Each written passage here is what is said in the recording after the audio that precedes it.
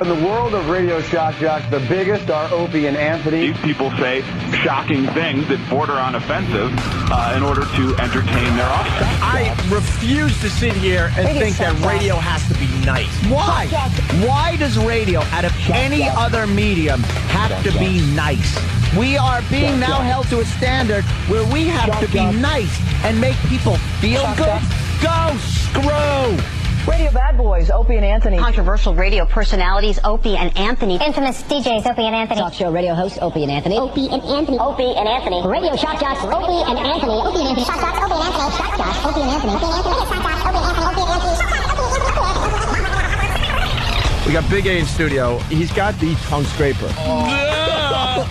He just scraped out an oyster. E-Rock, get in there for a sip of that sample.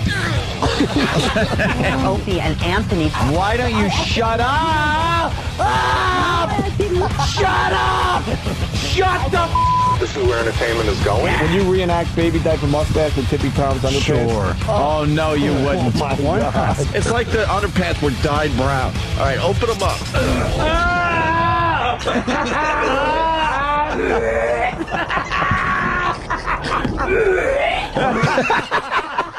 But enough of this palaver. Let's get the show on the road. Let's get the show on the road. Blah, la, la, la, la. Hi.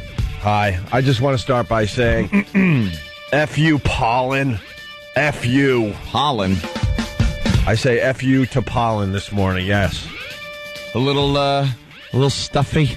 I don't get the allergies. I don't get the allergies. Allergy. Too bad, but early spring with the pollen all over the place, the itchy eyes, the stuffy nose, and then I'm pretty much good for the rest of spring in another week or two. But have some NyQuil. I was thinking. be snoozing. I sent Kenny out. I'm like, non-drowsy Claritin. Let's go. So hopefully it'll dry me up and kick in. I don't know. Also, I noticed that it's Jimmy Shirt Day around the Opie and Anthony joint. Wow, what a treat. The staff all wearing the shirts that Jimmy Norton brought in for them to wear yesterday. These are all shirts that apparently his mommy gave him for Christmas. Yeah. And they're wonderful shirts. And as I just look around the room, I see Sam wearing the gray on gray striped shirt, collar up. He's trying to work it and keep it cool. Is it tucked in and kind of bloused out because it was so long? No, it's not. It's just that's what looks cool. You tuck it in and puff it out. That's what looks cool. Yeah. See, Sam, he's a young, hip guy. Sam's shirt doesn't look that bad, Jimmy. No, it's tolerable. But you leave the stickers on it because that's how we wear them now.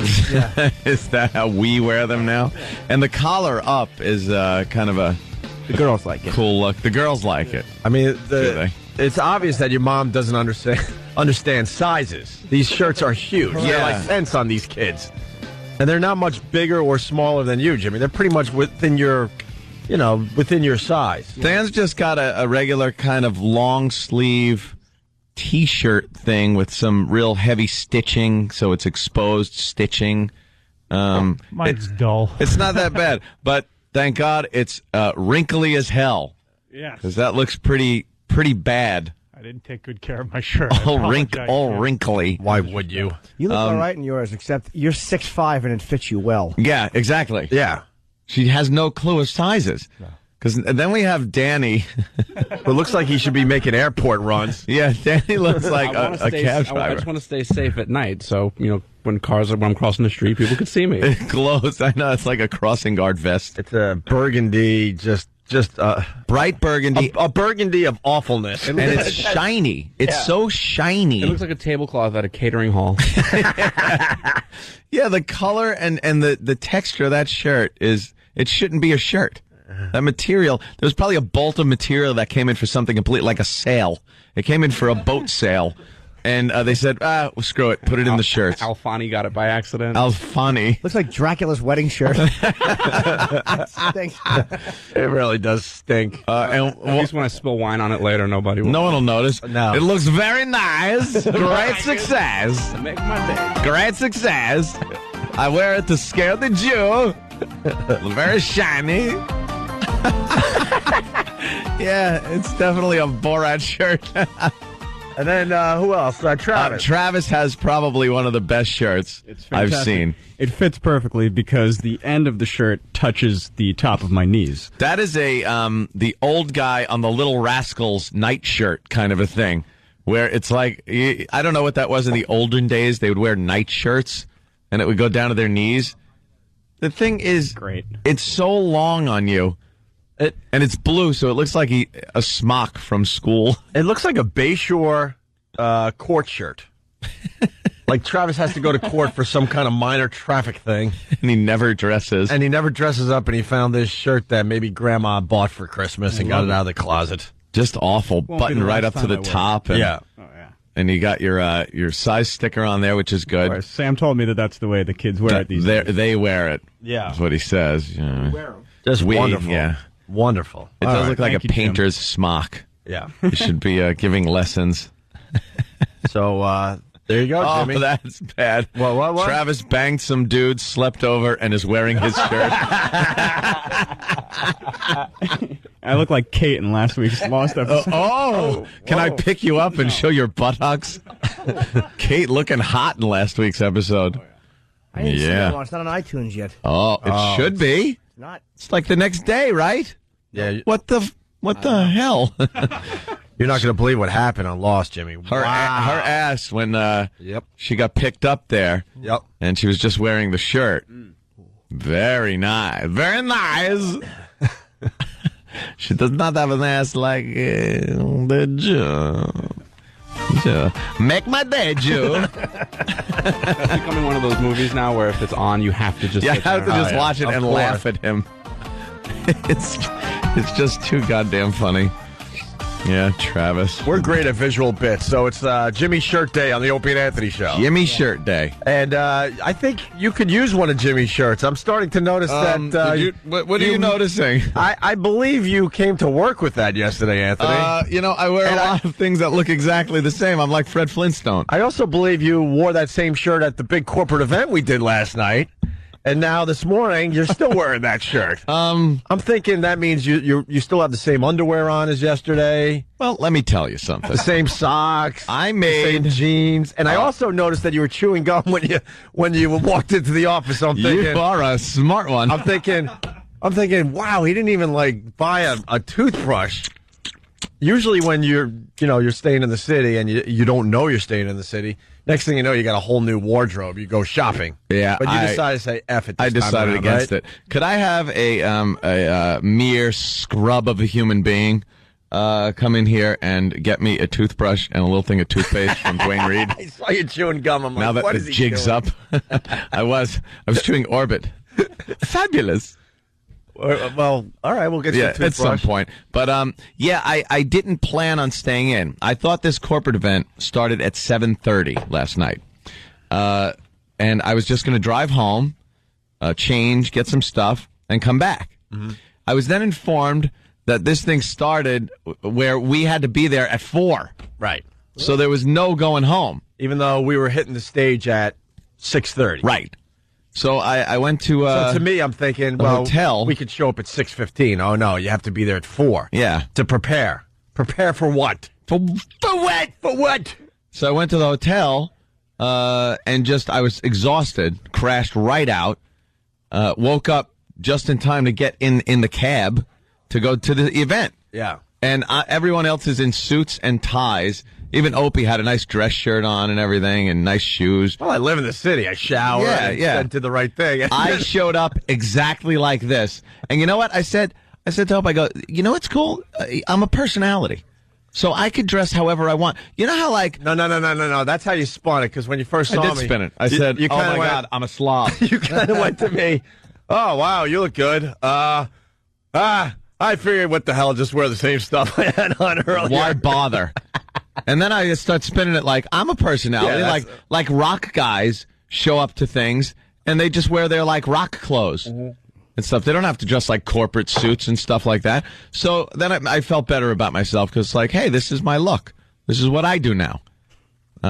Made me feel better. I don't know if, shaking hands with Les Moonves dressed like a slob was very nice, but right. But it worked out. Les Moonves comes in. Hello, Opie. Hello, Anthony. It was nice that he still knows our names. That's a good sign. Yeah. And then we waited for about 2 hours, and then we went on stage. And, they told us, E-Rock, you've already heard? The word is getting out. They told us, look, there's this new recording artist, Duffy. She's blown up. She really is. Mercury recording artist. They reminded us of that a million effing times. And they're like, all you have to do after this huge, boring presentation, although they didn't say boring.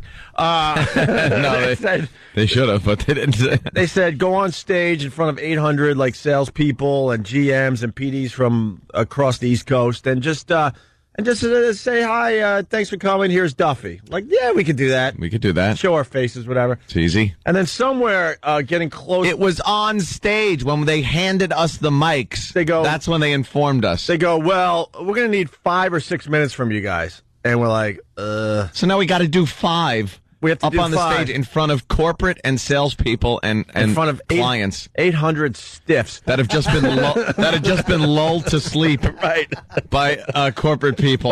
By a presentation where I felt like I was back at Geneseo, sitting through some boring lecture. It should have just been. We get it. We rule. They should have just been playing a lullaby and pumping nitrous oxide into the venue.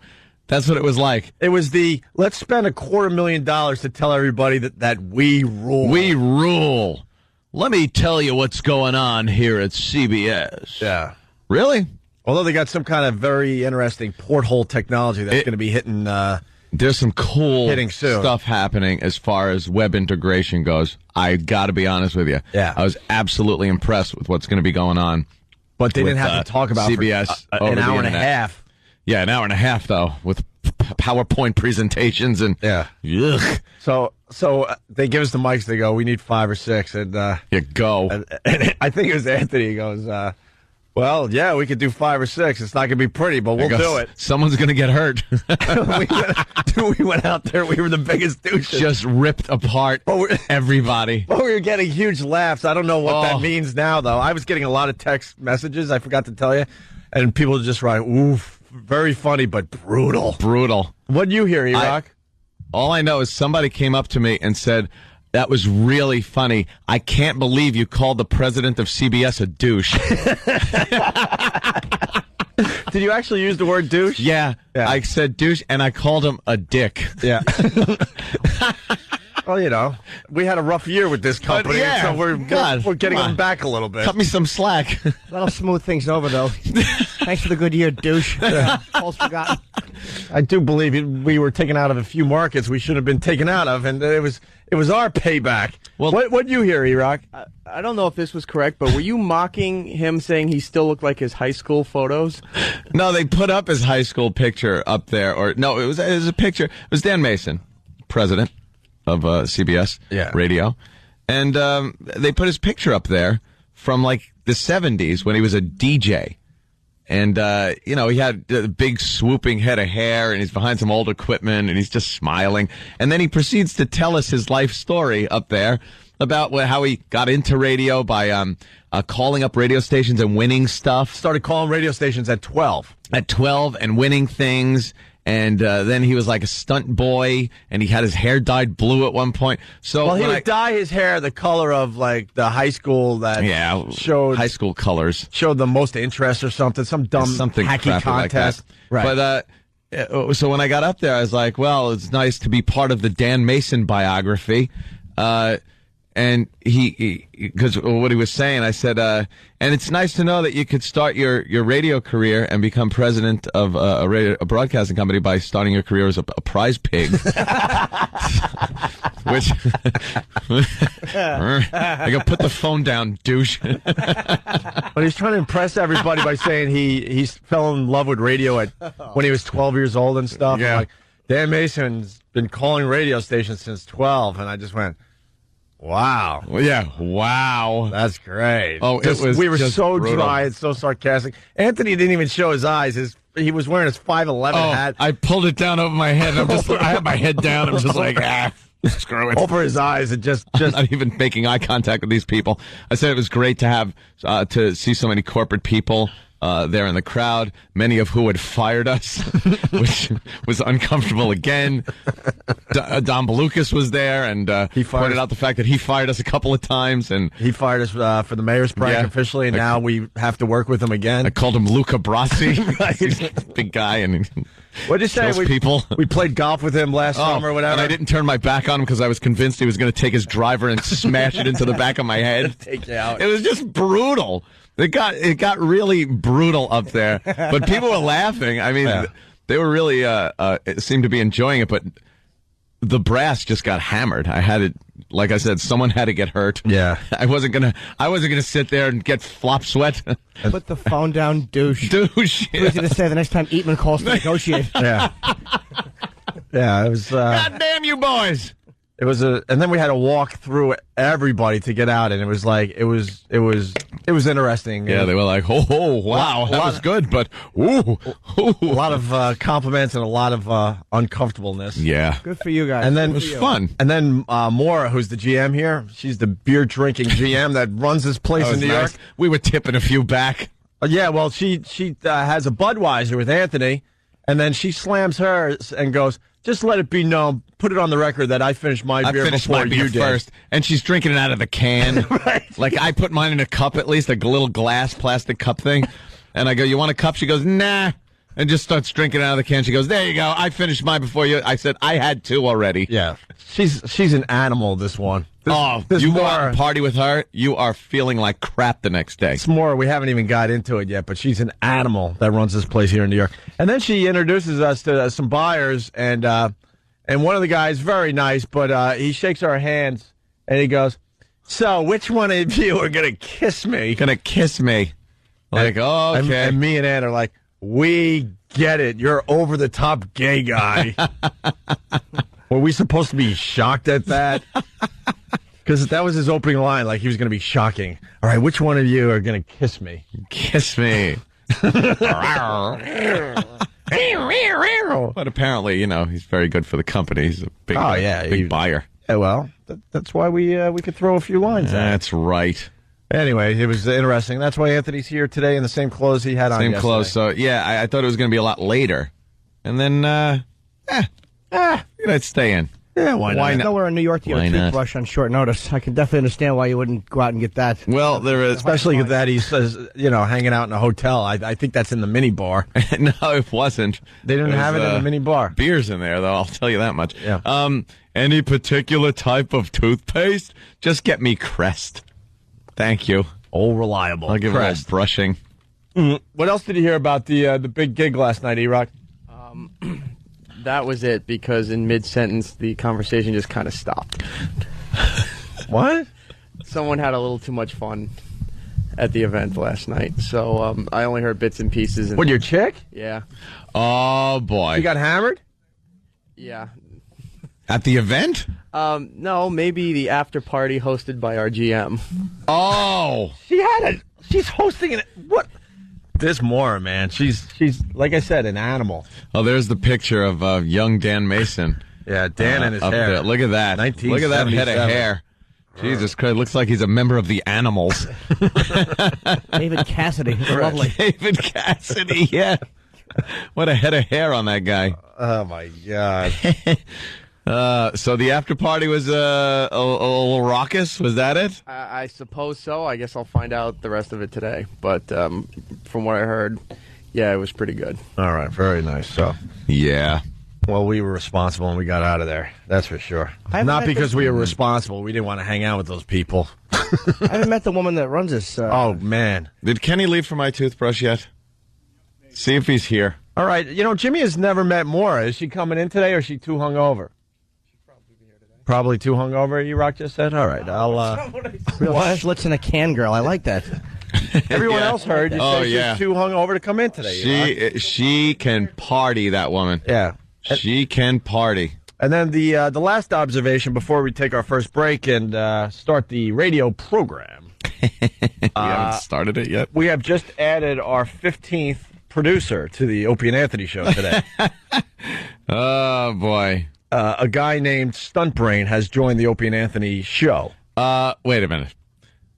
Stunt brain. Stunt brain, yes. Yeah. And don't mess with that because he's had that copywritten. It's copywritten.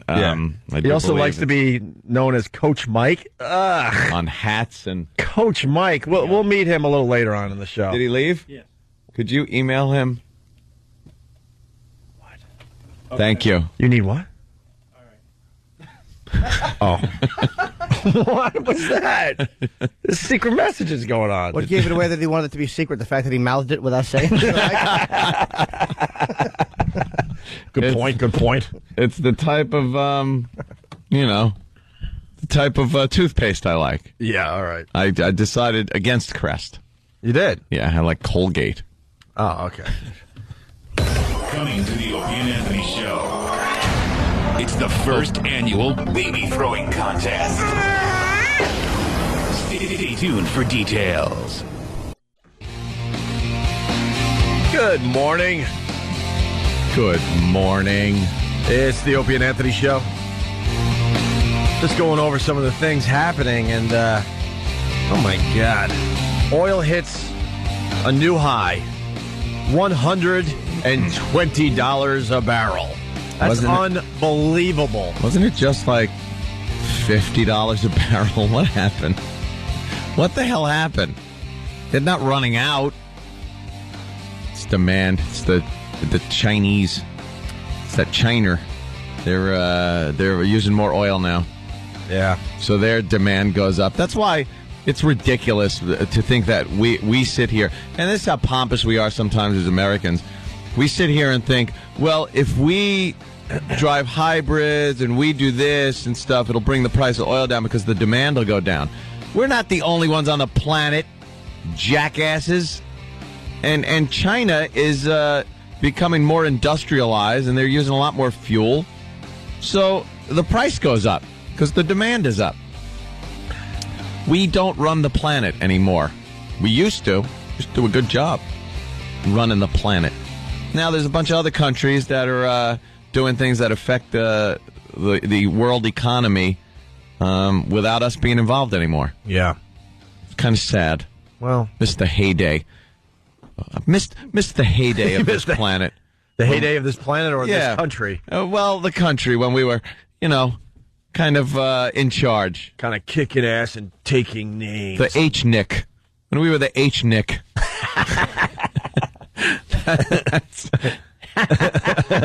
That's what I say. Attention, radio hack alert. Yes, we have a radio hack. A radio hack alert. Actually, we got a paradox there because that was very hacky. Well, yeah, you got to set it up by having a hacky sweeper. We have two actually. We were going to do just one, but we have two today. Ooh. We were just talking about oil hitting $120 a barrel. Well, there's a radio station out there on Long Island. Well, this is a Long Island staple, isn't it? Boy, how do we compete with WBLI on Long Island? Woo! Just setting the radio world on fire with what they're doing. I wish literally with an explosion at the gas station. This is what they did because, gas is a bit high. Gas, very expensive. It's all in the news. I'd love to have been in that little production meeting. Right. Gas is very expensive. A lot of people thinking about it.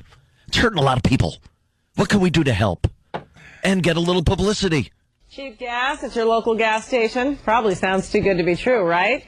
Well, it was a reality yesterday for some residents in Bayshore, Long Island. At that point, Anthony and I looked at the TV and we went, what dopey radio station did this one? It's never just some generous guy that comes out and does this. It's always some stupid radio station. A dumb radio station. And, for the record, yes, I did one of these back in the day. Of course. When I was handing out roses and pumping gas. I drove by for that one in my work van. Yeah. To say hi to Opie. He's at the gas station with roses in his hand, giving them out to chicks, and I was with pumping $1.02 gas or something. Yeah, when gas was $1.15, I think. Yeah. By the way, boy, really, the listeners really saving a lot of money on that one. Yeah. In Bayshore, Long Island, they were treated to gas at, get this, $1.06 a gallon. Wow, where'd they Local get that radio number? station WBLI offered the deal to the first 106 drivers who showed up. 106. 106. Boy, they can't pound away that frequency hard enough, can they? Wouldn't it be funny if they were like 103 something? Oops. Oh, gas cost $1.06 to the first 106 listeners 106 for 106. That's good. So that's what they were doing. Do we Deal get to the first reaction? 106 drivers who showed up. Many of those people waited hours to buy that cheap gas. As a mom, it's just been insane. Trying to live on Long Island and the price of gas, it just keeps going up and up and up. I don't know how long people are going to be able to handle the gas being these prices. It just goes up every other day. Really? Every other day. Every other day. Every other day. They waited in line for hours? What are they bringing, like tubs and stuff to fill up? Get a hold of yourself. Saving like $30. Oh, there's not much to do in Bayshore. This was a day out for a lot of those soccer moms. Costs a lot on Long Island. Going up every day. Every day. And half these dummies, they wait in line and their car's just idling, just burning fuel. Yeah. They just don't even know how to do it right.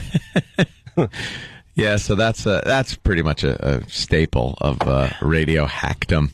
I want to do the ultimate gas promotion. I want to do a penny a gallon.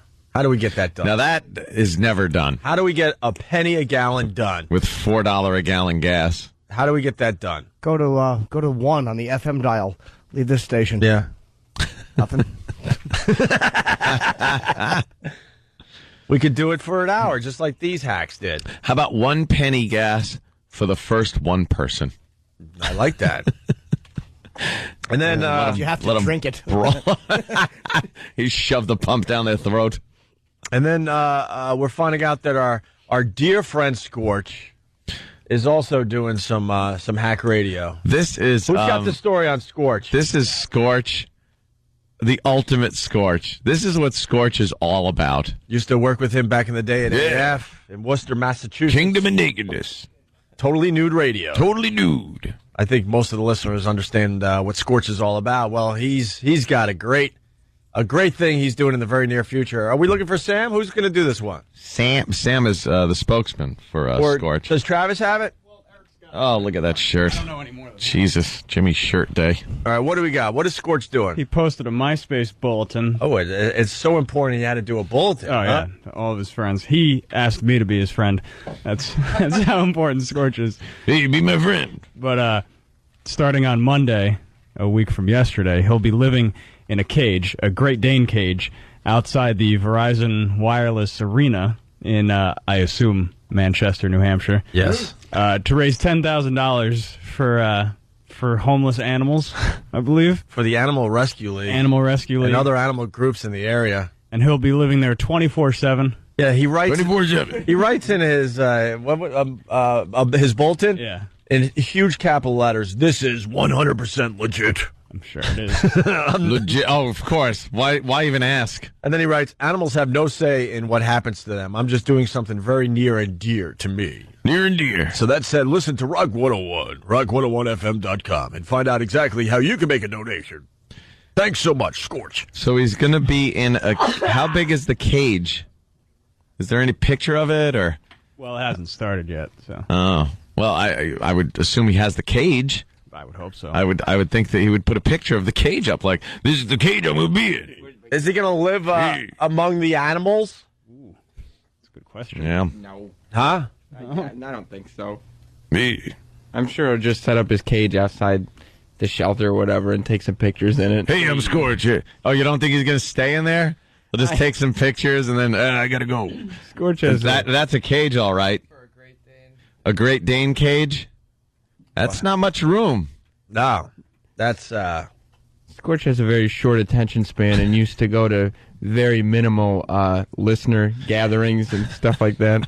So I don't see him. I think he's going to try to meet his goal within 15 minutes or so. He's going to go to the bathroom in that thing. Can we get Scorch on the phone? Of course. Yeah, right, now we have to talk to Scorch. I got to know about this promotion. Sure. Tony in Huntington, what's up? Boys, as a Long Island man, 40 years old, I'm very ashamed of that hack promotion going on the South Shore. Well, every radio station. Longer. Yeah, every radio station in America has done that dumb gas promotion. Mark, Jersey, what's up? Yeah, Opie and Anthony should do the $9.23 gallon gas. Well, that is our frequency here in New York City. We could do $9.23 a gallon gas. How many people pull up for it? Yeah. Oh, really? They are? That's not a bad idea. We'll do it for an hour. And you got an hour. And someone else, Blue Healer, he's suggesting baby diaper gas blowout. What is that? Do you want to do the baby diaper gas blowout?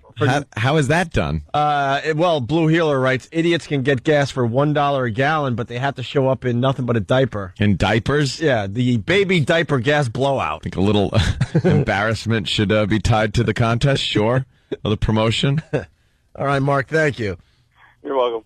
And also today's primary day in Indiana and North Carolina. Yes. Obama's got North Carolina, right? I hope so. Does he? And he lost his lead in Indiana, but, I mean, he's still leading, but he lost a lot of his lead. Jeremiah Wright really hurt him. Really hurt him, sure. He's leveled off. He's not losing like he was. And it depends on what station you watch and what poll they were paying attention to. But, that did hurt Obama. But I'll tell you one thing. He gave a little speech there on CNN, an interview on CNN, and I was watching a little bit of that. He does sound good. Yeah. And but the thing is, he kind of caters what he says to who he's talking to, which I don't like, but it's like a politician. But boy, he really gets you thinking about politics and business as usual and how he wants to change things, and you kind of watch and go, wow, that would kind of be cool. Then you realize, it's probably a bunch of crap. Yeah, I don't think anything's going to change. It's the same effect Ross Perot had. It's like you just want something different. Except he's a Democrat and not some nutty independent. But I also don't like when he talks about giving so much tax credit and tax back to lower class and middle class and stuff like that. It's like, well, that's got to be made up somewhere, and unfortunately, it's made up by the people that have used this country to attain a certain American dream. Me. You're the American dream. I don't want to be taxed anymore than I am. I'm taxed enough. Does? But then you can't sell that because the majority of people, they're not as fortunate, I understand. But it kind of hurts. I want to sit there and pay more than half. You know what Obama has brought to this election this time around? I better not say that. What? Well, 3.5 million new voters registered. Really? 3.5 million. That is a movement, my friend. Boy. People are motivated this time around to vote. Gee. Oh, it's interesting, right? Oh, yeah. And then you got Hillary. She had to do her top 10 last night. Oh, she did? Well, I bet the delivery is fantastic. The top 10 reasons she looks like 8 bells. 8 bells. Poor 8 bells. Similar ankles. That horrific story from the Kentucky Derby. Oh, they showed the poor horse with his front legs just curled under. Oh, man. Can't stand on him. This hurts. Yeah. Are you going to put me in a cast or something? What are you going to do to help me out? No, we decided a long time ago that we need to kill every horse that breaks an ankle. Yeah, just break a little leg. And you think in this day and age they can figure out something else for the poor horses? Poor horse is just there going like, hey, kind of hurts. I broke both legs here. They're folded under, but here comes a truck. Yeah. That's good. I'm sure he's going to wrap my legs up, make me feel a little better. Maybe put me on a nice, comfy horse bed. Hi, guy. Are you going to...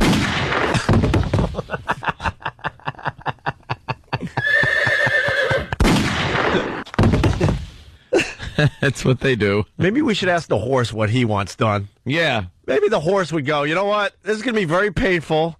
And it's and the odds are against me, but I'm gonna try to survive this. They don't even get the choice. Yeah, just I guess a lot of people don't know it. When they break their legs, it's not so much the broken leg. They can put them in a cast, but when they can't walk around is when horses get screwed up.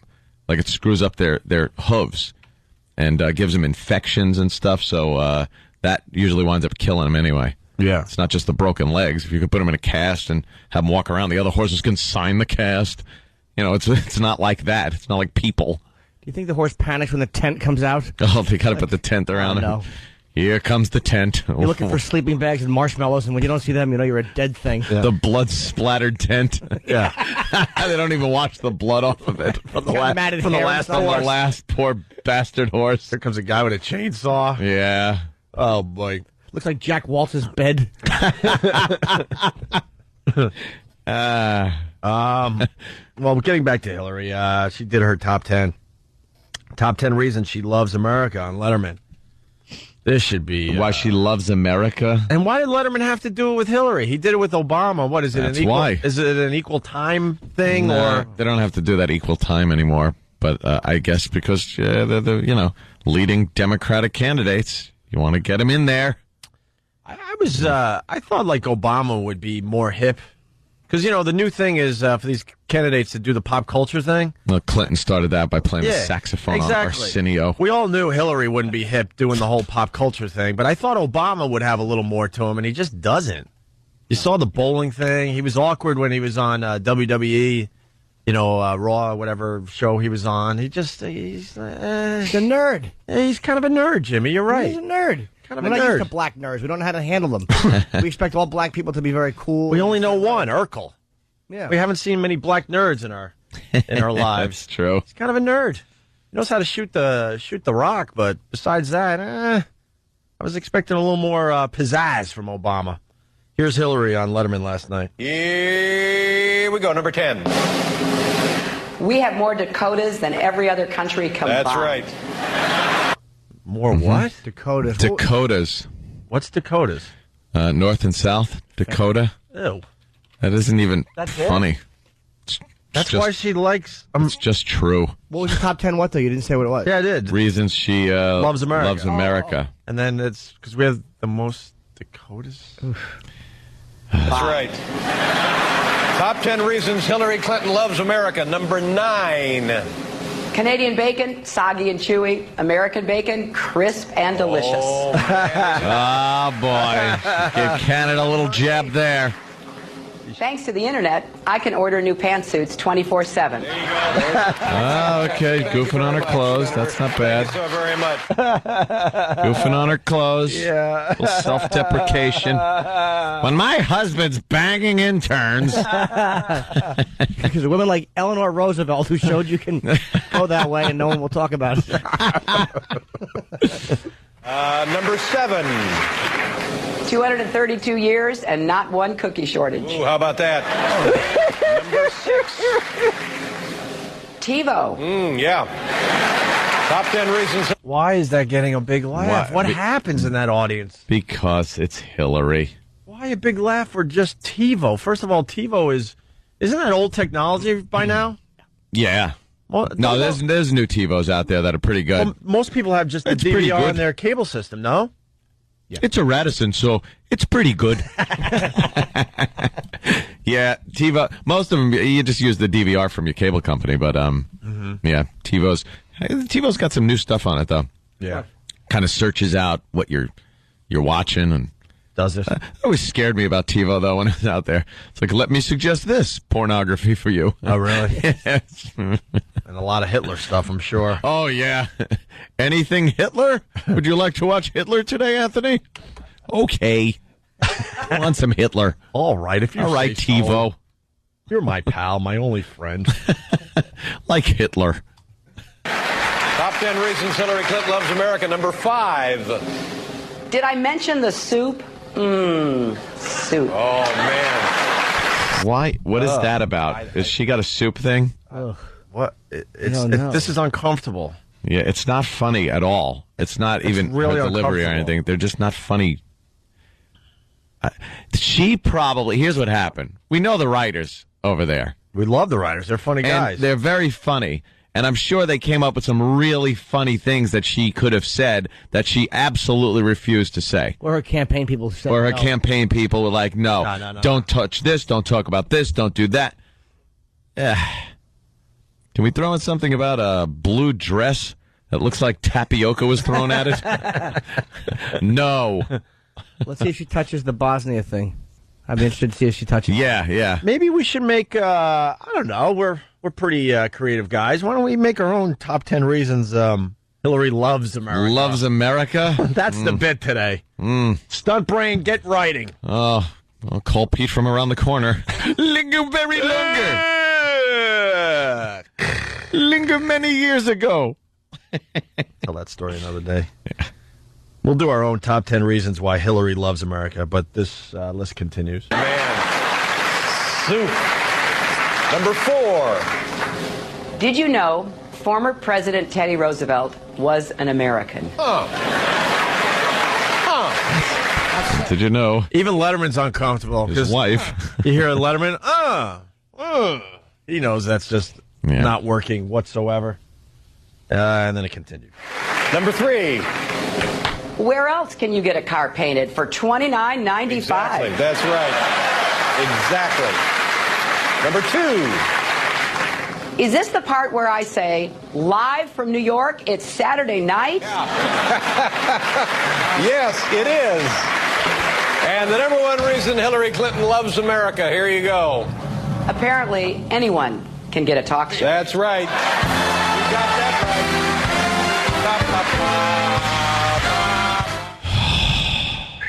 Yeah, see, Kevin from Connecticut, without even trying, like Kevin just, heard us say we want to make our own list, and he comes up, number 1 reason Hillary loves America, we don't throw our babies off 5-story buildings. There you go. That's good. That would get a nice little laugh. Oh, but Quick, we have easy. to respect the culture of India. Do when we? They're throwing small children, little tiny babies off of buildings. We'll take your top 10s. The instant feedback, they're having fun right now with it, so we'll gather those. 1, 2, 3, 4. Oh, great. Wisconsin, Ohio, Texas, and on to Penn State. She's gonna do it. Give her just a chance, she'll make it. I love when she kicks in like that. Feeling she'll break it. She's gonna be your president. Hillary Clinton. Gonna turn her back now. Straight ahead and on the track now. With plans to make Turn it off. our dreams come true. Hillary Clinton. Turn it off. There's nothing she can do. Never.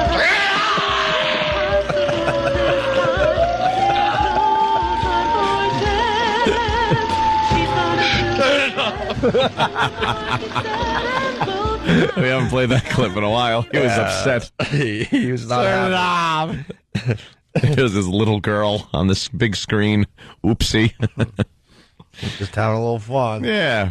Hardcore, right? Yes, hardcore. With George C. Scott. A must watch. That is a great one. We got to take a break. It's the Opie and Anthony Show. You know what? We'll go to the FU line, see what you guys are bitching about today. Thanks for calling the Opie and Anthony FU line. Here's the latest batch of FUs. You have 10 new voice messages. First voice message. Ask you to my weirdo boyfriend who stays up watching porn and doesn't come upstairs and me. Next message. I'd like to give a big FU to myself for not being able to handle my booze, so my family's putting me into treatment starting tomorrow. Me. Next message. You to the bar, little mother driving a red Corvette in front of me going 2 miles an hour on a highway. You, move your ass. Next message. This is Steve from Orange County. I'd like to give a big FU to my boss, Bob, who's leaving for vacation for 2 weeks. You. We ain't doing while you're gone. Next message. Hey, I want to send a big you to everybody I know. I told you 2 years in advance when I'm getting married. Now you want to tell me that you can't show up to a bunch of Next message. Yeah, this is Russ from Youngstown, New York. I want to give a big you to my girlfriend who won't even let me play disc golf after working all week for her. You. Next message.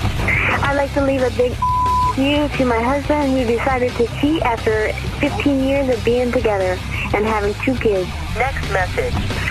I'd just like to leave a big FU to my mother-in-law. Why can't you just effing die so I can get the insurance money? Because I hate your guts. Next message. My best friend's boyfriend who decided to around after dating her for over 6 years and then try to work things out. You. Next message. Hi, my name is Dave, and I'd like to give a big FU to my brother-in-law, Manny. I can't stand your guts, Manny. Stay out of me and your sister's marriage. Go get a life. F you! End of new messages. Call the Opie and Anthony FU line. 866-FU line 1. That's 866-FU line 1. Thank you and goodbye. Right.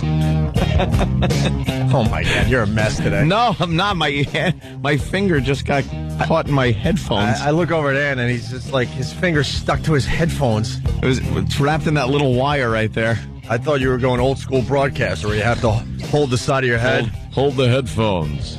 Yeah. Broadcasting live from New York City. Well, that was a awful surprise left in the bathroom. Perfect timing, by the way. Opie and Anthony. Jimmy likes to leave a little something behind when he goes to the bathroom. We have a bathroom that's probably 12 feet behind Jimmy's head right there. Yeah. And during the breaks, we take our turns, and it's very rare Anthony goes to the bathroom. He runs off to another bathroom. I don't know. I guess there's another bathroom on this floor. Anthony found it a long time ago because he's just ashamed of his. Not ashamed of anything.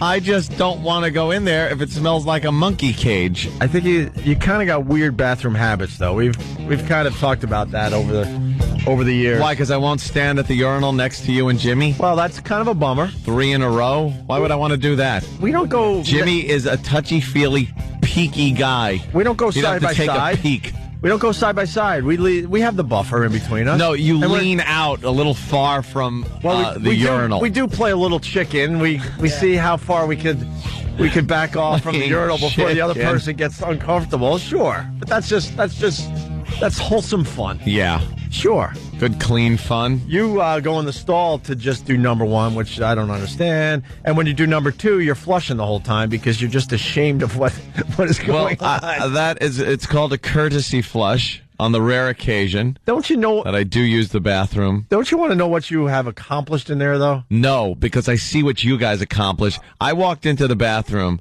hoping that nobody had used it for that reason, and what was in the bottom of that toilet, I can't even describe. Who left that, by the way? Was that you? It was me. I had like a leftover sandwich from when I had 35 women in my apartment the other day.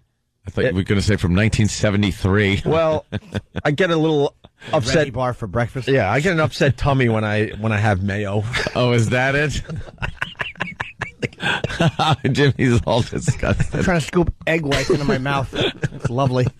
My tummy's a little upset. I think the mayo might be a little bad. Yeah? Because we got the sandwiches Friday. What day are we up to? Tuesday? Oh, yeah, that's not good. Tuesday, so... And why would you ask? At this point, why do any of us ask? Because someone leaves the bathroom and the first question is, did you flush? Yeah, of course I did. What do you think, I'm an animal? I didn't even ask if you flushed. I was like, did you use that for, Yeah, the big one. Did you take a dump? Yeah, and I said, of course not. Of course not. And I walk in, and there it is. Toilet lid open, just with pride, he's showing what he had done, what he had left. Not only do I not give courtesy flushes, but I always wipe the seat down first. I'll wipe the seat down first and then throw the paper in and flush before I even sit down so the view isn't spoiled. Yes. Yeah. Yes. Jimmy knows. It's so bad. What was in the bottom looked like it belonged on a pottery wheel. It was really not a good thing, and it smelled awful. The beauty, though, Anthony, I don't understand the flushing, because every day it's a surprise. You don't know what you're going to see when you're done. I really don't need to be surprised. Sometimes like you're that. completely amazed and go, wow. Like, how can I say this without getting really need dumped? Where all of a sudden you're like, wow. Oh, I didn't expect one of those. Different shapes and sizes and twists and turns. Sure. Things like that. Thank you, no. Looks like a big stole you throw over your shoulder. How lovely. It's an electric eel. A giant piece of sushi. So the listeners on Instant Feedback having a little fun with the Hillary top 10 list that Letterman did last night. And they're doing way better than what Hillary did last night. John in Astoria writes, top 10 reasons Hillary Clinton loves America. Number 4, all the sausages she could eat. Chunk 1 from Pleasant City, Ohio, number 1 reason to be an American. we don't lock up and rape our children for 24 years. See? Oh, you can play off what's going on in the news. The other stories in the news? That's psycho. Now we're learning what? He had 8 doors or something that he built? He was planning this thing with his daughter for like 5 years before he locked her in the basement. Yeah, this guy's a go-getter. Finally, at 18, he decided she needs to be locked up in the basement. And I guess he had either 5 or 8 doors, so making it impossible for her to escape. All with like electronic codes and stuff, right? Wow. But like the beginning of Get Smart? Was it like that, where she had to go through 8 doors? Wow. That's a long way to go to rape somebody. How easy it would have been to get her killed with like any type of fire or smoke inhalation. They had like no real yeah, I guess windows. just I don't think dumb luck over the years that nothing happened. I don't think he was too concerned about her safety. So how many of these like dungeon-like prisons are there built where somebody right now at this very moment is just in there?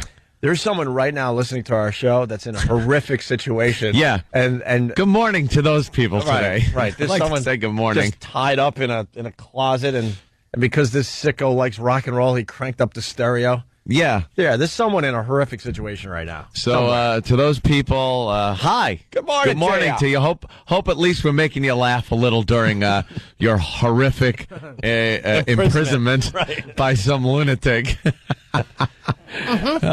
Yeah.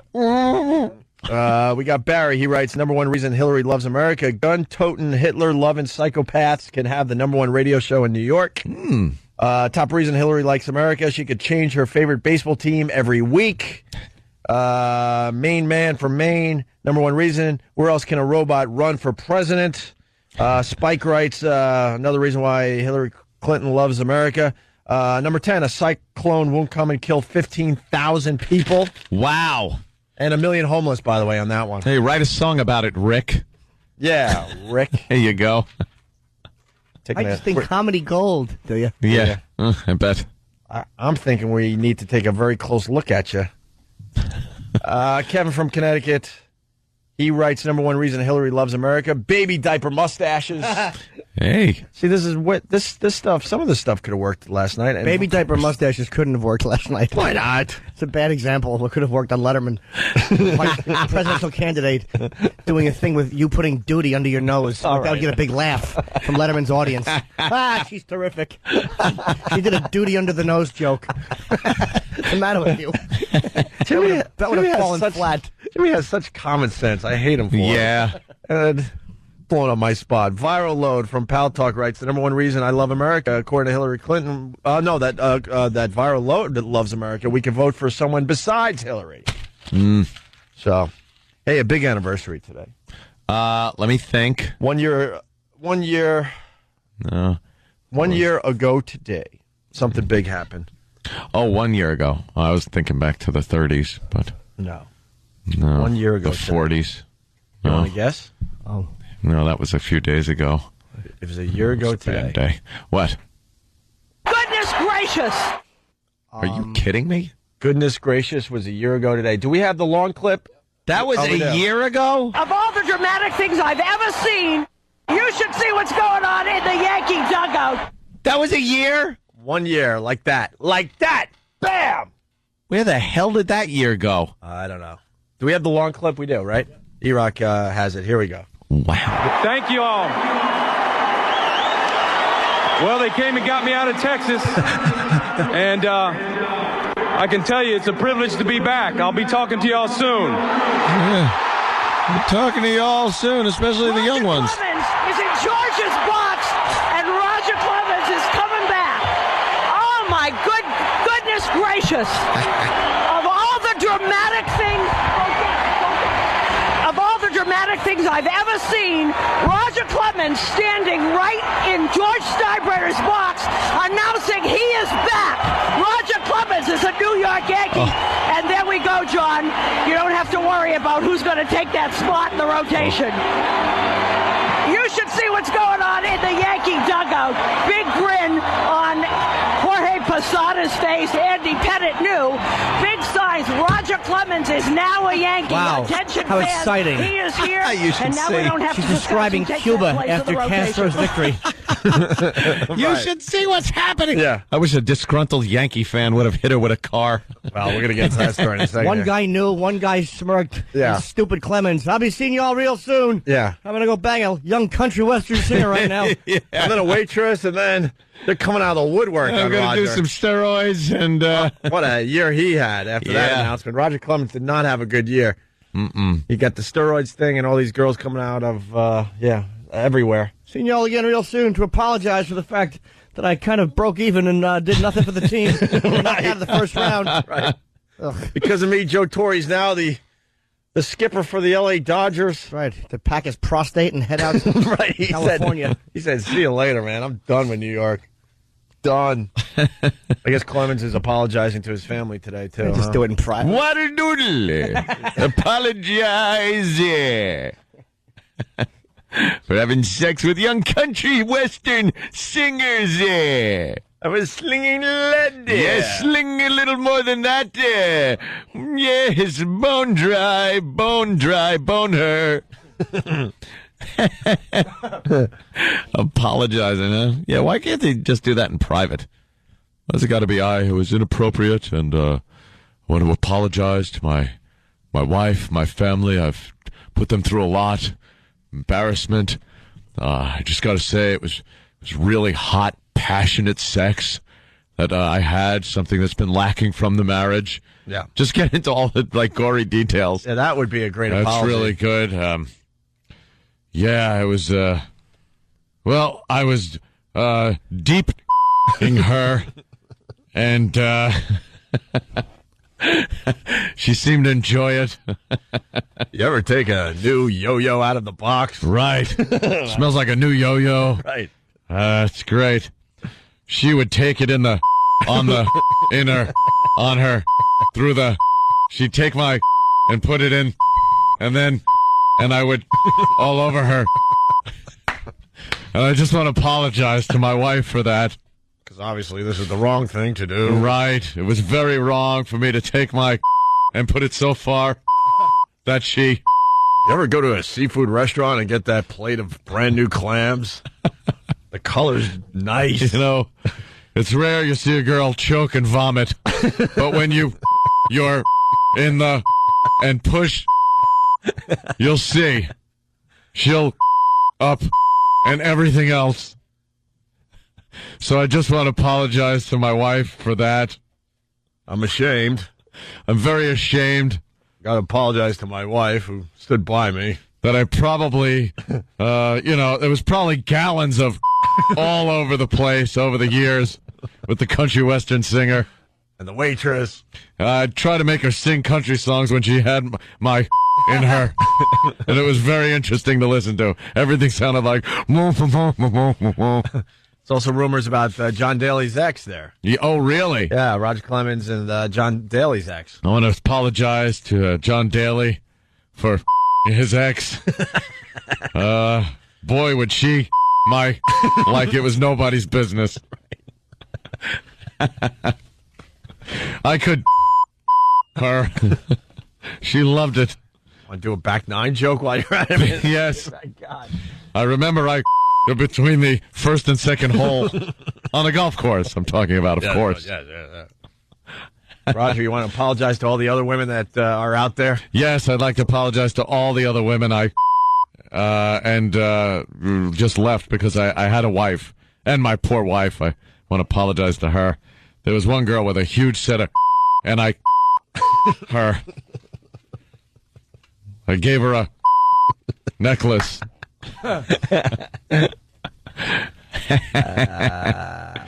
Yeah.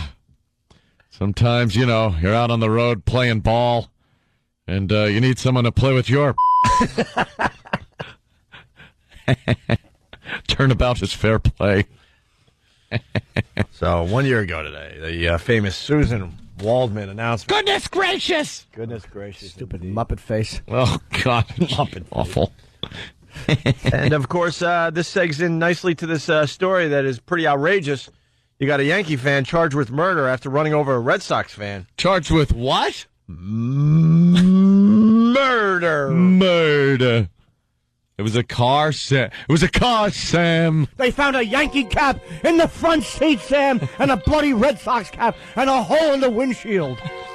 What do you think happened, Quince? What do you think, stupid? It was murder. Yeah. Jim C. Sam, sometimes it's bad to yell out your catchphrase after only one joke, because then you run out of steam.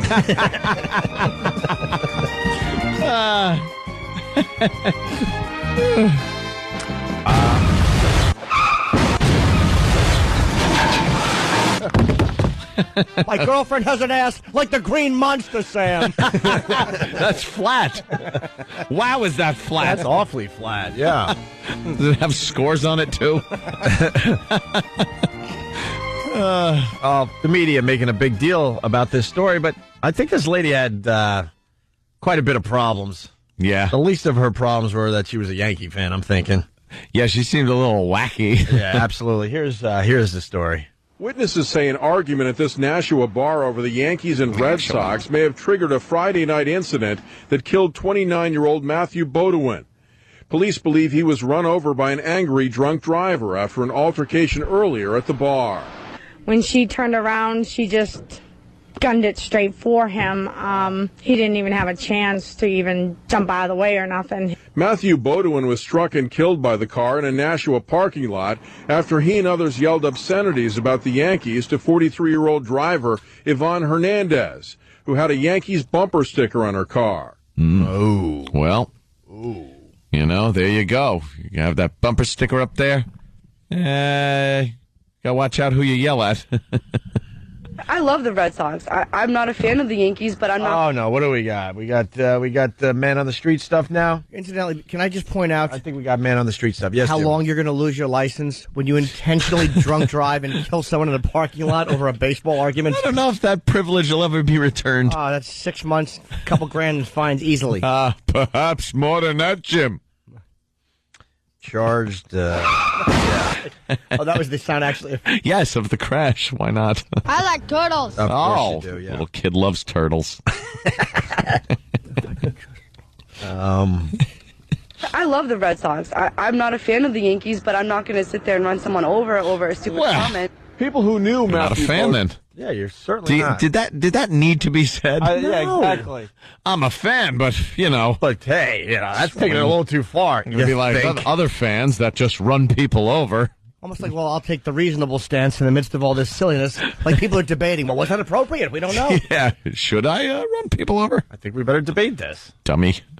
I love the Red Sox. I'm not a fan of the Yankees, but I'm not going to sit there and run someone over a stupid comment. Not a fan, then. People who knew Matthew Bodewin are horrified someone would run him over after such a silly argument. But they say his actions speak louder than... Who isn't going to be... Like, a couple of people who knew him said they always expected him to be mowed down intentionally by a drunk driver. They just say... The words just come out. It really is nonsense. Nonsense. They say his actions speak louder than words as he tried to shield his friends from that speeding car. Matt would be the type of person to be a hero and save his friends, not thinking that, you know, it would take his life, but knowing that he saved his friends that's the type of person he was. He was always there for everybody. Yvonne Hernandez screaming obscenities at the woman with a group of guys. Yeah. Sounds like a terrific fella. Yeah, what a guy. Obnoxious drunk. Some ladies just trying to leave the bar, go home and pass out. Turkey suck. Oh, yeah. Watch this. Yvonne Hernandez was initially arrested for aggravated drunk driving and reckless conduct. But since Matthew Bodewin has died, charges against her are expected to be updated to include murder. I want her to be alive every day so that she can remember my brother's face hitting her windshield. And that she... What the... Wow. Probably looks like Freddy Krueger coming through the wall. Dumb head. I bet you the head went through intact with the hat still on it. Oh, God. Oh, that's awful. There was matted glass and blood in the hat, Sam. Oh, good for him. You know what? I want her to be alive every day stuff just doesn't work It after a doesn't while. work. Maybe for the first month. Then you're like, wow, man, I'm alive. Yeah, hey, this is great. I'm alive. Yeah, it's prison, but it's life. But I get to watch Gossip Girls. They got it on the prison Yeah. TV, you know. Prison, they get TV. Yeah. 3 squares. You learn that you learn that you were a lesbian your whole life. Oh, this is great. 3 hots in a cot. Right. Shut up. That living every day. I don't, Yeah. I'm not a big fan of that. You know I something? don't agree with it. There's going to be plenty of days where you're just not thinking about the face coming through the windshield. No. You're just, you're doing your job in prison. You're hanging out watching TV. You're reading. You're talking with people. You're looking forward to prison That's movie it. night on Wednesdays or whatever day it would be. Not every day is like Oz. No, of course not. You don't have to worry. Schillinger's going to have some kind of inappropriate sex with you and then brand a swastika on your butt, tattoo it on there on a lucky day. I'm sure when that's happening, you're not thinking about the face in the windshield. No, not at all. Got your face in a I pillow. want her to be alive every day so that she can remember my brother's face hitting her windshield, and that she should be happy to even be alive in a jail cell and have her life, because I'll never be able to get my brother's life back. I mean, it sucks for her and her family, obviously. Yeah, it does. Well, your brother shouldn't have just screamed at a stranger in a parking lot. People are obnoxious. That is like, yeah, people are psychopaths out there. You got to watch what you do. Ugh. Being alive isn't enough. I mean, I was watching, as this further more movement in the saga of Jim, the menopausal woman. I spent yesterday afternoon, while you were off gallivanting with the bigwigs, weeping openly in my apartment, watching another HBO documentary on comas. On comas? I wept. What's going on with you, So Jimmy? far, you cried over the one with the PETA, the right? raping, The rape? the rape one in the PETA. Congo. PETA PETA really got me. has one with the animals being abused, and now you're weeping openly at a coma. I literally wanted just a stranger to walk in and slap my face. Yeah, they should have. It was What? about 4 people. Mm-hmm. And they follow them all coming out of comas, and what happens to them? They stay in the vegetative state, like Shivo is vegetative or partially Yeah. conscious, and about their kind of healing. What happens to each one? There was a black guy, there was a white guy, there was a white teenage girl, and some other 20-year-old white dude who was beaten up in Europe. Was the teenage girl hot? No, I mean the vulnerability I kind of liked, but I was just wondering, well, that's got to be awful to be in a coma with those creeps walking around the hospital, probably, doing those horrible things. well, they came out of it, but it was like they'd all come out of comas, and it was just awful to watch the families. I swear to God, Yeah. at one point, I'm like, "Come on, man, just say something." I should have my I should have my front legs broken and be just shot on red track. Shot in a tent. Your front legs, because you got Gee, 4. Jimmy, Dude, you're a little woman these days. What's going on with you? Is it therapy? Is therapy like bringing your feelings out? I think so. It's depressing. I'm trying to cut the sex stuff out. It's very hard. Yeah, Jimmy's trying to avoid like the sex thing, and maybe start watching comedies or something. Jimmy. Yeah, watch something else. Don't watch these depressing. Go get friggin- Tommy Boy. Comedies will depress me more because most of them aren't good, and the ones that are good, I'm not in. Yeah. Why I'm not in this? No. So it kind of teared you up a little bit. Oh, there's one awful scene. The kid's 20 years old, and he's vegetative, and his parents are there, and his older brother was there talking to him, and the older brother didn't like the cameras, so it's a little awkward. But the guy can't say a word, and his lips are just kind of quivering, and Ugh. he's just like staring straight, and then he's just a tear comes down. It's like he knows. Oh my God! Trapped in his vegetative, awful body, and he knows something. You're just stuck in a non-working body. It just sucked. Oh. You should be able to take your own life at that point. How? Yeah, how do you do it? Here, hold this. Blink. Blink out Morse code. Blink. Kill me now. Oh, God, that's horrid. Who would want to live that way? But they brain injuries you recover very slowly from, like a year minimum. But you can recover from them. They just don't know. Yeah. But they say after a year, if you're still vegetative, you're probably going to stay that way. Like Yeah. you don't really come out of it after like a year or 2 Your years. brain's like screwy. It can't regenerate, but it kind of rewires itself when something's screwed up. Like one part of your brain, it can kind of rewire itself so it'll use another part of the brain to do the job that the other part was doing before it got damaged. But it doesn't do it quite as well.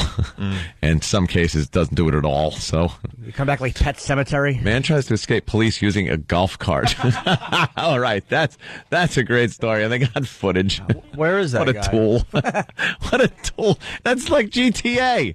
Well, were you able to grab a golf cart in the last one and version. drive around? All right, we got to take An idiot. We got to take a quick break. We'll talk more about this coma thing. Oh, Jimmy, you can be okay during the breaks. I hope we don't do something that gets you a little upset. Or I believe me, I'm falling apart completely. I'm a mess.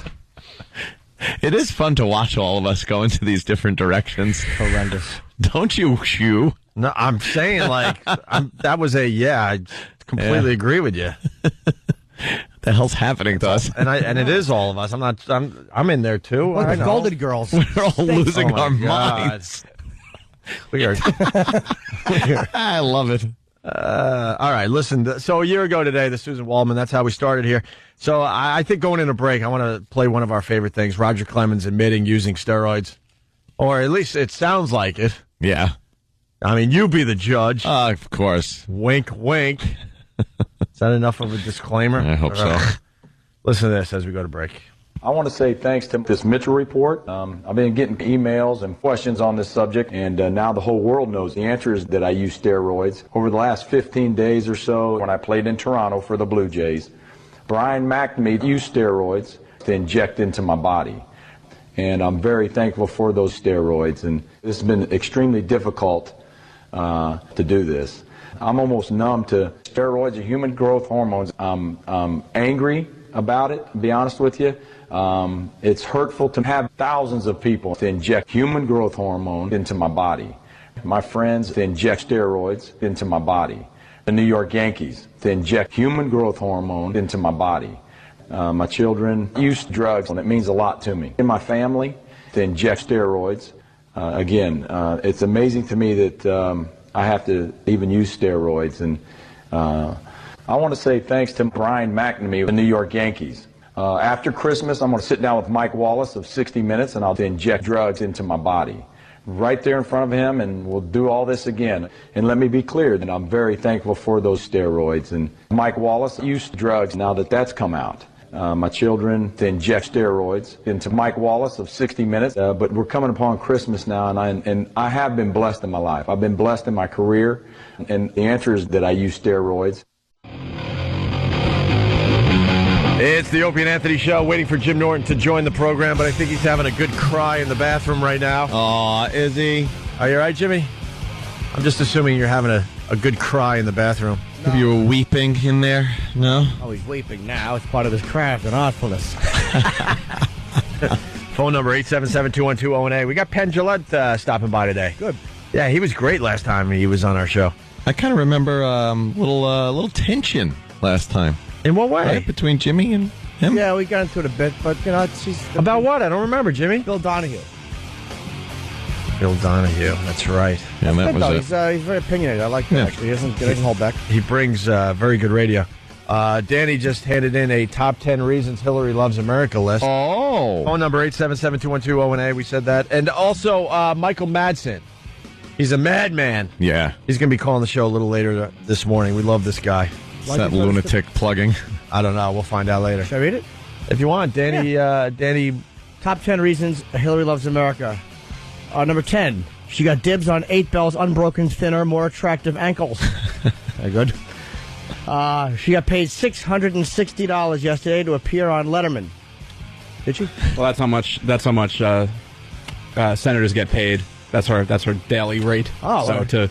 to serve the public, as she did yesterday. There you go. This should be taxpayers' money. Yes. I like this next one. The recently proposed Cankle tax has been vetoed. Number 7, just like in Bosnia, she doesn't have to worry about sniper fire. That would have been great, too. Number 6, thanks to the surplus, a bucket of bills blank will likely not hit $4 a gallon. Very good. She doesn't even have to pay Reverend Wright. Great. If she loses the race, her trainer won't euthanize her. 3, you don't have to be attractive to be president. 2, last time she was pounded by a black guy was back in 75. And 1, $5 footlongs. Very nice. Oh, yeah, all right. Outro music. Excellent. Danny's going to be moving on from the Opie and Anthony show. Yeah, He's going to be a once comedy they hear writer in the that, very near so future. afraid to get my ass handed to me. Why? That was funny. Oh, you did all right, man. Were you sweating a little? Like, Yeah, oh boy. I'm sure that shirt won't show perspiration. Yeah, It wouldn't show the Kennedy assassination. that awful burgundy shirt that Jimmy gave Danny. The guy's wearing all of Jimmy's presents from his mommy.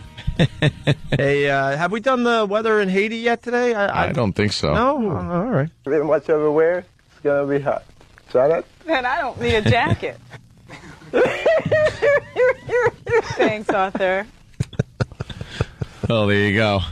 The weather for Very Haiti. hot. Yeah. Just another perfect day in Haiti. Except for all the crime. Weather's good, crime is awful. Back to you. Hey, before we get Penn Jillette in here, we got a teacher that's losing his job. This caught our interest because of one fine word in this story. One word? One word, yes. Well, it only took 30 seconds, but a substitute teacher in Pasco County says it may have cost him his career. So what's the charge from the school district? Wizardry. Wait a minute. What? Is the teacher ripping off Jim Norton? I think so. With his wizardry. I want to hear, why was he charged? Why was this man charged with wizardry? What did he do? Well, he's a sorcerer. Wizardry. It's a 30-second magic trick. Watch, go. Where a toothpick Okay, disappears. that's a clip I need. I just need to have that. What? Go. That's any creep that's on the phone. Yeah. Wow, is that a creepy guy? Yeah, and that was that really weird audio was him actually showing the news people his great trick, his that he was wizardry. doing. Oh, is that the one where he's standing behind the kid and then he goes just with his thumbs? Ta-da!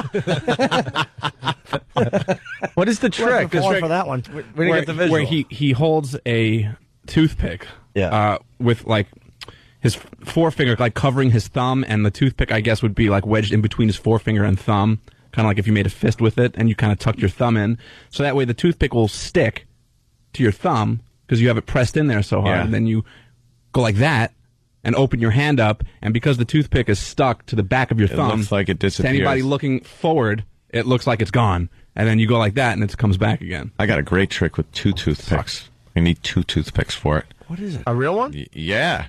You'll be amazed. Hey, if you get I can make a toothpick just jump. Really? Jump on another toothpick. You give me a wine cork, I'll do a little trick. Yeah, everyone knows a little magic. You know, I did the toothpick thing one time at a party where I kept all the meat in the deli sandwich from tipping over. Let me tell you something. Toothpick tricks. Wow. So do toothpick trick jokes. Yes. Granted, that's not necessarily a winner. I didn't quite anticipate it being the dud that it was. Liked how you tried to pawn it off on the trick itself. Well, yeah, like it wasn't. The trick had the lack of talent. Why did he get fired for this dumb toothpick trick? We're going to find out now? Yeah. All right. Watch, go. Where a toothpick disappears, then reappears. But after performing it in front of a classroom at Rushing Middle School, substitute teacher Jim Piculus says his job did a disappearing act of its own. See, because were they regular kids? They weren't like retarded kids or anything, were they? No, they were regular. Just regular That kids. could be understandable. Three of them jumped out the window. I got a call. Toothpick. Came in, one was eating his own shoe. They're like, you can't do magic for these kids. They don't get it. A disappearing act of its own. I got a call in the middle of the day from the head of the supervisor of substitute teachers saying, Jim, we have a huge issue. You can't take any more assignments. You need to come in right away. When Piculus went in, he learned his little magic trick cast a spell that went much farther than he'd hoped. I said, well, Pat, can you explain to me what this is? Can you say anything at all? You've been accused of wizardry. Wizardry. Charged with wizardry. Got accused of wizardry. the hell's going on? By who? I don't know what's going on with this story. By who? Oh, we'll find out. And how dumb are we? We're doing a story on this. We have one of the most famous magicians in the world. Is he here yet? He's not here yet. Oh, is he not here yet? I don't think so. Oh, I thought he was in the green room. Oh, No, okay. no.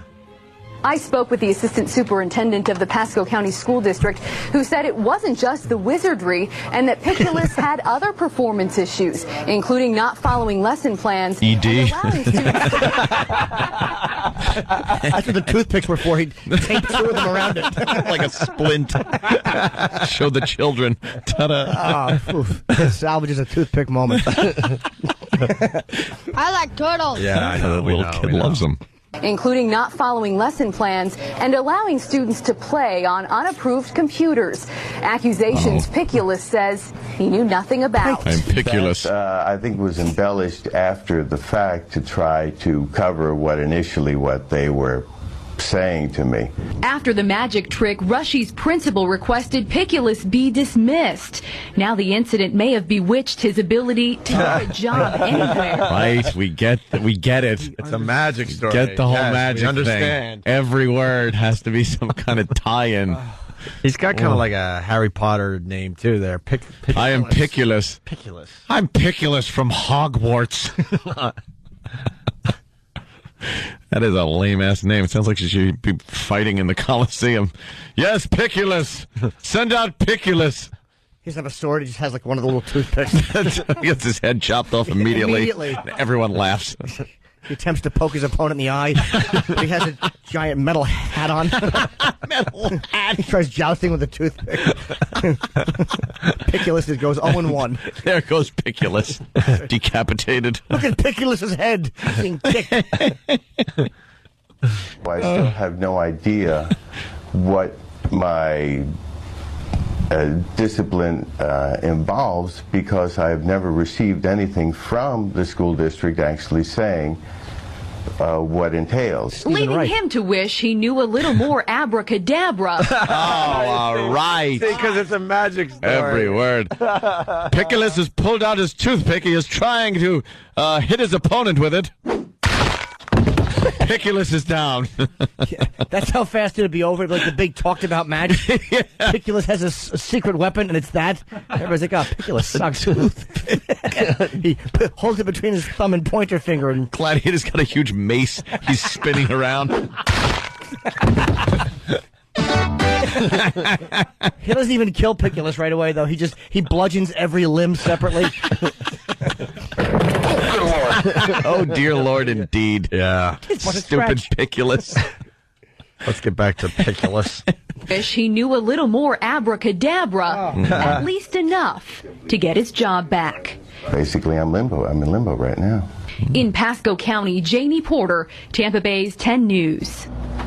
Now, the Pasco County School District also says, as a substitute teacher, Piculus was considered an at-will employee.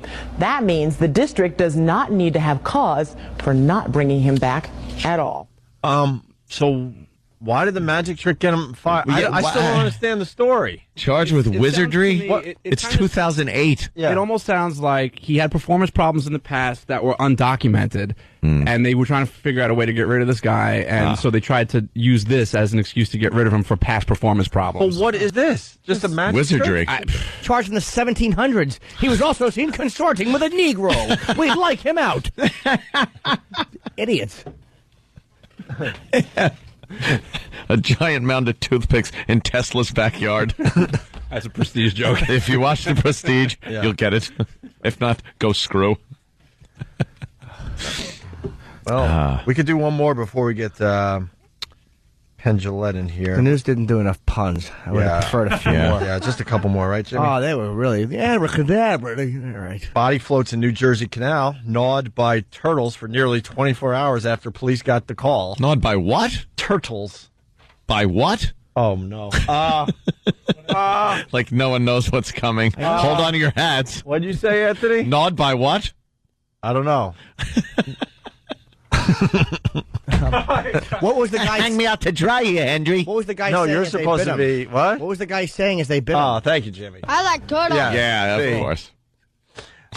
Residents are upset that Trenton police did not find a body floating in a canal for nearly 24 hours after the first report. Police said they received the call about the body floating in the Delaware Canal on Saturday, but police say the call was not specific about where the body was, and an initial search did not turn it up. After a second call, searchers found the male body floating in the water on Sunday. Neighbors said a dog and turtles were gnawing on it. Oh, God. Do you ever expect that's how you're going to just be there when you're dead, being gnawed by turtles? You're invincible when you're a teenager. Yeah. Nothing will stop me. And it ends with a bunch of nips. Nip, nip, nip, nip. This nipping at you. Yeah, because they just nip at you. Nip. They can't really take huge, great white shark bites out of you. Just nipping away. Yeah, I'll never put on a life jacket again. Turtles come cruising. Turtles come cruising. Then nip you. Saw a turtle swim up to my friend. Eyes didn't roll back. They just stare blankly at you because they're turtles. And then that little beak-like thing come chomping. Put a hole in him about the size of a thimble. He went, ow.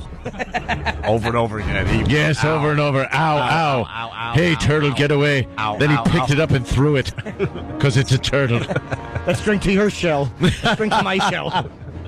See this scar? Snapper turtle. No, I really can't see it. Where? Yes, well, it healed very well. Oh, okay. USS Indianapolis. 1,000 of us went over, and 1,000 of us had turtle soup. Yeah, 1,500 went into the water. 1,500 came out. We needed Bactine and a couple of Band-Aids when turtles come cruising. Stupid turtles. Turtles just come pounding at you, and you just shoo them away, and they go away. Ship came, picked us up. Mates laughed at us for being turtle bit. I like turtles. Go into the turtle cage. Turtles in the water. Our turtle. Farewell and adieu to you, stupid turtle. Shouldn't we, I don't know, close the beaches? I don't know. There's turtles in the water. Yeah, there's turtles in those waters. Right. Those beaches will stay open. It's the 4th of July. July. That's my favorite. July. There was a turtle seen offshore that did cause somebody a little nippy bite. Yes, but those beaches will stay open. What happened to the Kittner boy? The Kittner boy? I don't know. The Kittner boy's fine. Oh, okay. Yeah. Not going to bust that shell open and watch that little Kittner boy's pinky spill out all over the dock.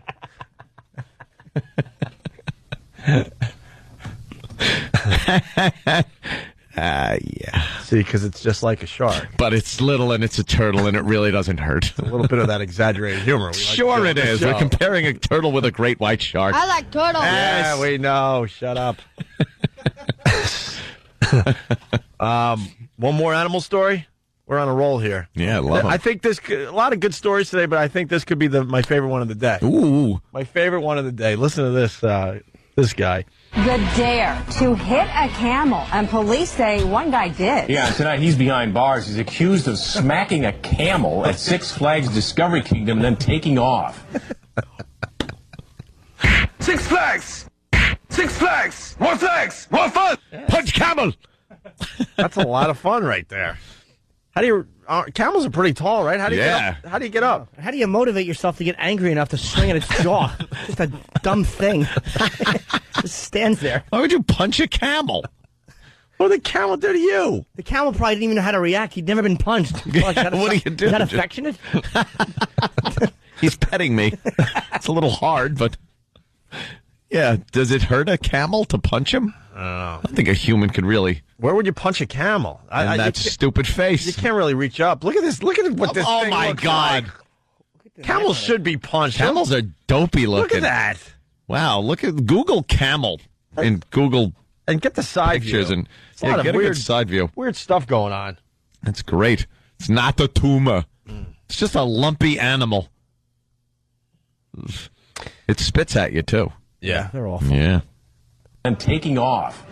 Yeah, kind of bizarre, kind of weird, and kind of sad. You know, we've been saying... Kind of? Kinda. I think you could just take kind of out of that statement there.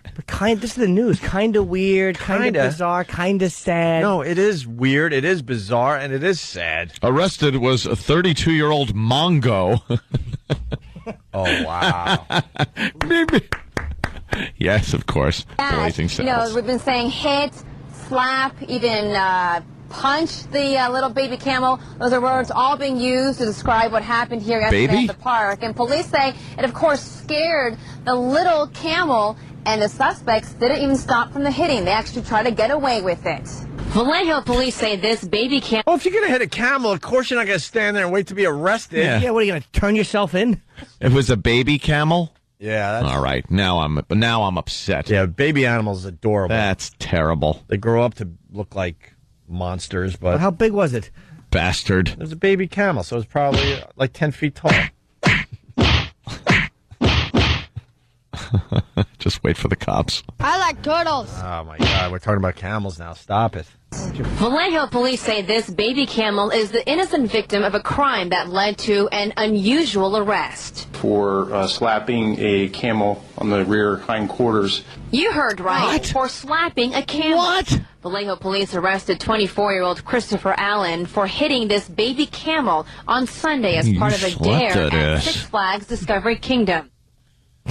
Why was he arrested for that? Because I'm thinking, and I was thinking he would punch them right in the face. You got to arrest a guy for punching a camel. But he hit him on the ass. One flag. Yeah, it goes down to one flag. You hit camels. When people ride camels, they kind of hit them on the ass. They give them a little whipping. You know? I don't think the Part camel of wants being to a be, camel. It doesn't want to be hit in the ass. I thought he punched him in the face.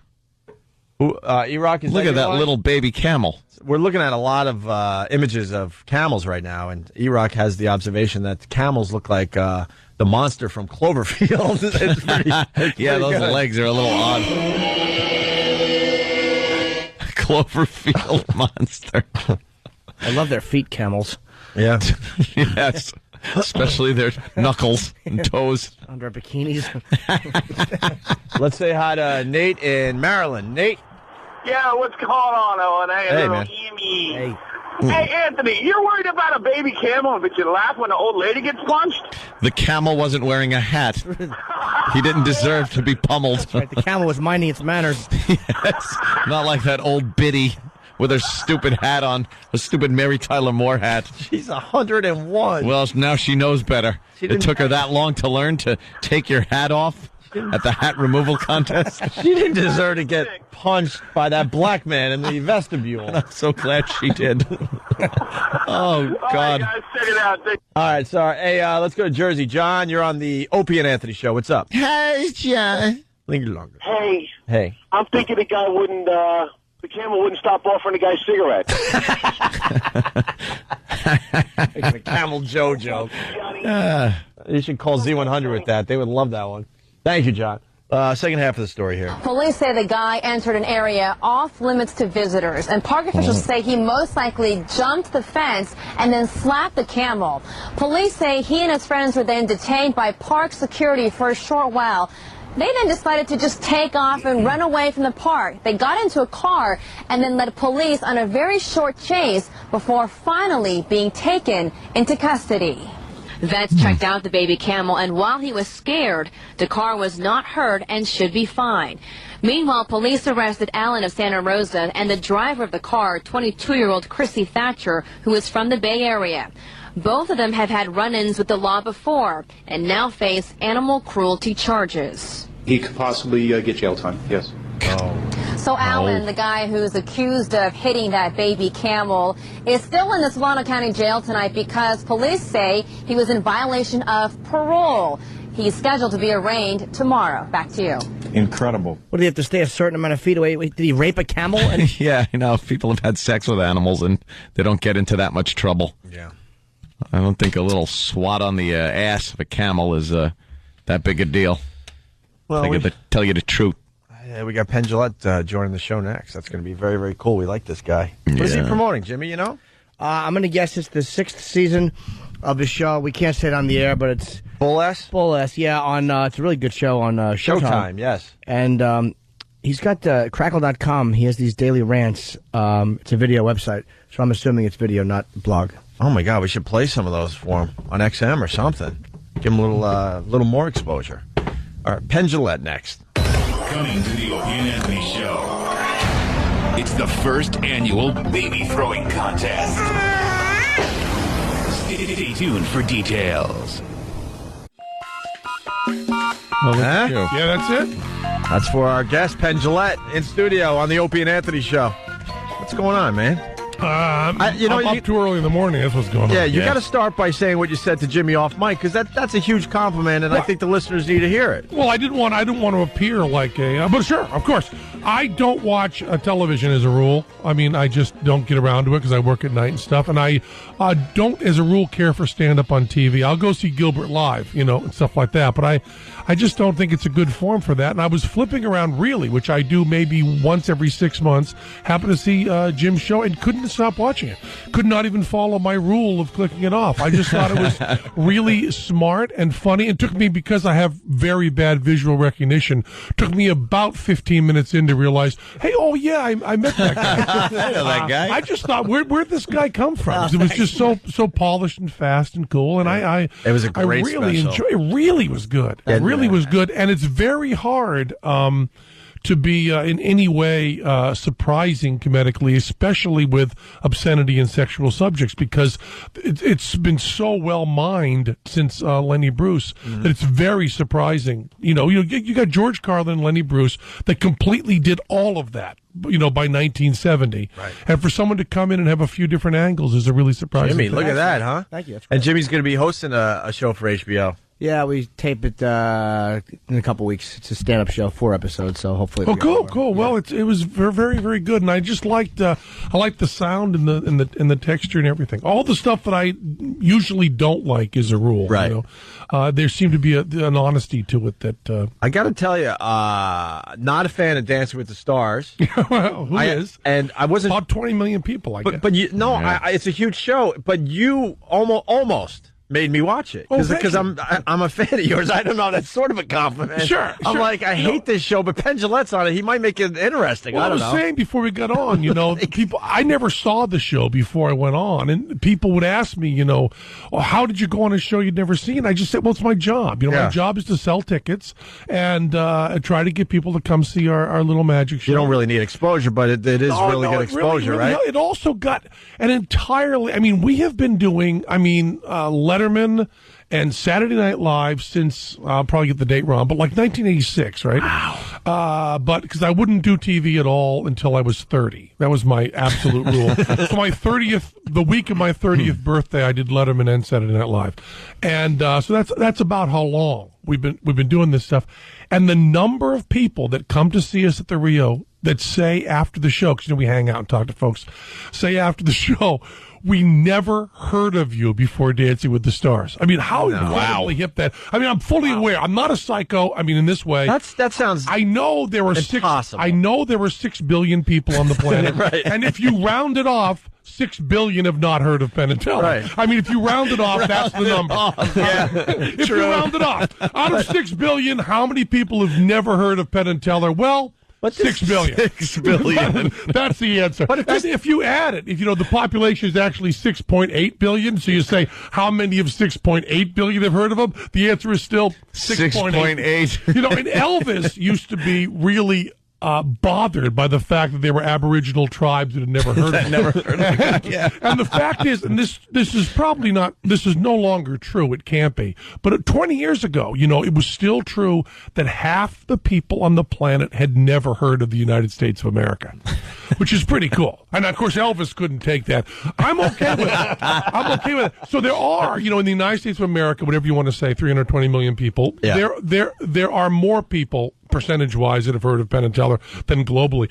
But there are these people, and also they don't even know this is a whole new demographic of, predominantly women who watch Dancing with the Stars and who are predominantly grabby. I mean, I am an unattractive, big, ugly son of a bitch with a square head. And now I have people after Dance with the Stars, women, grabbing me, like grabbing my ass. They want a piece of you. I guess so, because I was on the show that they like. Okay, we can't grab Jason Taylor, so I have Penn Jillette's here. But it was a nutty experience. And I've also never done a reality show where they try to get people to cry. You know, it's essentially producers with cameras yelling at naive Mormons, trying to get them to cry over what a gay judge said about their dancing on television. And it's very weird to be in a room where that kind of emotion. Did you almost break down? Oh, I certainly did. I was sobbing uncontrollably. Yeah, sure you were. But that's one of the things they reprimand you for. You know, I practiced 5 to 6 hours a day. I lost 50 pounds to do the show. I worked really, really hard, but they kept saying, you know, you're not emotionally invested. And I said, well, if I became emotionally invested in this show, I would dishonor my mother and father. You know, because there's this thing that happens that's nuts where you've heard people that talk against pornography, and the completely valid argument, because it's aesthetic and not moral or political, is that somehow the having sex is a very powerful and personal emotional feeling, and watching people do it in an environment that's not true somehow cheapens that. And that argument is not one that I've ever felt, but it's a valid argument because it's aesthetic. You can't argue with it. But I've never felt that. But reality shows make me feel that. When I see someone crying on a reality show, I go, you know, I was crying at my mom and dad's funeral, and that seemed valid.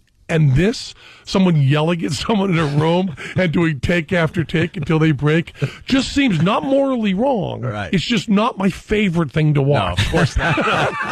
Of course not. And when you're part of it, when you're sitting there at the camera and the guy's looking at you and going, we're really supposed to get you to say this. And you go, but I don't want to say that. Okay. But I then we thought should this have was a reality script. show. And people also say, you know, oh, we were so upset when you were off so early. And I go, it's a goddamn TV show. You know, it's kind of like someone saying, I was so upset when you were shot on Law and Order. You know, in the first 10 minutes. You know, that's what the script says. It's a show. Could you dance before that, or were you like? No, I've never.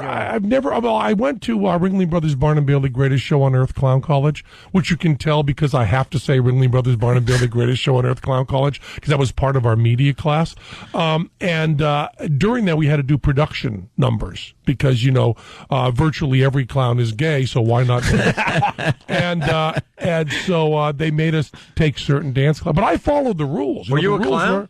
I was never in Ringling Brothers Barnum Bailey Greatest Show on Earth, but I went to clown college and was extraordinarily bad. I mean, it turns out that I was a very good juggler, unicyclist, wire walker, and but when it came to being funny physically, if you've seen the Big Penn and Teller show, I do the whole time, my hands in my pockets just talking. Teller, I don't even move or hold anything. So I don't know why I thought I could be a visual comedian, except for the fact that I'm from a small town in Massachusetts and never met anyone in show business or never even saw a live show as a child. Wow. So I just figured, oh, well, there's this place you can go and learn to do stuff, and I'm a really good juggler, so maybe I can, you know, cheat my way in. So you did wire walking. There's a documentary on Philippe Petit, I think. Oh, sure, I knew Philippe. Oh, you know him? I want to. I haven't. Knowing him would be probably too strong to say, but I met him way back, right when he did the Twin Tower walk. We're obsessed with what. Yeah, he that did. was amazing. We brought that up on our show a few months back, and just much easier now. It's right on the ground. Very, very bad taste. But I mean, too soon. It's a wire walking joke. It's a wire walking joke. That's a great joke. It's. But there's you gotta be insane to do that. There was a wonderful juggler who's dead now, named Francis Brun, who was a French juggler, which is, I mean, two words that nothing good could come of, right? Yeah. French juggler, you're over there going, oh boy, where can I see him? You mean a French guy and he juggles? Oh, damn, he's dead. Because that would be something I'd run out to see. It's like it's on my bucket list. There was a movie called Jesus of Montreal, you know, out a long time ago, and I went to see it, and afterwards I went, what made me see that movie? Of? Is that the word of that movie? Of? I was just, I got to see a movie with of in the title. But Francis Brun, I was in New York City, and it was, I don't remember the exact year of the walk, but 73, 74, around there? Maybe 75? I think it was 74, yeah. And I was just moving to New York and just living here and juggling all the time. You know the juggling scene. And I was out with the greatest juggler of the time, who was Francis Brun, and he said, I want you to meet Philippe Petit.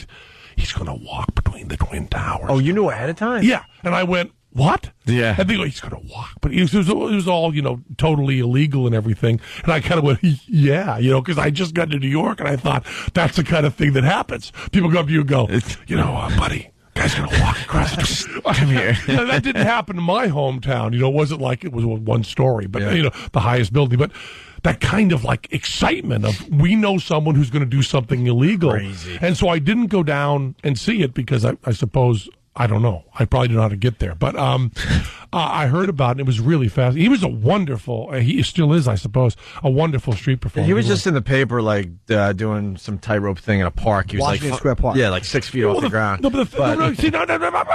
What? 6 feet off the ground. What Philippe did was a lot of slack wire walking, and slack wire is fascinating because there's not tight tight. wire Right, sure. and slack wire is much, much more difficult. But the second thing that's more surprising is it's more dangerous. The 6 foot slack wire, you're more apt to flip and go around and break your neck. Of course, falling from the World Trade Center. Yeah, that could be a problem. The people that have survived that is a very small number. I think actually a smaller number that have heard of Penn and Teller.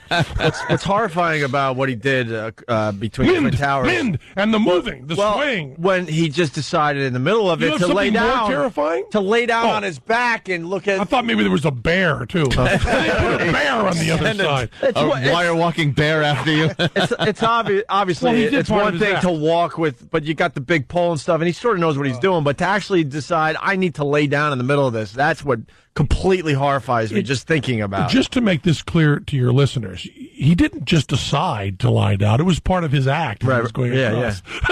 How do you get down with your foot hanging and you're holding you're on your back and like you're looking up and like how do you boost yourself back up? Well, I mean, how do you boost yourself back My up? palms are sweating right now. You have to you have to have good calf muscles. Yeah. It's, You got to work on the calves.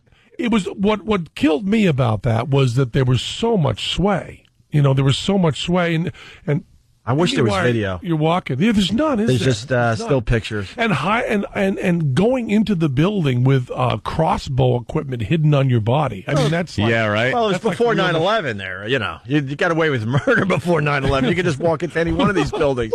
We used to check. we used to crossbow. If there was ever something you could prove was before 9/11, I think that's it. Right. We used to at our last gig at You NEW. said it like it was information. But I know, that was before 9/11. But at our last gig at NEW, we would be bored waiting to start our afternoon drive show, and we would start exploring some of these buildings around here, and we would get on the roofs like it was nothing. Yeah. And check out the view. Can't do that anymore. No. You're barely taken out by a helicopter. Well, you mean most anyone, not just you personally. Anyone could do it. Yes. I thought maybe you thought they came down on you personally harder after 9/11. And I was going to say the complexion, the hair, probably not. Well, we roll our eyes because you can't even get in a building without showing ID. I know, well, it's like, that's what's just- that about? What are you stopping? No, that's if Shut you up. go to L.A., that's also just the buildings thinking they're so important. Right. Terrorist organizations all over the world are trying to get to the Food Network. We'll hit them where it hurts. But terrorists will show their ID. They use their own names. Of course they do. Had his own passport. Yes, nothing that TSA does would have stopped anything on 9/11. It's just this eroding of the rights because of fear. It's nothing to do with, Benjamin Franklin said that, to paraphrase, those that would sacrifice liberty for safety deserve neither. And the fact of the matter is that we are sacrificing liberty and not even getting one scintilla of more safety. It's insane. People are so willing to give up their rights. Well, it's important. Under the guise of safety, and then it just keeps happening. Like you don't just give up one right and then go, okay, well, that's the only right we have to give up. But then also, another one goes away. They kind of act like at the time of the founding of this country, things weren't dangerous. Those guys could be for freedom, but we've got to be more careful because now it's much more dangerous. Like all of us aren't covered with sores and dying in the mud and being shot at every second of our lives. We try to act like we aren't cowardly. We are absolutely cowardly. Brave men and women women founded this country, and we are pissing it away. It's like they were willing to die for our freedom, and we're going, yeah, but we get scared sometimes. Yeah, let's throw that right away. They right thought it out. They really put something behind it, fought and died for it.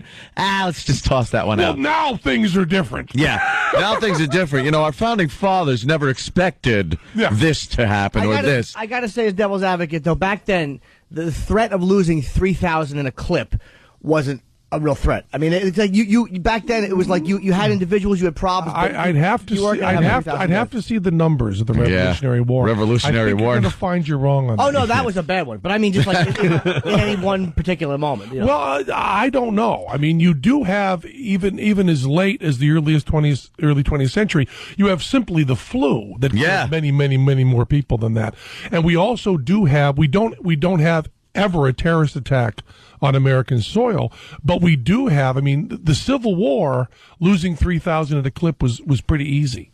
Well, yeah, but that was really a rights violation. The North fighting the South was just the North fighting the South. I don't know. Have we lost any rights? Like, I get annoyed at TSA as well. I get very irritated. But have we lost any real basic rights? that would be called the Fourth Amendment. That would be called search and seizure. Now, you're actually going onto an airplane. You don't have to be searched because you don't have to go onto an airplane.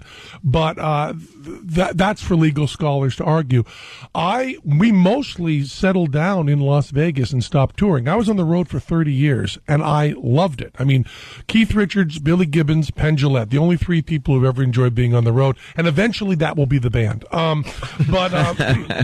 We settled down in Vegas, not because I wanted to have a family and not because we were getting too old to be on the road, but just because I couldn't stand to see old ladies tossed because I was in China, and I was over there in China in 99, and I was smug that we were Americans because at the airports they had cats with Uzis and all, people being searched all over. And I would just kind of go, well, it's good that we live in a country. And I came back here in our crew, which, they listen to your show all the time, Nate and the boys.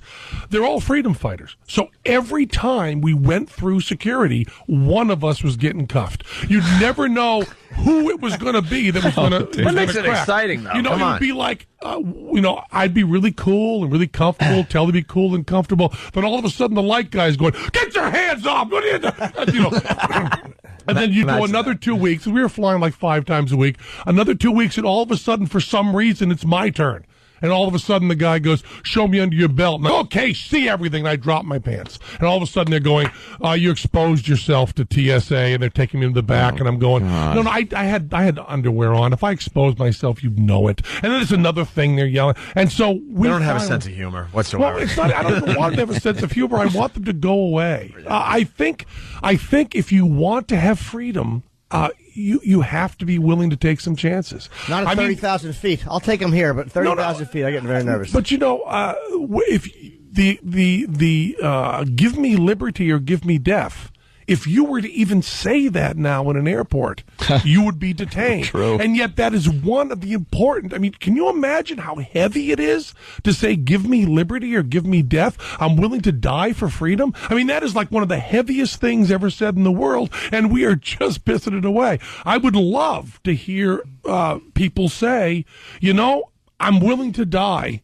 if I can have more freedom, and I'm willing to die for others to have freedom. And I know that's a heavy thing to say, but man, wouldn't it be great to rise to that standard that was set by the founding fathers? I just think protecting us on a plane isn't a removal of freedom. But you're so much safer on a plane than you are at Starbucks. I mean, first to get that out of the way. You are. It's just your fear. You're safe on a plane, and it's fine. I mean, I've been in 2 crash landings, and they're just really cool and exciting. God! I've gone down the rubber raft that comes out. I've slid down the goddamn thing. What was the reason? Nothing. There was a complete mistake. Some of the things went out, and the stewardess came over. Flight attendant. Flight attendant. I'm so sorry. I said stewardess. I wish I were dead. Flight attendant came over, and she woke me up, and she said, "We're going to do an emergency landing." And I said, "Cool."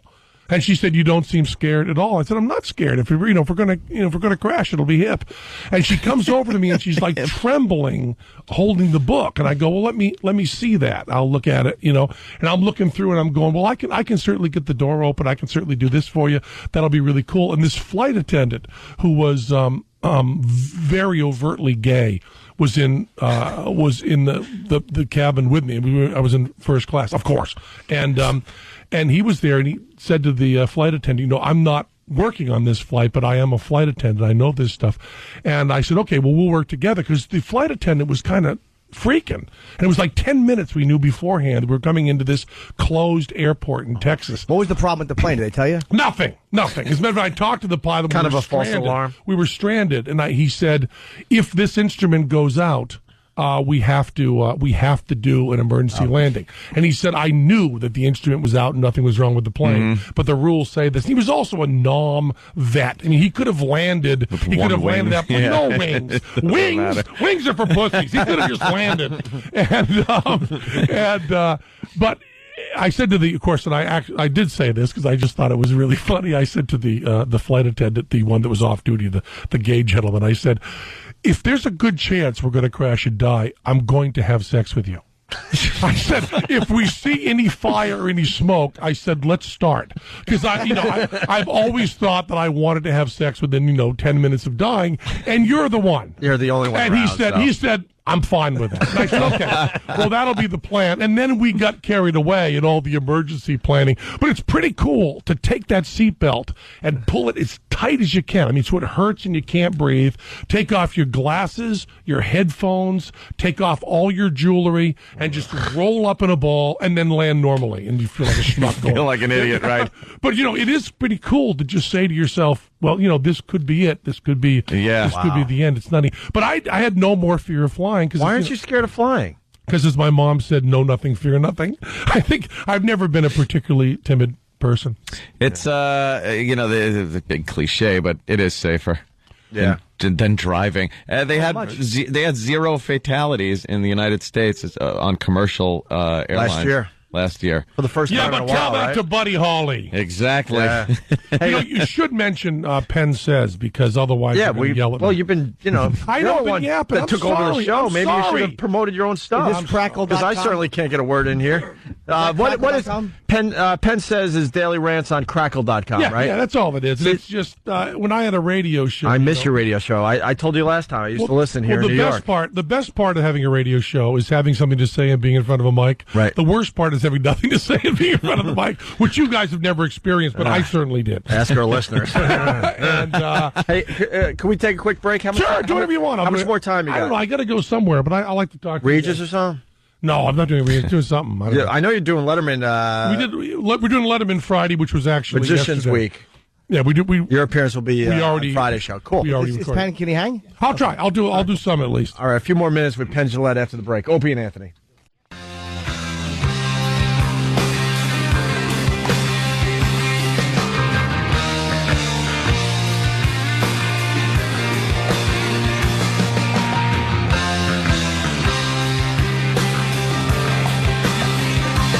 Hey, it's the Opie and Anthony Show. We're having a good time with Penn Jillette. Let's not forget, Penn Says. That's daily rants on Crackle.com. Also, the website, PennandTeller.com. And also a brand new season of BS, Bull S, on Showtime. It's what, the 6th season, Penn? Yes, it's the 6th season. We're now the longest running show in Showtime's history. We're big fans, actually. What are you doing on this season? We're doing world peace. We're doing dolphins. We're doing sensitivity training. We're doing the sensitivity training. Oh, now you're talking our language. No, we're all for it. Of course, we're for Stupid it. sensitivity. We got John Rocker on. Oh, really? To talk about that. Nice. Yeah, which is pretty cool. Hey, you want to talk to a cat who's bitter? Yeah, and you do. That's the sensitivity training is the biggest joke. Yeah. Well, what are you really? But I was really happy about doing dolphins because dolphins, everybody. Everybody talking about, they're these mystical creatures who are smarter than us. They just happen to live in the water. And our point of view on this is technically mammals, morally fish. That's our point on a little fur around the blowhole does not make you a mammal to me. You know what I mean? I need more than little fur around your blowhole to prove it to me. Do they really have a little fur around their blowhole? Sure. Oh, interesting. I'm so surprised surprised you don't know that. What's that about? Of all the people that would know that and have video. We should know that one? Yeah, you should know I that. prefer they shave it. Makes them look younger. Make you lisp a little. And the thing about the show I like so much, and I haven't seen the later ones, I was just telling Penn during the break, is I love the fact that it's not an angry destruction of these people, which makes it effective. It's just an accurate showing of what they're doing that's crap. What I say very proudly is there's no ambushing. You know, what I like to say about our show is that we are fair and very biased, which is what I think people should be. I would love it if newscasters came out and said, I hate George Bush, and here's the news. Because that helps you get a point of reference. And if you're going to be on the show, we tell you the name of the show, we tell you that we disagree with you, and we give you a DVD of us being as mean as possible earlier, and then you decide to go on the show, and we don't ever pull people out of context. And so you get to say your point, and then afterwards, I'll swear at you, and I'll attack you and rip you to pieces. But, you know, I went on a Nostradamus show as the skeptic, and I said to them, you know, as long as you don't quote me out of context, as long as I get to say my piece, you can rip me apart afterward. Yeah. If you believe what you're saying, you're okay with that. You know? Nostradamus, that stuff, what do you think of that crap? What do you think? What do you mean, what do I think? You just said the name of my show. What do you think I think? A guy says a river will overflow its banks, and that's predicting Hitler? You need the name Hitler in there somewhere. Did he call him history, or was that a myth? They said he called him history. Was it a myth or a truth? It's the translations get all confused. But once you know something, see, the trick of prediction is you have to know it in advance.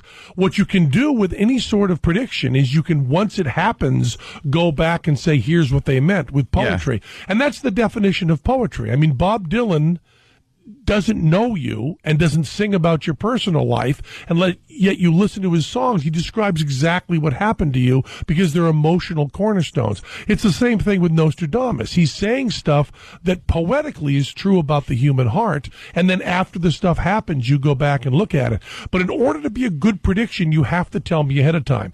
And the real question about anybody predicting is everybody who claims to be psychic, all of you. All I will say to you is, where were you September 10th, 2001? Yeah. Because if you are psychic and you shut up that day, then we need to put you in prison. And if you didn't know, then you aren't psychic. And those are your two choices, Jack. There's not another one. Because all I care about is September 10th, 2001. You would have been the king of the psychics. That would have been a hell of a story for you. If you would have came out and said, "Hey, just to pull you out tomorrow's of the day." Just to pull you out of show business for a second. Yeah.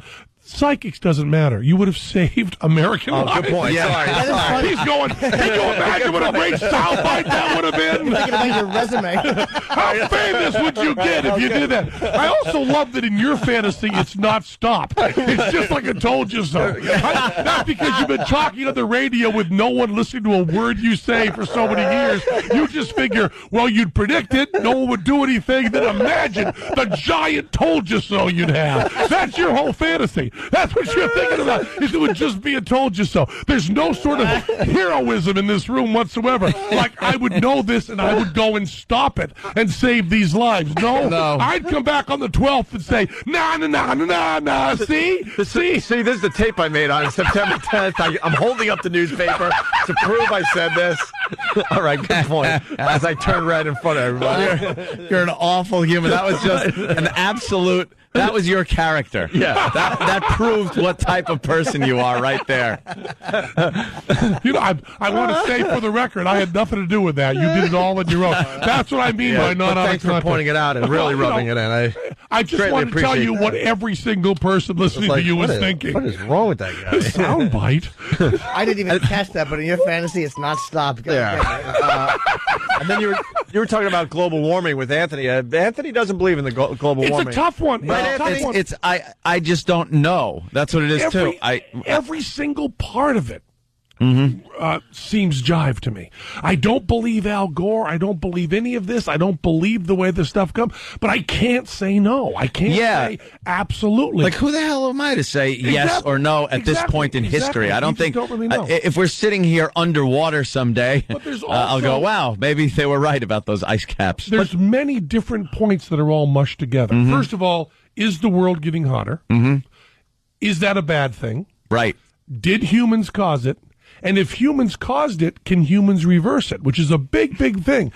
And can they do it by conservation? You and I can take an 18-wheeler on top of a hill. We can put it in neutral, and we can push and start that down the hill. That doesn't mean you and I can stop it. Right. So, once you've said we caused this, even if you get that far, you're not necessarily saying we can stop it. And do we have stop to? It, do we want to? Do we have to? Yeah. And also, if we can stop it, is it by conservation, which has never worked on anything ever in the world?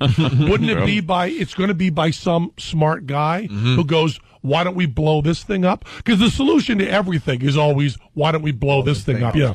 Maybe we'll do some sort of. So there's a lot of questions. As far as global warming goes, our favorite visual is where they show Manhattan underwater. Like it's going to get to that point. Like we're going to start seeing puddles. No, the best part of that, though, is they show it with cars underwater and things. Like it would happen so fast, you'd be stuck in it. Like it doesn't happen over the course of many years. Like when the puddles start forming, we're not going to try to figure out what to do. I think we got to leave. Yeah. Puddles. Yeah. It's like puddles on 57th. There's too many We should puddles. probably leave Manhattan. Or build a wall. One guy will think of getting a boat. At least one guy is going to go. But they show Manhattan with 20-foot, lakes now in the middle of Manhattan with cars floating. And the thing that really disturbs me is that Al Gore said in an interview that he did exaggerate. He says, I exaggerated to make my point stronger. And once you say that, and you're not a comic, if you're a comic, fine. As Otto and George always say, I exaggerate in order to clarify. That's fine. But once someone that's supposed to be giving me the truth says that, once they say, well, of course I exaggerated a little, and they knew it in advance, not saying I was wrong, I made a mistake, but saying I kind of knew I was pushing it a little bit. Like when we were involved in Broadway Cares, we do a lot of stuff with AIDS, not helping AIDS, but helping people with AIDS. Because helping AIDS would be that's terrible. Penn and Teller handing out dirty needles.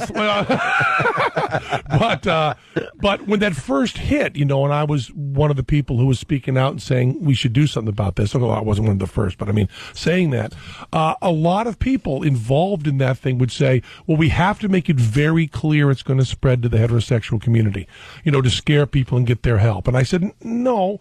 We have to have compassion. And if it's only killing one segment of the population, you don't lie about it. You say, these are people that need help, let's help them. There's this sense of people trying to elicit help from people that says that lying's okay because other people aren't as compassionate as me. And the truth of the matter is, everybody's as compassionate as you. Just tell them the truth. And that's what bothers people like us are getting off the global warming thing just because of the style that's used by the people who believe it. And if they're right, we're wrong to not believe them, but they're also wrong for exaggerating and pushing and showing video of, Manhattan underwater with cars still going. With cars there. Like they wouldn't pull them out. And Ted Kennedy's still driving. We were told we got to get you out by 8:50 because you got somewhere else to go there. Well, actually, we're ending the show, too, so it works out. Okay. Yeah, it would be silly for either one of us to stay here. Yeah, that's a good Show's point. done. You're leaving. Penn, it's always a pleasure. Penn says, daily rants on crackle.com. I did not know about this. I'm going to go there later on this afternoon and check it out. What are some of your rants that we can look forward to on that website? Well, the one that got me the most interest, I suppose, was one I did about Hillary Clinton that Maureen Dodd in the New York Times ended up doing a column about. Because I went out and did a joke, like an anti-Hillary joke, that was a sucky joke. What was the joke? It was a joke that said, this was a while ago, Obama did really well in February, and Hillary said that's not fair because February is Black History Month. And she's right. She's doing a lot better now that it's White Bitch Month, right? Which is not, that's just by the numbers. There's nothing there. But what shocked me about it was I went up the first night to do it, and I figure I don't really do this kind of political stuff on our show, and it's during a newspaper tear, during a magic trick, just a throwaway. Few people are going to go like, few people will laugh, and then we'll just move on. It stopped the show with people cheering, like, he's a hero, God. build a statue. And the crew was backstage going, what's going on? And I went backstage and went, even the people that support her hate her. It's astonishing. And I did this whole rant going, listen, I'm not proud of this joke. I'm not going to do it that much anymore. I don't care about the joke. It's not interesting. My input doesn't matter. It's the fact that people were going, yeah, white bitch. Yeah, right. Like, you know what I mean? I could all of a sudden hit this like nerve. And Dave Barry, you know, who's a funny guy, he wrote me an email after it was in the column going, I had the same experience. I have this Hillary joke that's not great. It's just fine. Yeah. And I do it like even for Democratic crowds, and they go crazy. That's So you've got someone. Wait, was she attacking you in the Times or no? Maureen Dodd was just saying her point was Penn is shocked at doing a stupid joke like this and having get a reaction. Why is that? I mean, how bad can you be doing? She was essentially my exact point of view. She certainly wasn't supporting the joke, which neither was I. It was just like, you know, I need a joke to put in here. Oh, one of our crew guys says that. I go, that's funny. I'll throw it in. And I expected nothing. It really was. It was applause. You know, the woman running for president is a bitch. Oh, yeah! Whoa! About time that got said. Yeah! We never noticed that before. I mean, it was amazing. Who do you like for the presidency? Do you care? Do I get choices other than the yeah, good point. Yeah, I think what I like about Obama, I'm amazed that these are the choices. What I like about Obama is he doesn't seem cynical. And that's the only thing I liked about George W. Bush. Cynicism, you know, really breaks my heart. And the Clintons have always seemed incredibly cynical to me. And Obama seems like, if not him, then many of his supporters actually believe what he's saying. You know, when you're pissing off Ant. Why? Just a little controversy. I liked Obama a little more watching the CNN interview with him last night. But I don't know how sincere he is because he's a politician. But you know what I mean? Yeah. When with the last election, you couldn't find anybody that liked Kerry. They just hated Bush. You couldn't find anybody that liked Bush. They just hated Kerry. There are some people I've met that like Obama, and that's a beautiful thing. I disagree with him on everything. Yeah, but that's it. Looking someone in the eye and saying they like a presidential candidate fills me with joy. If he's actually sincere about really wanting change then in I'm the a country, blue-nosed gopher. It's just I can't buy that. Yeah. I really can't. But, the guy's a politician is a politician. I'm sorry. You talk to people who were for Kerry, you know? Yeah. And they were always for Kerry with all these caveats and all this cynicism. You've met somebody, I'm sure, in your life that says they like Obama. Oh, hell yeah. Isn't that beautiful? I mean, you don't meet anyone that likes Hillary. No, even people voting for everyone hates Hillary. I like Obama, and I typically would never go Democrat. I like Obama. And you know something about him I like. That's going to put him over the top. Yeah, that's what they've been waiting for. Yep, I agree because McCain is just people look at him and go, he seems like he's probably a hero, whatever, but he's too old. I don't want to see another old white guy. I just kind of tired of it. You know, I want to see something different. There you go. We got to get Penn out. Yeah, and we got to go over to XM Satellite Radio. So we got Penn and Teller on Letterman this Friday. Let's make sure we check that out.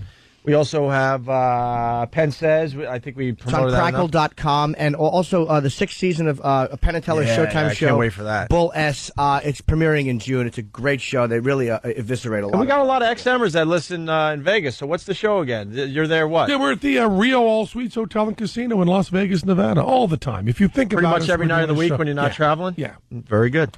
All right, we're out of here. We're off to XM. Penn, thank you. Always a pleasure. See you guys tomorrow. Yep.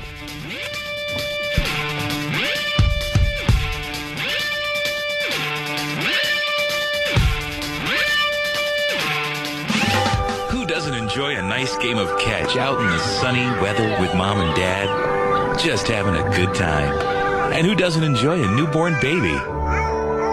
So sweet, so lovable, and oh so possible. Announcing the first annual Opie and Anthony Baby Throwing Contest. It's like shot putting, only with babies. Stay tuned for details. In the world of Radio Shock Jocks, the biggest are Opie and Anthony. These people say shocking things that border on offensive in order to entertain their audience. I refuse to sit here and think that radio has to be nice. Why? Why does radio, out of any other medium, have to be nice? We are being now held to a standard where we have to be nice and make people feel good. Go screw! Radio bad boys, Opie and Anthony. Controversial radio personalities, Opie and Anthony. Infamous DJs, Opie and Anthony. Talk show radio hosts, Opie and Anthony. Opie and Anthony. Opie and Anthony. Radio shock jocks, Opie and Anthony. Opie and Anthony. Shock jocks, Opie and Anthony. Shock jocks, Opie and Anthony. Opie and Anthony. Shock jocks, Opie and Anthony. Opie and Anthony. Oh, it's brown. Oh, it's brown. Smell. Oh, yeah! This is where entertainment is going. So you've been stabbed once and shot twice. No, I've been stabbed twice, shot twice. Yeah. Who's the common denominator in all these problems? Opie and Anthony. You have to lick a swath of the icing off so that bag shows through where icing was. It's time for people to understand these are words. If you don't like them, turn the dial. But enough of this palaver. Let's get the show on the road. It's showtime. Wow, that was weird, huh? Very, very strange. We barely made it in time for the XM portion of the show because we ran into an old PD. An old friend. An old friend. And I gotta say, in a weird way, it was nice to see him. Really? Yeah. We just ran into the Ice Cream PD for the people that linger longer. On the streets of Manhattan, in between here and K-Rock. What was the Ice Cream PD? Because I'm here and I don't even know what that is. He was our first PD when we moved to New York 10 years ago this summer. And he's called the Ice Cream PD because during a very heated moment on the show when he should have been there and paying attention and being involved and backing us up and doing whatever, a PD does for the popular show on the station, he came in oblivious to what was happening, licking an ice cream cone, going, "Hey, what's up, guys?" And we're like, "What's up?" Where have you been the last 2 or 3 hours? We're at war here. Yeah, we were taking on K-Rock, actually. Yeah. Hold on, a little distraction. We'll get back to that in a second. Leo in Cleveland. Leo. Yeah. Hey, what's up, buddy? Hey, I'm in Cleveland driving to work. When you guys go off, I turn on Rover, and he's on there talking bad about you fellas. Oh, really? Hold on, let's hear the audio. What's he saying? Yeah, what is he saying? He's saying that when they kicked him off the air in Chicago, CBS was courting him to go to New York because they wanted to bounce you guys because you were doing so poorly. He's saying that, the stations you have listed on your Wikipedia page, you've been dropped from. He's going through making a laundry list of cities that you're no longer on the air. Let's hear the audio. Is that what he's first. resorting to? It's kind of sad because we understand the radio game. We understand it's filled with just like douchebags. And yeah, we got to hear the audio. But I swear to God, I was thinking to myself that Rover would probably be an exception to the rule. And he would actually just do his show and compete fairly and not go down that road because we had a pretty good relationship with the guy. Well, you guys share an agent, don't you? We share an agent, which just drives me nuts because half these guys got our agent because of the success Ant and I had here in New York. And if he's going down that road, it's kind of sad because he knows we had a really good relationship. He knows, when we came to Cleveland and broadcasted live from the same station as he was on, we all got along. He knows I took him out to lunch and he was asking all sorts of questions about Anthony and I's success. I mean... Yeah. And I swear to God, I really thought, for once, I think one of these radio guys is just going to, not go down the road of trashing somebody just because we don't work for the same company anymore. And as far as replacing us in New York, that is so not true. A lie. We need to hear some audio of that. Can we get audio of that somehow? Yeah, as long as we. Roverradio.com. I think you can stream it. Okay. He's done saying it. I'd like to hear him actually saying that stuff. And Jimmy, he's a touring comic. He's been on Rover's show many, many times in the last couple of years. I've never not only have I been on a show, I've never badmouthed him, and we defended him vehemently against that scumbag Maxwell, who is an unfunny, no-talent scumbag who does afternoons in Cleveland. And I've always said that since the day we heard him. You guys have said it, and I mean it. It's not even a radio bit. He's an unfunny, no-talent scumbag. Right. Not funny. But he was attacking Rover all the time, and we defended Rover. Yeah. And not even just because station. trashing Jimmy. I know, and I understand that. Like, you got to make up. I'm not saying that. But now don't start trashing this show when we were defending you. Yeah. Not that you needed us to, but we were. And Bill K's right. Hey, Hope, cool off, champ. Maybe you should wait for the audio. We will. Yeah, we will. We're not attacking him. We'll wait. But if this is true, it's. I'm going to say it. It's kind of surprising because I really thought he would do differently than he is in this case. And after they put us in mornings at Cleveland because of whatever contract reasons he went across the street, we didn't say fuck him and he should drop. We didn't attack him at all. We didn't say one word. There's plenty of people there. You can be in the same market and not have to resort to that. That is the radio game. It's the old, you're competing against this show or this guy, so you have to get on and trash him. That's not necessarily true. Mm. I mean, come on. All right, fellas, punching out. Thanks for the heads up. We'll see what that's all about. Yeah, we'll wait. But Maxwell is an else unfunny scumbag. Tim in Rochester, what's up? Hey, I was just listening. Hold on. Trashing you guys. Hold on. He's trashing CBS. Okay. Saying that they were fucking you guys on your contract too, and that he didn't want to work for them anymore, and he can't understand why you would have either. He wasn't trashing you guys. He was trashing CBS. What do you got, Sam? Well, we just turned it on back there and started listening, and he was saying that the stations that you're on, you had bad ratings on all of them, and that Howard Stern needs to be thanked for all the stations, and that after Howard Stern left, nobody was listening to the stations. Why another anymore. guy that has to kiss Howard's ass? He's another guy that didn't like Howard. Oh, my God. These people are just ridiculous. What's the tone of what he's saying, though? Like, is he saying it like, yeah, Howard got the syndication deal, or is he shitting on the show? I mean, you can hear the tone. Yeah, no, the tone for the past 5 minutes that I've been listening is that this show underperformed. That's not true. That is so not true. What's the problem we're having is that we're competing against ourselves with satellite radio. And anyone that's in the business and knows this more than some dopey message board poster knows that's the problem we are having. And not even a problem. The new regime that came in to CBS was for letting the stations choose their local talent. We were put in by a guy that when he was in charge, he decided that syndicated programming was the way he wanted to go. So he syndicated us all over. Then when Dan Mason came in, he decided that letting the stations get local talent and putting them in there was the way to go. Right. So that's what happened. And regular radio likes to downplay satellite radio in general and downplay like our satellite radio show. They don't want to even acknowledge it exists. As we come over to XM every day and the phones are just lit with people that are listening to just the XM portion of the show. Now, according to Eric Logan, we're talking to over 1 million people on XM alone. That will affect your regular radio ratings. I'm not trying to make an excuse. And I also know behind the scenes, probably shouldn't be playing this card, but CBS Radio would really like our satellite radio deal to go away because they know that would greatly increase our success on their radio stations. They know that for a fact. Yeah. Because they do research and marketing and all that. But they know also that's going to be a tough thing to do because, you know, we're doing both right now. I hope we don't leave XM. I love doing satellite, man. It's fun to have the combination, but I love satellite, man. It's fucking you can just talk. Yeah, it's great. Yeah, absolutely.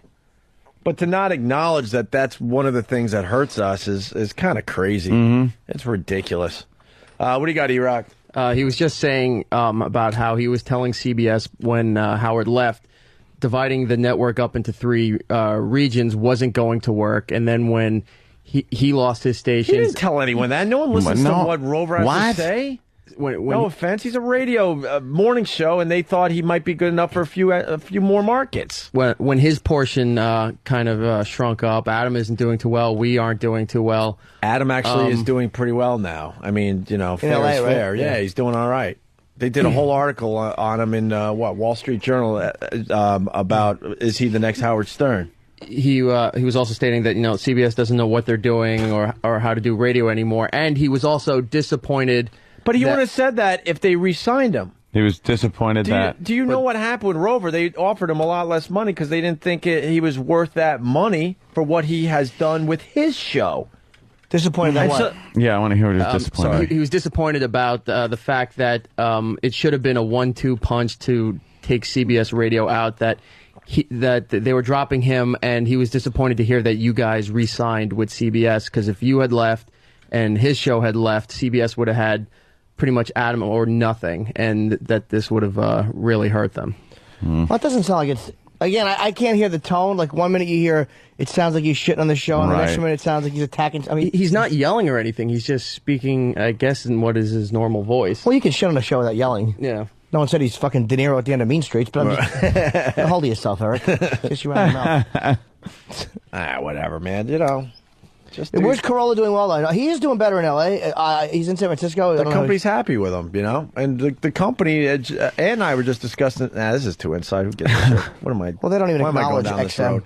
No, they're starting to get their act together, CBS Radio. Their presentation last night was really, really interesting. When you check out some of these porthole web things they're doing, I think... a lot of shit going on. They're finally figuring out how to compete, you know, with satellite radio and everything else. They're kind of, wow, we really should just shut up.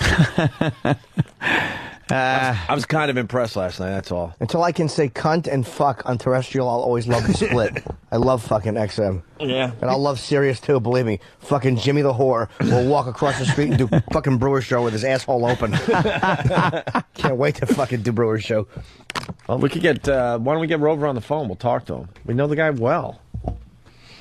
And, you know, call him. Fuck it. We decided to take, you know, the high road on the whole thing when we moved into his slot. We didn't say one thing about him. Didn't say one bad thing at all.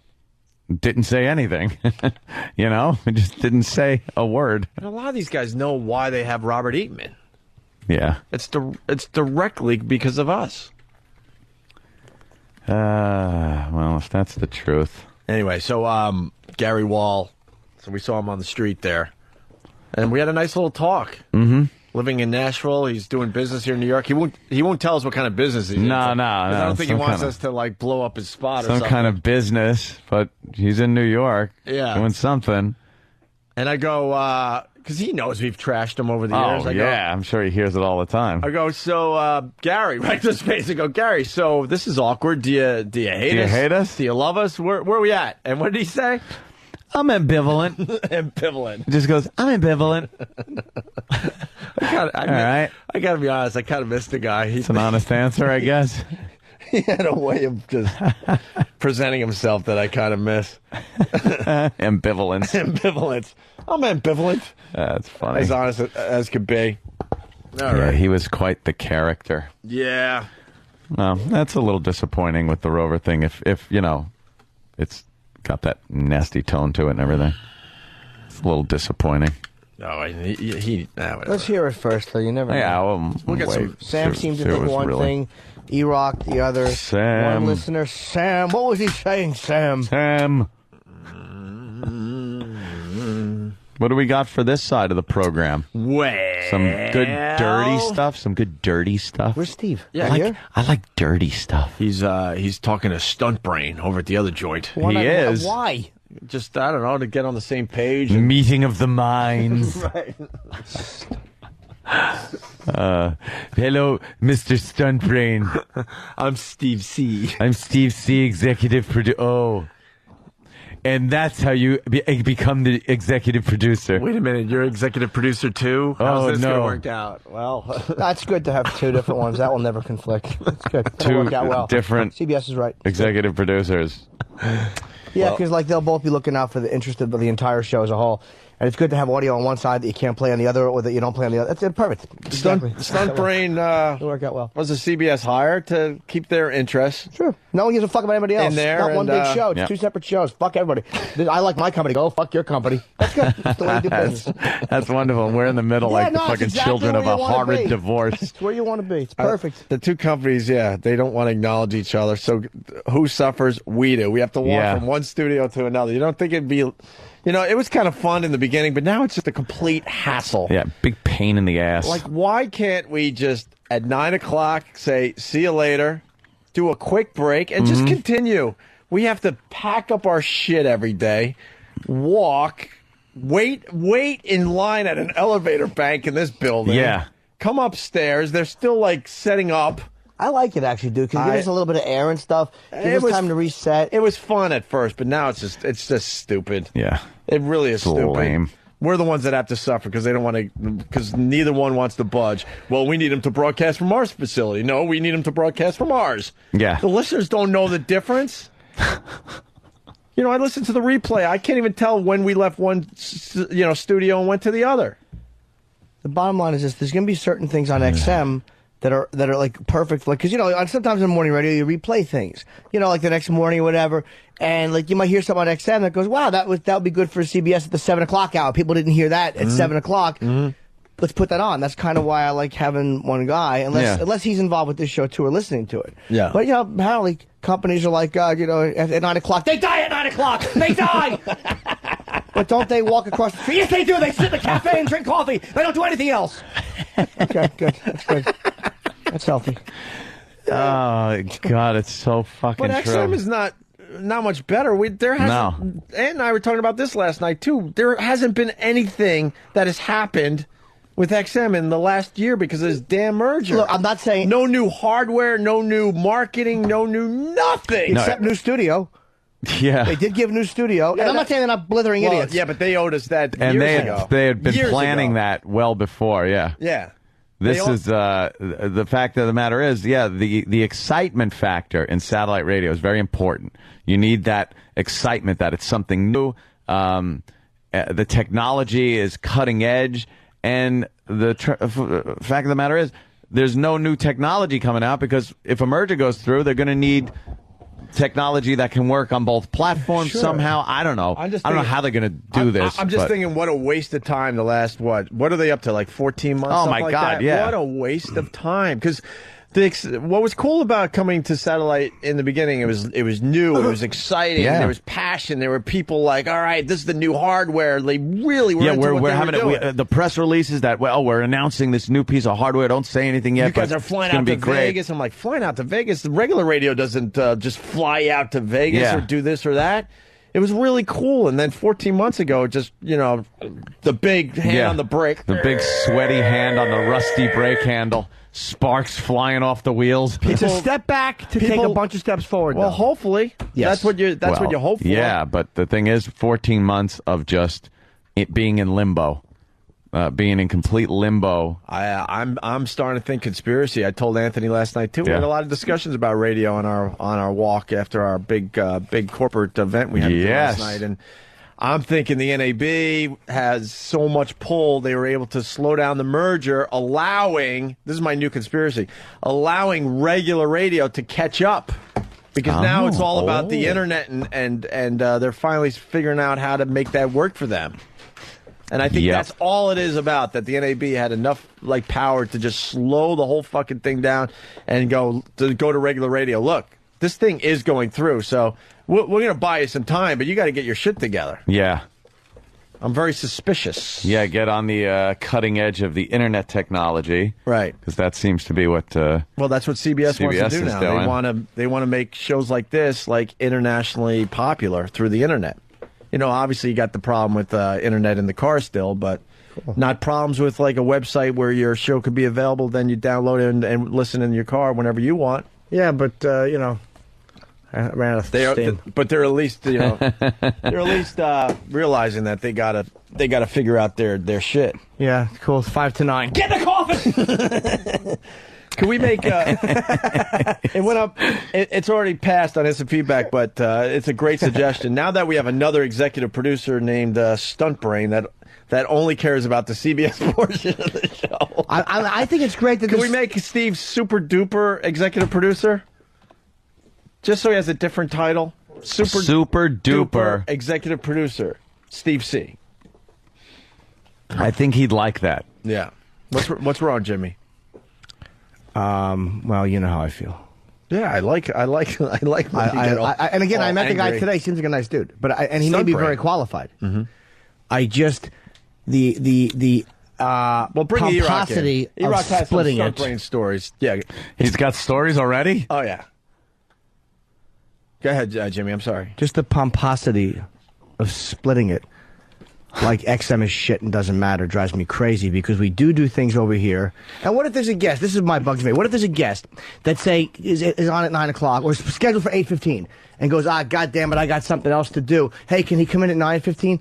Like, even though that's more Roland's gig, it's almost like anything that would have to bleed into this side, which would be beneficial for the show overall, won't happen. And that drives me nuts. And it doesn't have to be that way. Because you care about XM, it's not mutually exclusive. I'm in full agreement. I think I care about CBS too. If these two companies really got together and said, look, this is, let's just work on the Opie and Anthony show as a whole, they would both benefit. But they don't understand that concept for some reason. They just don't understand it. No. I haven't noticed XM being as exclusionary, to be honest with you. I have, but again, they run the whole show, so maybe it's different. Maybe I'd feel the same way if I was at CBS. Yeah, well, CBS is very, open about how they are with the situation we're in. Yeah. Yeah, dead. Yeah. They're dead. We hate him, and you only work for 3 hours. E-Rock, what do you know on Stunt Brain? You were telling me a good story that we got to bring up tomorrow on the show, but... In the early 90s, I saw... This is going to drive Jimmy nuts, by the way. I saw... It's the only reason I'm doing this. I gotta play my hand. I saw Stunt Brain at an event with Gordon Elliott, who used to do Good Day New York. Sure, with the English accent. Yeah. Yep. Him and Gordon were at a supermarket doing turkey bowling, live on the radio and on Good Day New York. Turkey bowling. Yeah. That's where you take the frozen turkey and you have bowling pins and you slide it across the floor. They had canned goods set up at the end of an Canned aisle. goods. And was this for a giveaway for like the poor? I don't remember turkey what bowling for the poor. I don't remember what it was for, but during the CBS show, it dawned on me that I remembered seeing this. But they had a whole box of turkeys that they were just throwing out, and then inviting people in off the street to come in and also bowl in the supermarket. Of course. Who knows? Look, early 90s, it might be. Again, you do something 15 years. No, but you do something X amount of years ago. Well, yeah, I think we did the bra bombing like 12 years ago. So all right, okay, all right. So you got to cut the guy a little slack. Then people I guess. move on. Yeah, he seemed nice enough. So. The police have a major announcement at Times Square today with Mayor Bloomberg at 1. Keith Williamson from Delaware. What's that about? Is that real? What is that? What would be the major announcement at Times Square? Leave the city tomorrow? They're closing the city down. Well, Reverend Al's doing his pray-in tomorrow, and he's hinting that a lot of people are going to get arrested. So maybe Bloomberg is like, you know what? Maybe there'll be some violence. Yeah. Can I say those three faces out there say it all? Why? They're laughing now. I've seen happier people in that coma documentary. Don't start looking at the audience out there and crying, Jimmy. I can't help it. Just say something. They look happy. They look fun. They just look at very, that. We just need this merger to go through. Do we have anything planned for today? Let's fucking get something planned here. Well, we don't. Yes. Because Super Duper Executive Producer is meeting with Stunt Brain right now. That's cool. Super Duper loves it in the pooper. Rhymed. Steve goes, after the CBS show, I'm gonna lag behind and talk to Stunt Brain. I'm like, okay, How about do you that. talk to Stunt Brain at 11? Yeah, well, no, but he's already been brainwashed that the CBS is more important. Of course. The guys, they went home. It's 9 o'clock. Don't you know? They die at 9 o'clock. They go to bed and they wake up and come here. That's why I'm here. I could spend time with you because the XM portion of the show is not important when you're the executive producer of the Opie and Anthony show. I just want to kill myself. Jimmy, I used to be like you, but now somewhere along the way, I just drank the Kool-Aid. I just said, you know what, I'm gonna have an aneurysm if I continue being pissed off at all the crap. I'm not even angry. It's a little laughable to me. I don't get it. It is laughable. I don't get it. And that's how you executive produce. Yes. What don't you get, Jimmy? Let's get into this first. I don't get second. the thinking. I don't behind get it. Like, I'll start. I don't get that Steve C decided it was more important to go talk to Stunt Brain than continue producing the show. Yeah, stupid thing. What happened? I had a Steve clip and it just says hotkey not. Yeah, well, hotkey not assigned. I lost my Steve clip. Yeah. People don't. Bill Kay, who's a regular, doesn't know who Stunt Brain is. He's the latest producer that has been hired for the show. For CBS. I've lost track, yeah. For the first 3 hours. For the first 60% of the show, we have one guy. And for the 40% of the show, we have Steve. But Steve's supposed to be the other side, too. Oh, is he? So Steve's like 100%. Oh, I didn't realize Steve's that. still 100%. I didn't know that. In But name or now he title has to only? compete against Stunt Brain now. Okay, I don't know. No one's told me because nobody over there would ever tell me anything. So I have no idea what's going to hit my guts and bleed. I don't know that. I don't know what's going on. Oh, God. They don't hate your guts. They do. It's okay. I don't take it personally. They don't hate your guts. The people that I think didn't like you, whatever, are long gone. I think they're gone. But then some of those guys that didn't like you then decided that they didn't like me now, but they now like you. It's just ridiculous, this whole business. It's just That's why it silly. just makes me laugh now. It's just silly. Cock meat. Nothing but cock meat. That's our executive producer. Can we get Steve on the phone? I want to see how his Stunt Brain Well, no, I'm just meeting's going. explaining to him that, like, while he's trying to say something, I'll be scrolling and going, okay, let me check. What could they possibly be discussing right now? I don't want to interrupt. Please interrupt him and get him on the phone Interrupt immediately. Call him on the hotline so we can get him right on. Hello? Hello? Yeah, no, I'm coming soon. Travis, what's going on? Well, I'm just trying my damnedest to call Steve, but he hung up on me the first time, and now he's not answering his How phone. about we tell... Oh, okay, that would actually No, that's help the good. show. Why Doesn't would he do it? Yeah, of course. Right. He's probably in At a the very very important least, meeting. he's got to think, all right, they're calling me. They're trying to make good radio. Get him on the fucking phone. Well, I'm doing my best. That's how you executive produce. I love the shirt, by the way, Travis. It's Jimmy's shirt day. You know, shirts that Jim's mom gave Jim that Jim decided not to wear. Oh, I wore it. The staff is wearing today, and they're wearing them proudly. I wore it. We got to get a group photo of the guys in your shirts today. We should have them take those shirts off at 9 o'clock. Yeah. Leave those shirts here. Where's Steve? You know what, Jimmy? You nailed it, though. In their minds, the show just ends at 9 o'clock. But I've It completely ends at 9. They don't even care what we do here. What's up, Sam? But it drives me nuts. We didn't even get suspended over there when we screwed up over here. Which I do love them for that. I do love the fact they stuck with us during that shit. Or you guys, they stuck No, with I you guys just during think that it's shit. because they didn't care. Like, they just don't care that we, that we were on the air. Yeah. Because they don't acknowledge it. Like you said, 9 o'clock, we're dead, so it doesn't matter what we do here. We could kill someone in here and still have a show over there. I just called Steve on my cell phone, and he did pick up, but he said he's outside walking with Stunt Brain, so he won't come on the air, but he'll be here in a little while. Why can't he talk outside on the air? And he's walking over with Stunt Brain? Yeah. Oh, my God. Oh, I can't wait. When are they going to be here? We got to get him on the air immediately. He said he's walking now, so... Well, no, we were just discussing why a man of my size wears a medium shirt. Dude, the beauty of this, we have probably 15 people that now work for us. At 9:40, the main guy is still not over here for the XM portion of the show because he had to talk to Stunt Brain. It's going to be funny when Steve comes Stunt up Brain. and Stunt Brain can't walk in the building. It's like a vampire trying to enter a church. He'll keep trying to walk in and keep bouncing backwards. You're not allowed in here. I can't. What's happening in that? He won't even know the building's here. Oh, my God. All right, it goes 113, 109. Yeah.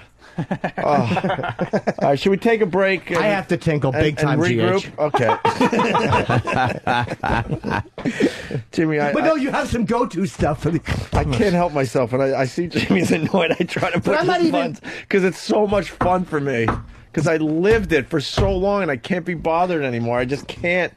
And God bless that you are, Jimmy, because we do need someone that's going to fight the good fight. But I honestly... it just makes me laugh how ridiculous it is. The companies work together. Like, I want the companies to work together. I'm happy to be doing both. I really am. You talk to a lot more people on regular. See, what they don't understand either is, like, let's say CBS has guests and maybe ideas that we can't do on CBS, but they help us here at Exactly. XM. Now, like you said earlier, you don't think now the next CBS portion of the show we're not going to discuss what happened on XM? That, like, we did a pretty good first break today just talking about our dumb corporate event. Yeah. You know what I mean? So some of that other stuff that happens over here that CBS helped us with, we would bring over there and make good radio. Well, let's say But they don't understand that concept. No, we it's a 5-hour show. And I would like to have it viewed As as a a 5-hour 5-hour show. not two separate ones. Well, And except, even for though the, it is except for the 20-minute walk and the times we do leave a little early. But yeah, in general, it's a 5-hour show. You know? Yeah, those times. Yeah, but with commercials, we're not talking then either. So I mean, it's you know what I mean. It's like on CBS, the commercials you don't talk it here when Yeah. we're walking and leaving go. No, it's funny too. Like a lot of these listeners that, bitch and complain because we leave early or we do this or that. They don't even understand. And this is what makes me laugh, and it really does. We have no bosses at XM officially. We don't. We could probably blow off the XM portion of the show. And I'm not even kidding. Every day. No, I'm not even kidding. We could probably go 2 weeks before someone would even notice. And go, guys, what's up? You haven't done an XM show in a while. Oh, yeah, okay, I'm sorry. We're just going through some stuff. We'll do one tomorrow. I'm telling you, we're showing extreme discipline that we even show up here anymore. Extreme discipline. I'm not, dude. Am I wrong? No, you're not. I can't get Logan on the phone for the life of me anymore. I want the merger to go through. I didn't at first. I was nervous about it, but I want it to happen. In the end, I think it's a great thing. Absolutely I really do. a great But thing. what I'm frustrated about is the fact that sorry. Okay, it's taken so goddamn long, and I just imagine all the great things that could have been accomplished instead of just stopping business and waiting for the merger to go through. Of all of the, because I'm host of the HBO thing, the way it's like a younger comics kind of, and then like one like headliner on each show. Headliner's only doing like 8-10 minutes, a 30-minute show. The fucking first comic to call me back that I called, fucking Artie Lang. Nice. I want the merger to go through. I'm tired of the fucking fighting with Sirius and the bullshit. I'm tired of it. Fucking, my friends work there. Their friends work here. It's fucking, you think I don't want to hang out with Jim Brewer or Corey Alley? I know, yeah. Fucking have Florentine on. It drives me nuts, fart. I got to tell you, too, the other day I ran into Fred Norris at a supermarket, and it was like all the years of infighting between the two shows. I look, I'm like, I think that's Fred Norris. I was with my girl, and all of a sudden he looks up, he goes, hey! And he goes, congratulations on the engagement, and congratulations on the new deal you guys signed with CBS. I'm like, thanks, man. Thanks. And I go, don't you live? And I kind of mentioned where he might be living, and he's like, yeah. I'm like, all right, I'll see you around. It was like, it couldn't have been nicer. Yeah. I've seen him around there, too. I think the listeners expected like just an brawl all the time. Like we just start strangling each other It in the was the same supermarket. thing with the poker game. Yeah, with Howard. With Howard. Like people E-Rock, expect that I was just gonna. E-Rock's got something. All right, He E-Rock. just called. He won't come on the phone, but he said he'll be there in a minute. He's almost at the building. What is he fucking walking? How did he go? I'm almost there. How did he loop? Down 7th Avenue and he fucking made a right on 42nd and came back up 8th? I don't know, but he called to tell me, he's like, I'm not coming on the air, but I'm almost at the building. Why won't he come on the air? Because I'm not here yet. I'm not the executive producer till I walk through the And you door. know how we just explained how we have extreme discipline? Steve doesn't. He knows he could get away with this, so Yeah. he does. And off the And God subject. bless him, because we're all like that. Eric knows. What happened? Off the subject. No, I'm not making fun of Eric. But yeah, I have to say, in that shirt, you look like a fucking saran wrap over mashed potatoes on a plate sideways. Come on. He's trying, Jimmy. What does Eric know, by the way? Oh, he just knew Jim was gearing up for a smash. Okay. Off the subject. What could it possibly If have only been? that was a saran wrap shirt, that would have been a home run. Unfortunately. Hey, is this really Randy Spears, one of the guys from the BLI Morning Show? Randy, Yes, hey, Opie and Anthony. how are you, Randy? Fine, I heard you were talking about us today. That's not a real voice. Is this Yes, it is, Opie and Anthony. Why do you say that? Last time you said that, too. We didn't believe that we were actually talking with you last time. Yeah, that was me. Are you guys still on the air? Yeah. Is this Fezzi? I don't know if this is the real Randy Spears. Say that. Do I got to come down there and show myself? So how is the big gas giveaway? Yeah, $1.06 for gas. Wow. It was a success. Yeah. Did you come down to get some gas for $1.06? Wait, if you're still doing your morning show out there on Long Island, play a sweeper or something from BLI. Yeah. Play one, Drew? Hold on. Oh my God, it really is him. Jesus. Why don't you do your own fucking show? Listen. Right. Here it is. BLI in the morning. All right. All right. Wow. Okay. Well, yeah.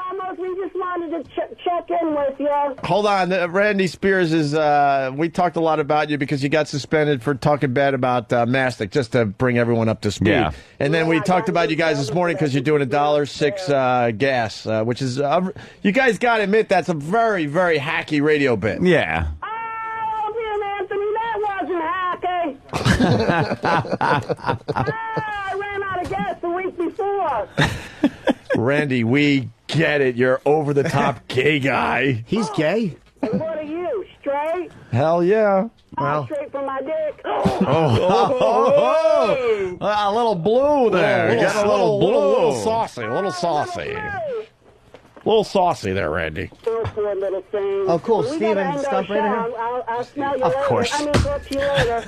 All right, thank you, Randy. Bye, boys. Randy Spears. Bye, Randy. I guess that's really him. Yeah. Fez is going to be jealous, man. Hey, Steve. Hi, I'm the executive producer now. So how come they both didn't come up? Hold on, we got you. What? Why didn't you both come up? Is Stunt Brain here? No. No, why would you? Let's go to the shows. How come he didn't come up and say hello? Did you guys want him to come up? Nobody told me this. Well, because you wouldn't answer the phone. We were trying to get you on the phone. I was talking to him. So what? What's more important? On the air, we're talking to him. Actually, right now, talking to him No, is very it's not. important. Why is it very important? Because I got to find out exactly what his role is in this whole thing, and he doesn't even know. So that's The alpha male who fucking puts on the glasses and walks away. Why did he come up and say hello? Yeah. Did you? All right. I didn't know. No one Does he listens. want to acknowledge that there's another portion of the Opie and Anthony No show? one gives it. It's a whole fucking thing's a clusterfuck. The whole thing is a clusterfuck. Yeah, no, he does. He does actually, and I'm sure he would have. And I'm sitting, and I actually would have liked a response to one of my text messages when I asked somebody, "What's going on? What's Well, the problem?" Travis called you and he said you hung up on him. You wouldn't come on the air. No, Sam I said didn't. you wouldn't come on the air. Why wouldn't you? Excuse me. I didn't hang up on anybody. Why wouldn't you talk to Stunt Brain after the Opie and Anthony show officially ends, not when CBS thinks the show ends? Wait a minute. That's not what you said in your email last night when I told you I was doing it. Shh. I said, yeah, Sorry. whatever. Right. I did say whatever. That is a good point. Yeah, thank you. But, Steve, one of the listeners, I can't give him credit because I don't know which feedback it was anymore, but you're now the super duper executive producer. Super duper executive of the Opie and producer. Anthony It's show. a brand new title. Because I hear they're giving that we him like came an up with. executive producer title. Of Yeah, the he's CBS got show. an executive producer title now. So, good, two So, of them. so now we're making you the super duper executive producer. Can I get that on a business card? At least Jimmy's happy with the situation. Yeah, Jimmy has no problem. Jimmy seems with it. very frustrated right Well, now. how No, he's that's supposed to be, happiness. man. It's not with you, but it's in general. It's a fucking clusterfuck. Drives me nuts. And that's how you executive produce. I have a feeling that they brought him. One of the reasons they brought him No, on. I don't. Not even knocking him. I only met him once and I liked him. So it's not. He's a nice guy. He's a nice guy. He's got a lot of. He's got a He may lot of be time in brilliant. this business. Yeah, I'm not saying he's not qualified or he's not the right guy. Why are you thinking they brought him on? No accountability because we all work for XM, so they can tell us to do something, but Yeah, but we've been pretty good. no, I think we've been But with him, they because he works for them. right. I have a feeling that's one of the reasons. But who is? No one's told CBS to go fuck them. We listen to them. They Of course we I know. do. bitch slap us. We listen. Yeah. You guys listen. It's our job. Yeah. So what did you guys discuss? I asked him if he got a good idea of what goes on around here. He was asking me if we did certain things, if we cut up the audio before the show, if you guys listened to the audio clips before you played them, or you just relied on the rest of the crew to tell you what the certain stories were about. He's already questioning the rest of the crew. Yeah, we don't listen to most of those clips ahead of time. These guys have honed their skills, and it means less time that we have to worry and put in. We talked about a few ways to streamline or at Turkey least- bowling? Ooh, yes, turkey bowling. Yes, turkey Eric bowl? made sure that he let he let Stunt Brain know that turkey bowling was in his past. Oh, really? We have audio of that. Let's try YouTube. Maybe you can find Gordon Elliott turkey bowling. You know what the stunt brain means? You know why? Did we ever explain No, he where told stunt us. brain came from? Please tell me it was from Dallas in 1962. That's the right year. See, Anthony's a sick fuck too, because the only reason he's going to explain this is to get under Jimmy's skin. You have joined me. I don't know if it'll bother me. It probably won't. I don't know. think it will, Jimmy. See, he's got this whole thing that he is the stunt brain. Now, when do you call in the stunt man? When the talent, the actor, is doing something and then has to do something like above and beyond. Sure.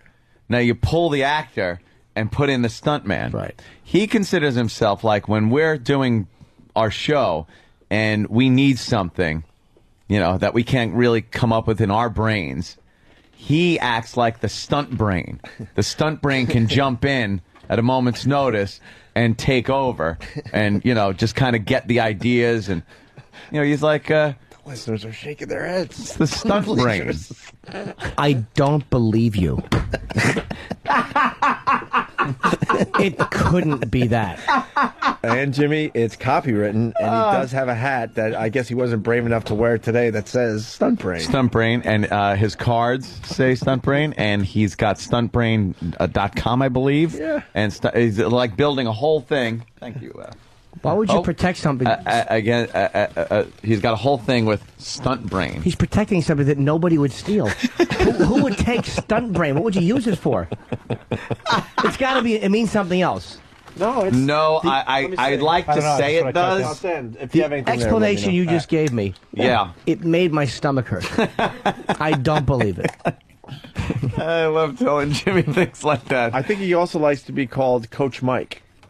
Coach Mike. Really? When he's riding around the school in his van? Who calls him Coach Mike? I don't know if he likes to be called Coach Mike. I think at one point Frankie Blue used to call him Coach Mike.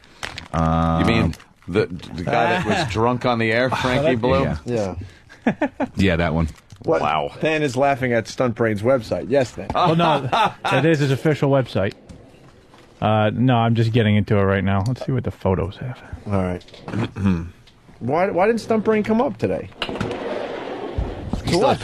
Come up to what? Why would he come up here? Doesn't exist. That's like saying, why don't you walk into thin air?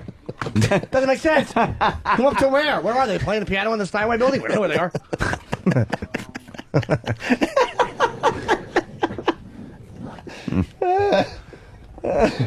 That's a good take on things, Jimmy. That's for sure. But it's just, And then, then the two companies won't even work with us, so we have to leave there to come here because they don't want to acknowledge each other. And then after we're done here, we have to go back there for meetings.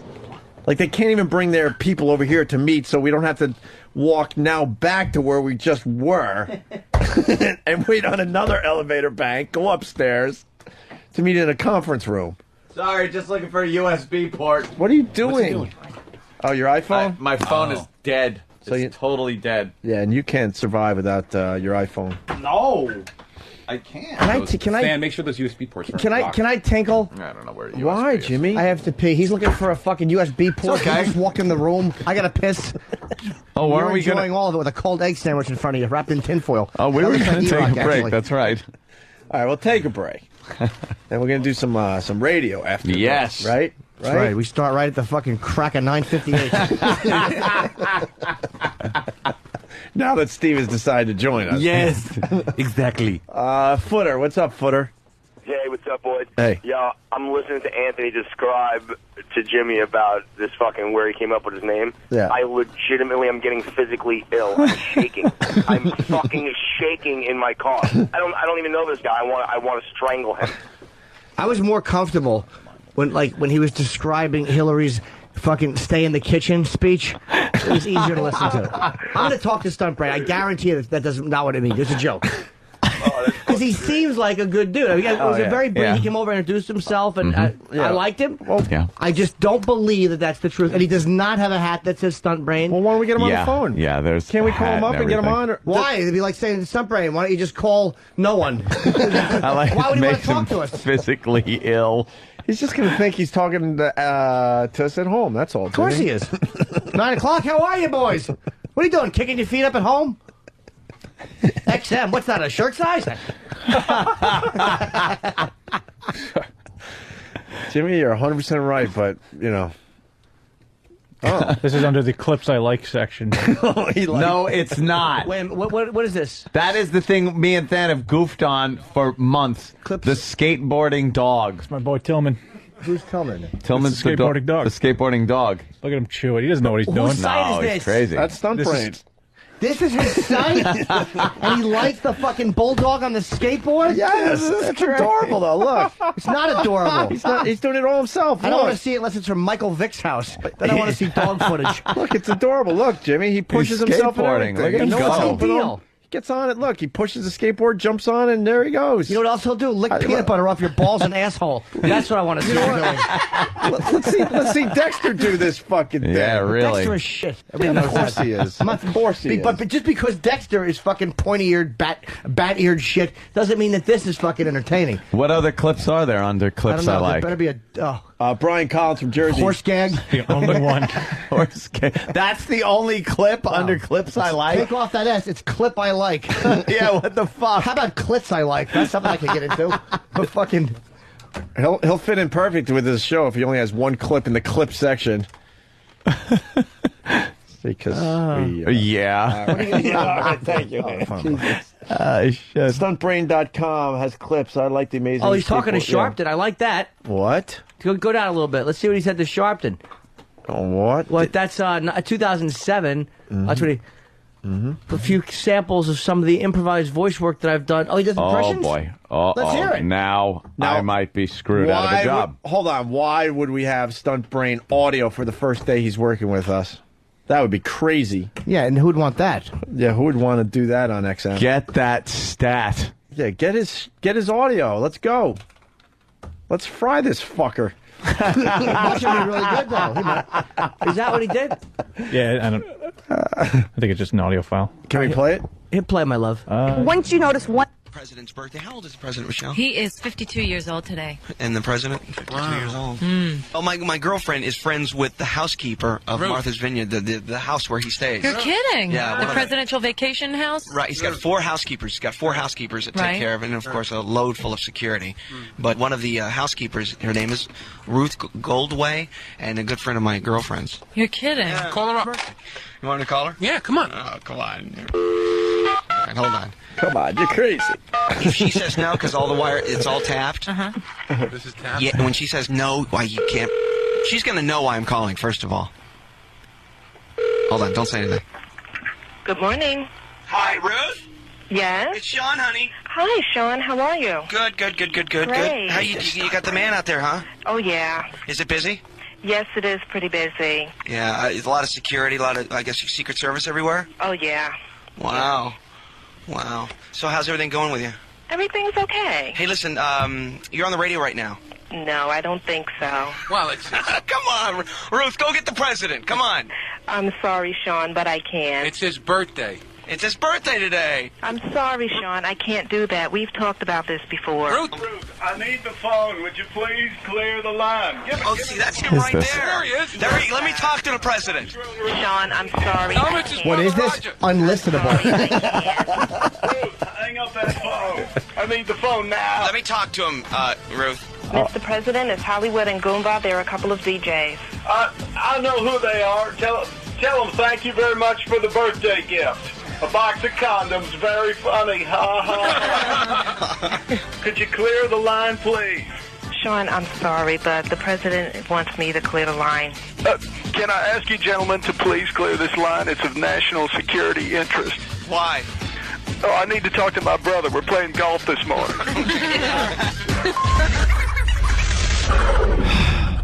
Hi, good morning, KTO.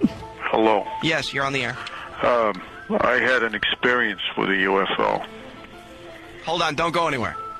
I'll be right with you, okay? All right. This guy's a nut. Sounds like... Oh, no, this guy, we're going to have fun with this guy. Sounds like you had an experience with a bottle of Johnny Walker. Yeah, I know. Hi, good morning, you're on the air. Oh, my God. Hello. Yes. That was 9 that years was the ago. spoon feed Don't the go anywhere, audience. hold Oh, All right. You're gonna hear a nut now. This guy's going to be great. I love this guy already. You there? 9 years ago off Montauk. I'm in a shark fishing tournament at 4 o'clock in the morning. And we're about a mile off Montauk Point. And a bright light comes out of nowhere. Sounds like Goomba. I thought it was a lighthouse. No, this is Next thing I know, I'm getting sucked up off the boat. Stunt Brain. Stunt Brain was playing Crazy I Caller. got 3 hours. And he was also Missed playing. John. Yeah. Stop laughing, John. You can't expect the listener to call when you're going to laugh at him on the air. Honest to God. All right, so you're a fisherman, sir, and you're off Montauk, and you were sucked. You were actually in the... Do you want I was in a boat scan with forward my a little brother bit? Duffy. How? No, I missed the finality? Yeah, that's exactly He it. doesn't remember anything. He does a Hank Hill. I'm going to try to find that. Oh, yeah. I'm just scrolling here, so I don't know. Scroll. That's my job. And can I say this? And you're calling from where? Oh, man. Goomba Johnny, I have to say this. You wrote a book, and I fucking love it. What was it about? If you want to be in the mafia or something like that. It's about mafia families. You're like, yeah, it's gonna be hokey. It's funny and it's really like interesting about the mafia. It's fucking great. Crazy to write about that. He's using real names. It's insane. But he goofs on it too. But he also then this stuff where it's like he just really talks about the mob. Right. Fucking, I can't stop reading this that's goddamn great. book. I'm really happy for him. I'm gonna have to check that out. Yeah, it's great. Proving your point, Jimmy. I got an email from Chris Olivero, who we love. We do love this guy. Yeah. Of course, he waited to email me because he assumes, like Jimmy was saying all morning, that the show is now officially over, so I have time to read my email. Sure, 9 o'clock. Yeah. Just email you. He sent this at 9:30, so it's like, okay, well, I'll give the boys a half hour after the show to kind of wind down, and then I'll email him. He writes, O&A, thanks again for taking time out last night to join us for the debut of the CBS Radio Digital Network. We all appreciate it greatly. Just as important, it gave us a chance to showcase you both to an elite group of advertisers and buyers and drive home the fact that CBS is thrilled to be continuing in the O&A business. Hope you guys enjoyed it as well. Chris, give me a call. Yeah, we'll give him a little time to wind down from the show. Right. Show's over.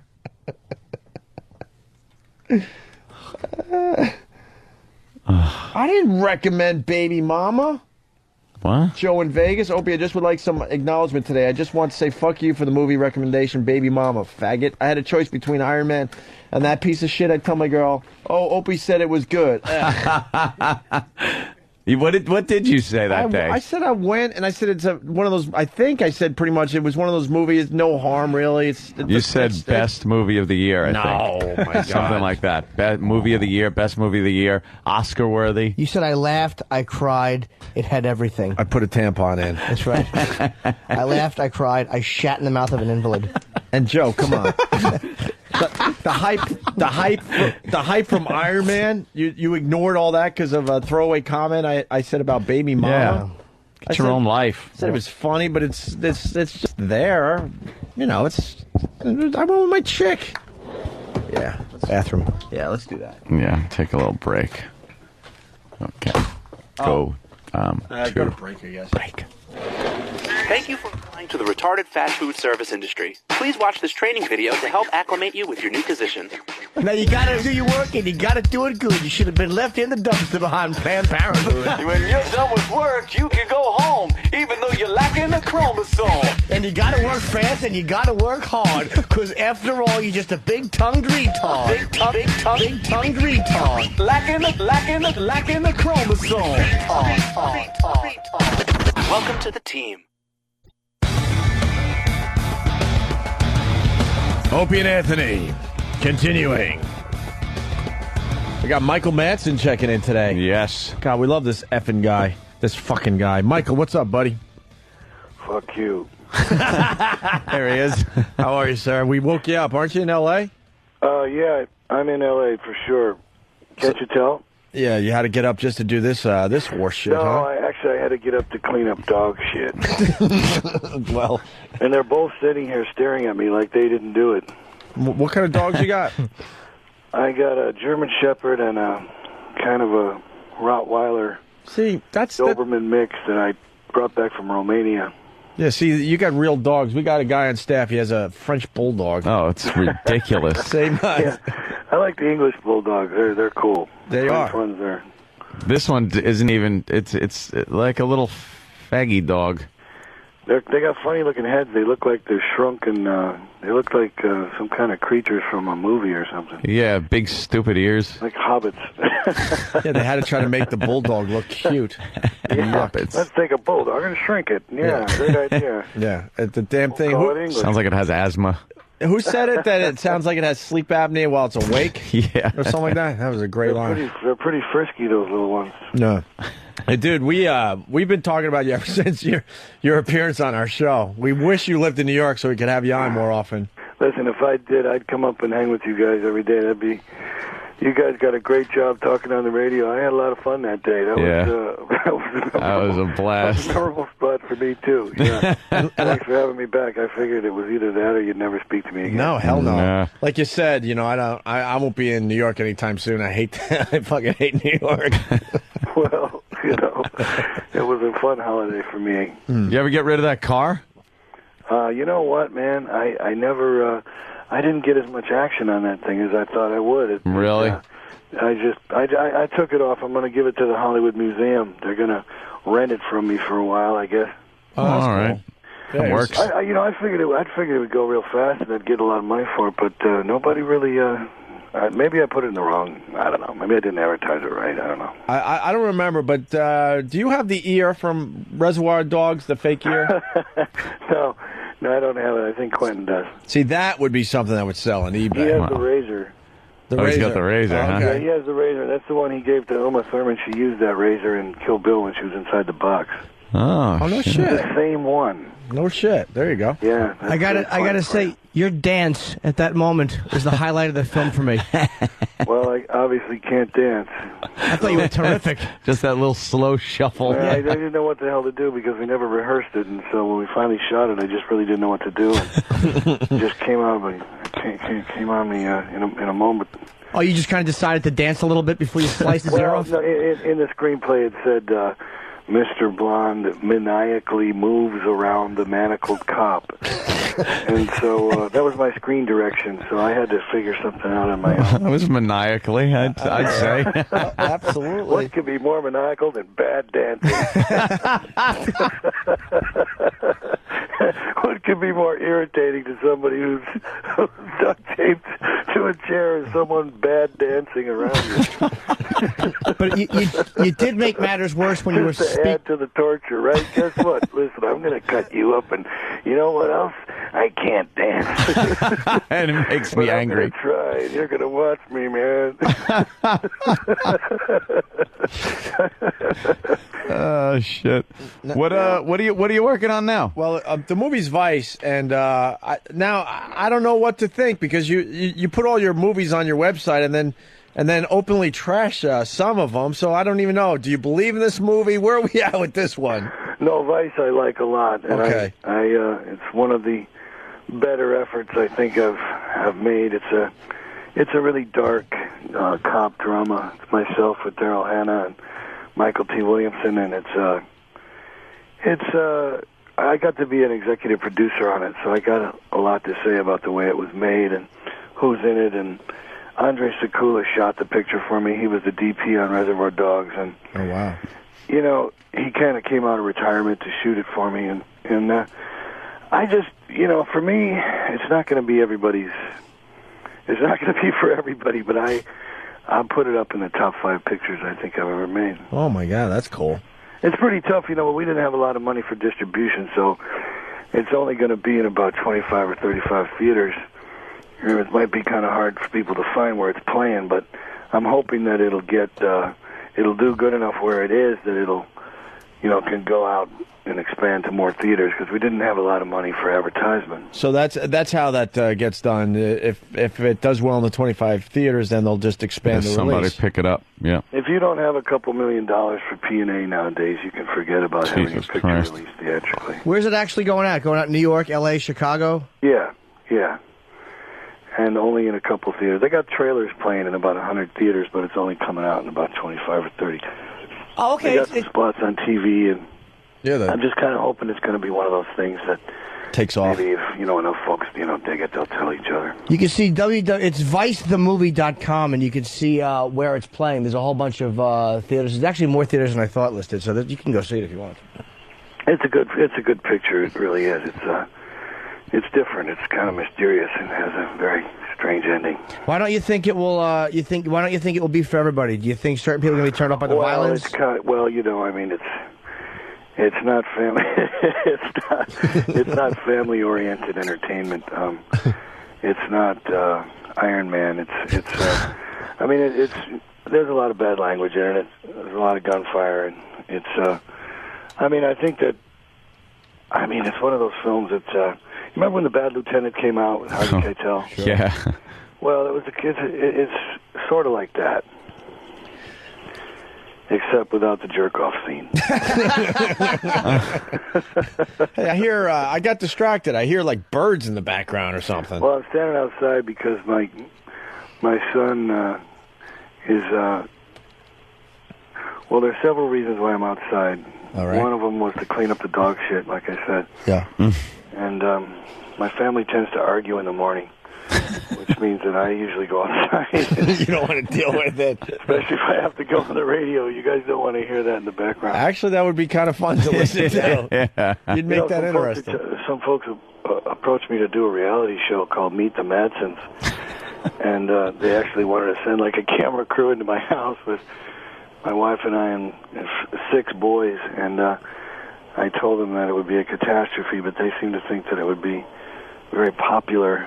Would you do that? Well, I guess it would depend on the payday, but that sounds like it would be I don't know if interesting. I want to bring my kids into. I don't want to put my kids in show business, you know. Right. Hey, good morning, guys. Hey, you know. Right. I don't think I come downstairs and face cameras. Well, you could always pick and choose. Like the Osbournes didn't have. They had like Kelly and Jack, but they didn't have Amy, the oldest daughter, in it at all. So if a couple of them didn't want to be in it, they could probably be left out. Well, I'll have to wait and see what kind of terms they come up with, but I think I'm happy making movies right now for a while. Hey, did you hold off on the release of this because you were afraid to a couple weeks ago compete with Al Pacino's 88 Minutes?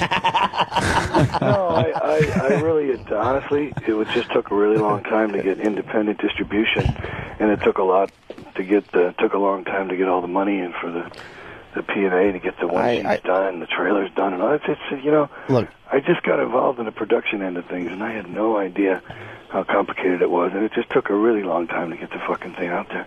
You know, I think the point Jimmy was making is that everyone knew that this Al Pacino movie was dog shit, and that it was on the shelves for a couple of years. And a movie like that got major distribution, and a movie like Your Vice, maybe they should have, got that all over the place instead of 88 Minutes. We've just been teasing that movie because, like, as much as you gotta love Pacino. It's just one of those ones you do and you're like, ugh, and it just looks fucking god awful. Well, you know, a lot of people get behind some of these big movies, and there's a lot of studios that will spend, $10 or $15 million on prints and ads, and a guy like me, I got a little independent picture, and I can't get anybody to look at it, because they automatically, there's a lot of political reasons why they don't want to get involved with getting behind a smaller film, unless of course it does really well. Then I'll probably be able to make a good DVD deal. But I didn't want it to go straight to DVD and just disappear into oblivion. Yeah. But it's pretty hard. I mean, it's a very, very, very... you'd be surprised. Independent distribution is a very, very tough thing to find. Getting people to put up, $10 million on a movie that only cost $3 million to make. When is the internet going to help the film industry? Because you got a lot of bands that couldn't get exposure on radio stations, and then the internet really opened up the doors for a lot of bands that would have never been played on I think radio. That's probably coming big time. Because like a movie like Vice, you're saying, you're proud of it, you like it, you're saying it's one of the top 5 movies you ever did, but there's a good chance a lot of people aren't going to even know it's out there. It's too bad that there's not a place you can go on the internet to kind of discover some of these movies that don't get the attention. Well, it's got its own website. It's got a Vice website, and it's got a link to my site, and you can watch the trailer on the internet. And sure, it's got information about all the cast and everything like that. The only way that this picture's ever going to make it is if people start talking about it, if people like it, and people go to see it. Yeah. Because no matter what a studio tries to do to kill something, you can't stop the people. Right. If the people come in to see the picture, sooner or later they're going to have to accept reality that it's going to do well. Yeah, that's a good point. What exactly you didn't actually what it's about? It's like you play a detective and you were respected and you lost your wife, and it's like kind of like what is it, like a mental unraveling? It's it kind of starts out that way, and I got Daryl Hannah to come in and play my partner in it, and Michael T is Michael T and I are partners, and she's part of the team, and it's about a bunch of cops and they betray each other, and it's really hard to figure out who did what, and it's a quiet kind of, You remember that movie Bullet that McQueen did? Oh yeah. It has a kind of a quiet kind of a mood to it, like Bullet. It's a very mysterious thing. Cliff Martinez did the soundtrack for me. He used to be a drummer of the Chili Peppers, and he's doing soundtracks for movies now. And he came in and put some tracks on it, and it's just kind of, it's hard to describe. It's a very moody. When was he? When was he? And I dedicated the picture to Chris Penn. Oh, cool. Very cool. Yeah. Very cool. It's you said the distribution is kind of political. Do you mean like that people aren't sure how it's going to make the money, or are you disliked, or have you burned bridges? No, I think it all has to do with money. I think it has to do with decisions being made by companies that are used to dumping, huge amounts of money into big projects, and when you have a small independent film that they weren't involved in the making of, people get scared of it, and they think, oh well, this thing's, it's a great DVD movie, but we can't theatrically release this because they don't want to make the investment, because they know that the producer has to get back his original money before they turn a profit. And they get afraid because they know that you need at least $10 million to pump a picture like that, and they don't want to wait and hope that they don't get their investment back if the movie doesn't work. Right. And they send people from acquisitions to look at it, and acquisitions people will sit there and fall asleep in the screening. And, how can you trust their opinion? I tried to get it in front of... Dennis Hopper was a real...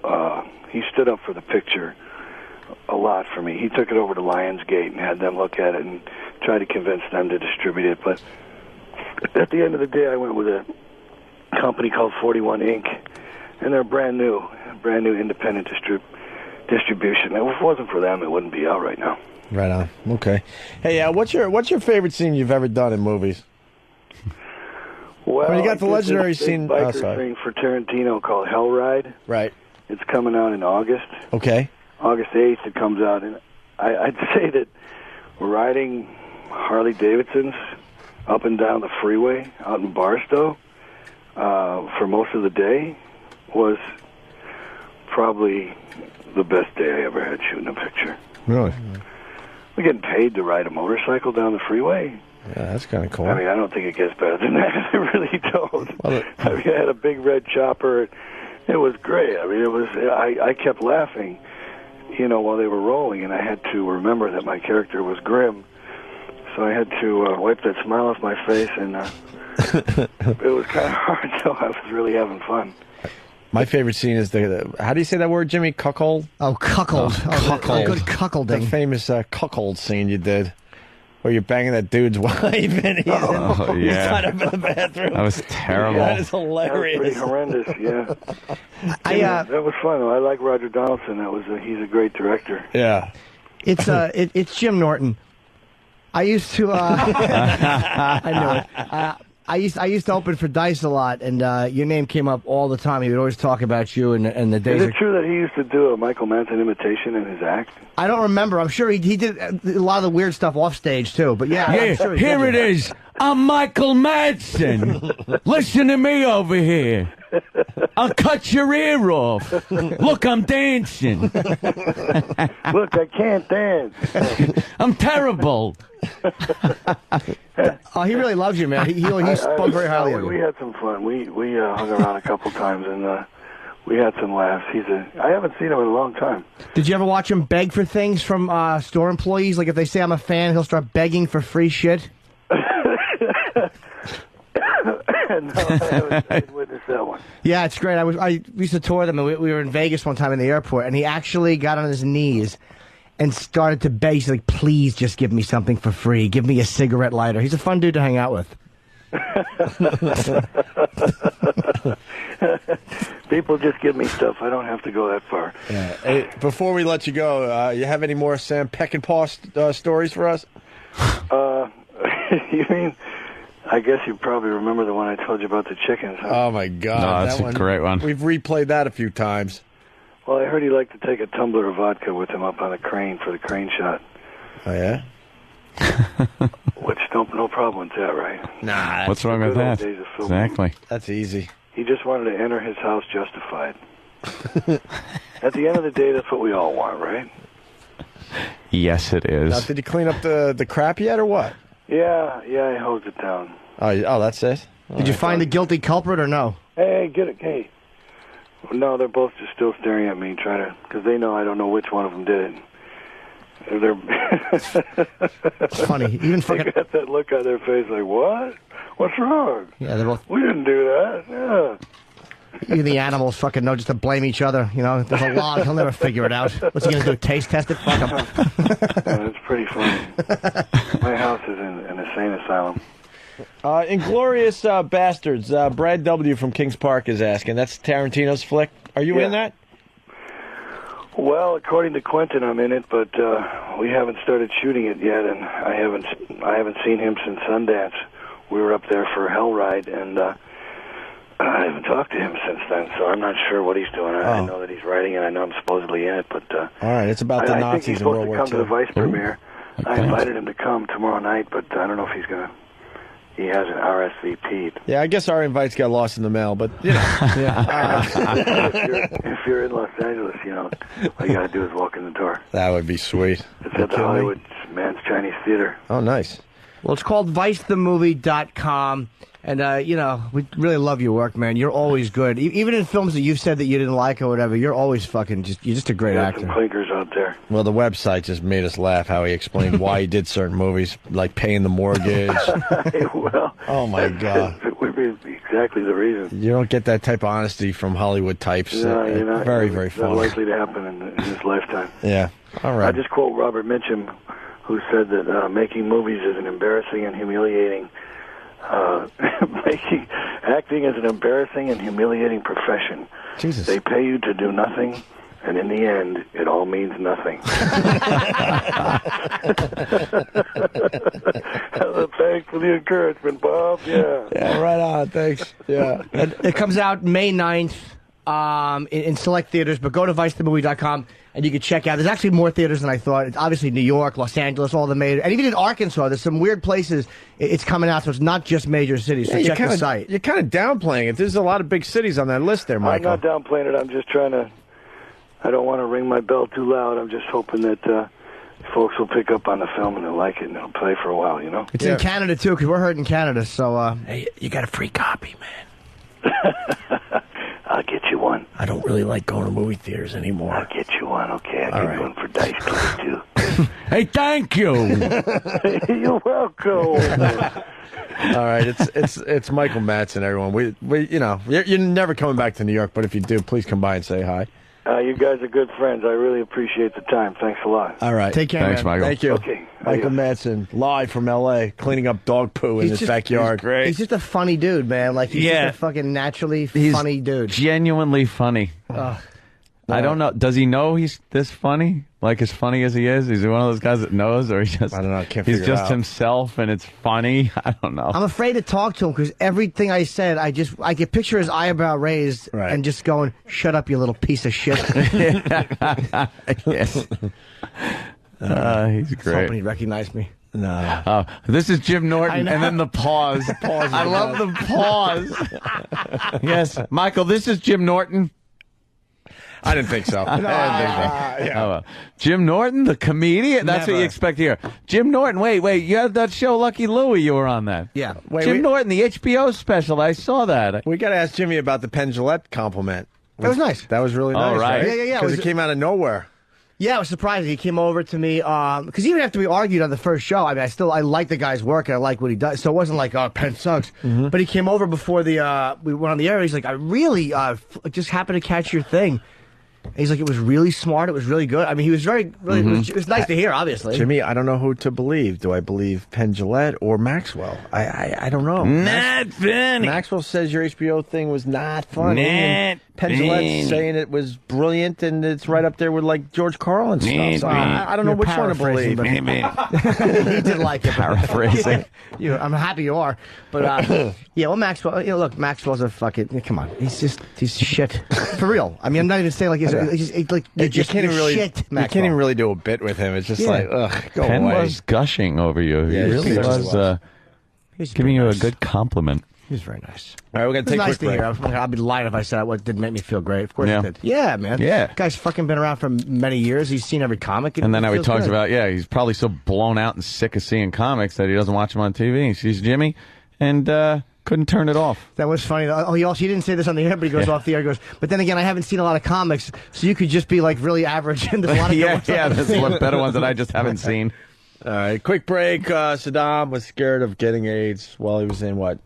Jail. Jail or whatever. From what? We'll do that, line of the day, and some more mopping up after this. It's an Opie and Anthony Show Entertainment News Minute with Hollywood actor Michael Madsen. What was the biggest piece of shit you were involved with? This show. Oh, damn! It's the Opie and Anthony Show.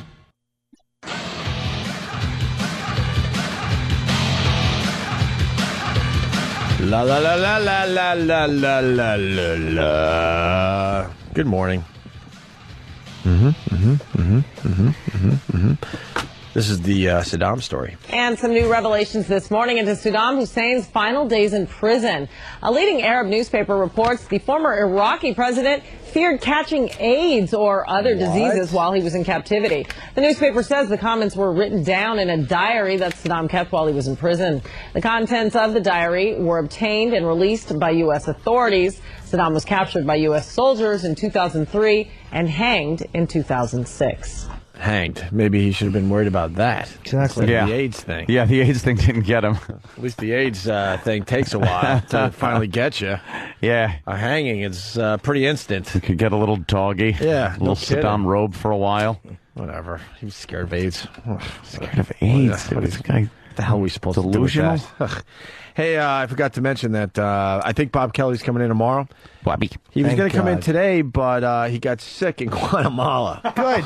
No shit. So, What did he get? I'm happy to report that Bob Kelly AIDS. made it back to the United States in one piece, except that he's shitting water or something at this point. I hope he fucking He's so shit si- the whole flight. He's so sick we can't even get him on the phone. He said he got really sick in Guatemala. course. Good, You of course he can't did. He didn't get it. I don't think he got any shots or nothing. He just went down there cold. Probably drank the water, the dummy. Yeah. Dude, you know what? It's so overrated, dude. Your body adjusts, dude. Sure it does. After emptying 300 gallons of pudding. I hope he has some kind of parasitic bacteria that has to be removed with a hammer claw. Like it's in his asshole and it has to be fucking yanked out with a hammer claw, along with the soft pink skin of his ass lining. Fucking asshole.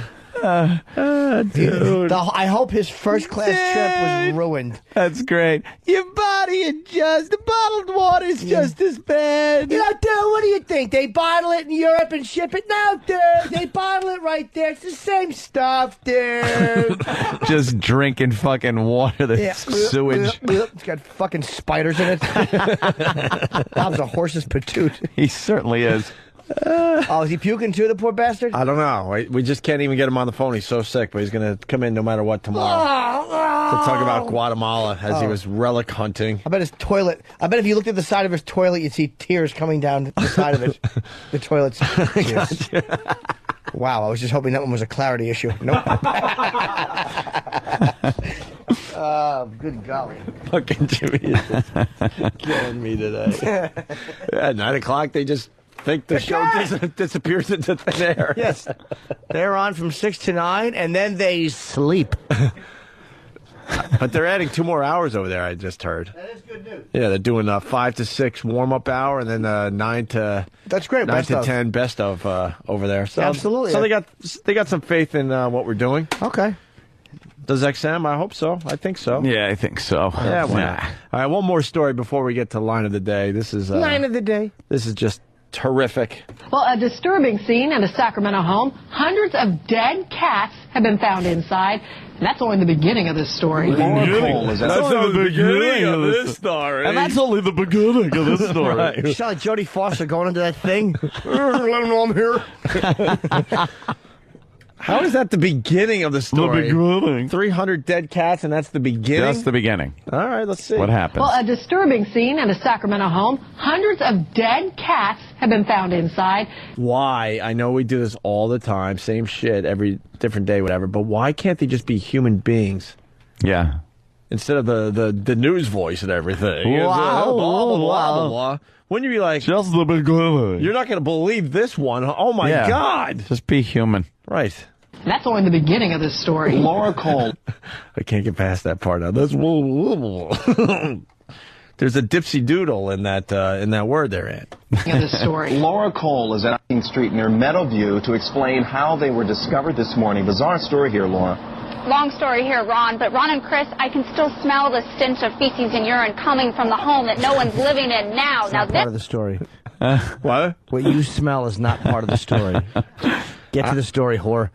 How Your cunt is not much better. that no one's living in now. Now this all started as a 911 checkup call. Someone called 911 from this residence, hung up the phone. Officers came out, and a 46-year-old man, Michael Parnell, answered the door. They asked, "Can we come in and check around?" He said no. They pushed their way in, saw his 84-year-old mother sitting on the couch, appeared to be just fine. This stupid mother just sitting there has no clue. No clue. She's living in a house of horror. Her House fucking, of shit, dead cats, her and fucking serial killer, wannabe is killing cats in the neighborhood and freezing them in fucking freezers. What the hell? And she's watching Jeopardy as all this is going on Her around feet her. propped up in 2 cat slippers. Right. Just old fucking bag. She's wearing a cat hat. She doesn't even know. My hat has a tail. My hat has maggots in it. I wish a Negro would punch it off. She's got a comforter made of cat fur. She has no clue. It's just actually a bunch of cats that piled on her when she sleeps. Right. She sleeps and he throws them on like hard discs of pizza. And they land on her. Thank you. one side looks like a cat, the other side's just perfectly flat. It's been laying on the floor for so long. Yeah. Coagulated blood in the side of its little fat face. She's probably just petting dead cats, just assuming they're taking a little nap. Yeah. The cat just staring at it with those glazed over dead eyes. And she just keeps asking over and over again, "What do you want? What do you want? What do you want? Are you hungry? Why won't you answer me?" This one loves me. He never leaves my lap. Look, the skeletal one in my lap loves me. He just sits here and dry rots. Fucking old bag. Hung up the phone. Officers came out, and a 46-year-old man, Michael Parnell, answered the door. They asked, "Can we come in and check around?" He said no. They pushed their way in, saw his 84-year-old mother sitting on the couch, appeared to be just fine, but when they got inside, that smell of urine and stench just got worse. They found 30 cats inside the home, alive. That's when they called animal control in, and when animal control got out here, they found 3 freezers full of dead cats. We're talking 300 dead cats right now, and animal control says this is going to be a lengthy investigation. Jimmy, I'm a little confused. You think, I don't know, you think this 46-year-old likes cats? I don't think this guy likes cats. I think he loves them. Whoa. He does he? I say, Didn't yes. see that coming. No way. I'm old Curveball Norton. That's my new nickname. That's all. Curveball Norton. Curveball Norton. A swish. It's Jim Norton catchphrase day. That's right. He did wizardry. Wizardry. Murder. He said murder. And now you did your loveth. That's what these cats are. They're implemented in wizardry. You swing a dead cat over your head, it will rain. I just find the black humor in this. The fucking mother is just living among this, clueless. There was probably a time she was like, baking the birthday cake for her son and everything, and everything was relatively normal in the house. And fast forward a few decades, and she's living in a house of horrors. House of horrors. Because her stupid son hasn't gotten laid yet. Lost his mind. It's a serial killer in training. Yeah, his son's a shitbag. Mm-hmm. He puts him in the freezer. What are you going to do with him? What do you do after that, Jimmy? Why wouldn't you just bury him or something? Exactly. What is he saving him for? When do you thaw them out? When do you go, time to thaw out number 216? When does that happen? What occasion calls for thawing one of the animals out? Yeah, why freeze them if you're never going to thaw them out? He just doesn't want to throw them out. He loves them. You know how cat lovers. You know how that's older cute, women, kind of soccer moms, they have their collections. I don't know, they might collect pigs or penguins, and the whole house is filled with unicorns. You think he plays with the cats? He breaks them out of the freezer and lines them up and stuff. Yeah, and admires his collection. It's like rubbing a hamburger with freezer burn on it. He gets a little white stuff under his fingernail. It's like from a freezer, and then he puts them back. Do you know how many fleas they must have in that fucking house? Oh, yeah. It must be infested with fleas. You think he has to push a lot of dead cats away just to get to the milk or the frozen food? Yeah, let me see what's in here. Dead cats, I dead cats. I imagine he didn't save a freezer mustard. for regular food. It's all probably in this. Look at Jimmy. He's like, disturbing. I don't know. Why would he do this? Let's see if we can find out more. There was an excessive amount of animals in this one particular house. It was not in the best of shapes. It was in pretty bad shape. There was a strong stench of strong odor of feces and urine. Now, Michael Parnell is charged with resisting arrest at this point. Animal cruelty charges could be coming once this investigation concludes. At this point, he doesn't face charges, but they've got to determine how these 300 cats died, whether or not he killed them, whether or not someone else killed them, or whether or not they just died of natural causes, and he froze them in the freezer. So a very disturbing and weird story. Yeah, that is very bizarre. Also, where did they come from? We have to thaw the bodies out, Sam. Oh, Jim C. I want to do a full autopsy. An autopsy. Why would you want to do that? On a cat? Yeah. The cause of death. They were drinking the water. It was contaminated, Sam. I could only talk to her, old Colonel of Corn Teeth. So now Nice teeth, shit dick. So he's gonna go to the live stage show of Cats and try to get up on stage so he could talk to the crowd. There's a young girl. I understand she wants to sleep with an older man in a members-only jacket. On a boat? On a boat. I have an Asian friend whose face is as flat as these cats. Sam, the flat... Sometimes I don't talk too good when I'm trying to make fun of Sam's fat face. Flat? Yes. What's flatter? The bottom of the dead cat, Sam's face, or your girlfriend's ass? I don't want to feed into that type of talk. There's a girl. There's a girl. I just want to talk to her. If I could only talk to them. There's a girl. Yeah. A beautiful girl. We're going to help her. She's innocent, but she's in danger. Is she? Hey, we're just an scapegoat. That was very well written. Very organic teenage dialogue. No catchphrase. No. Yeah, that's right. So keep waiting out there for the catchphrase.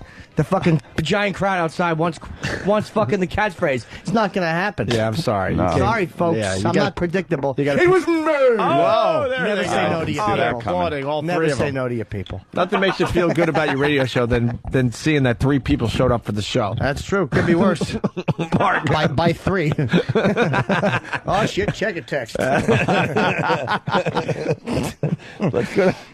Let's go to Mark in Tennessee. Mark. Hey, when is Foundry going to have the video uploaded of Remove Your Cat? Remove your cat. Oh, boy. Oh, crap. You'll never be able to find it. It's behind Cam Girl number 1406. That's right. Win a Foundry logo pair of underpants. Let's not forget his new name is his new title is Super Duper Executive Producer. That's cool. Yes, we like that. That's right. Because we don't want him to feel like someone might be trying to take over his job. Of course not. Why would he? The guy's got his job. There's only a 3-hour show. Yeah. You know? It's easy. 2-hour shit dick doesn't look it on a business card. No, dude, you don't understand. Fucking whole thing's a mess. All right, we're actually broadcasting from a bus that's crashing. Fucking mind-bending. I enjoyed the ride as we head toward the fucking cliff. A fucking brick wall. Right. With a cliff on the other side of it in case we happen to pass through.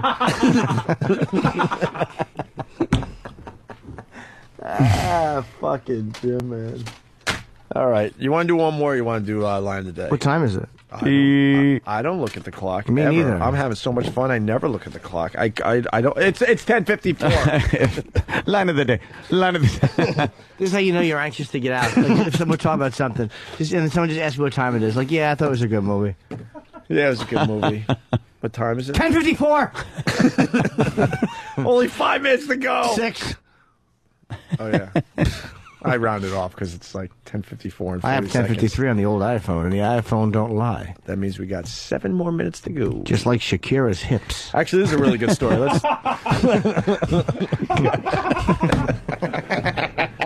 Ah, shit. Wyclef, no, that shit don't lie. Ah, shit.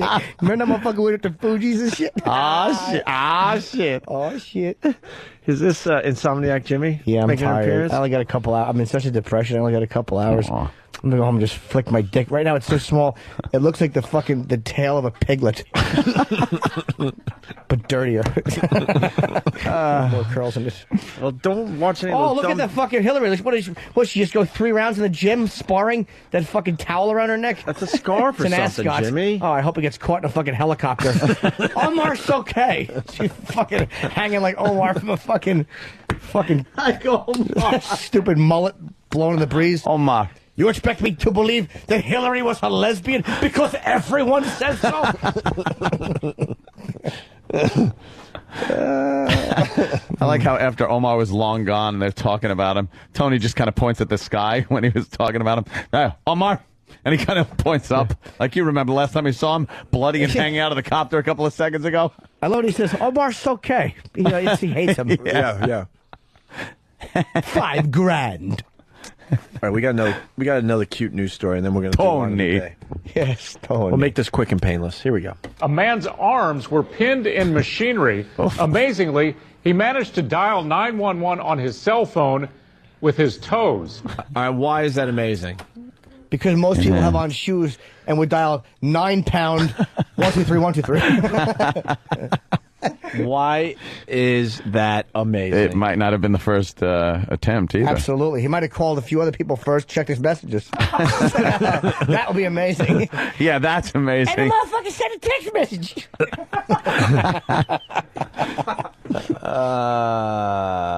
CokeLogic is promoting ONARadio.com. Is that a good site? I see like fan sites popping up that are just want to talk about the show, and then they'll eventually eventually turn to shit and go I bad. don't know. Well, Coke This Logic. golf cart chase is really hysterical. No. What happened, Dan? I don't know. It's in Vegas. That's all I know. Suspect makes off in golf cart. Oh boy, he didn't get too far on foot, did he? Then he just there fell he is, over. laying in rocks.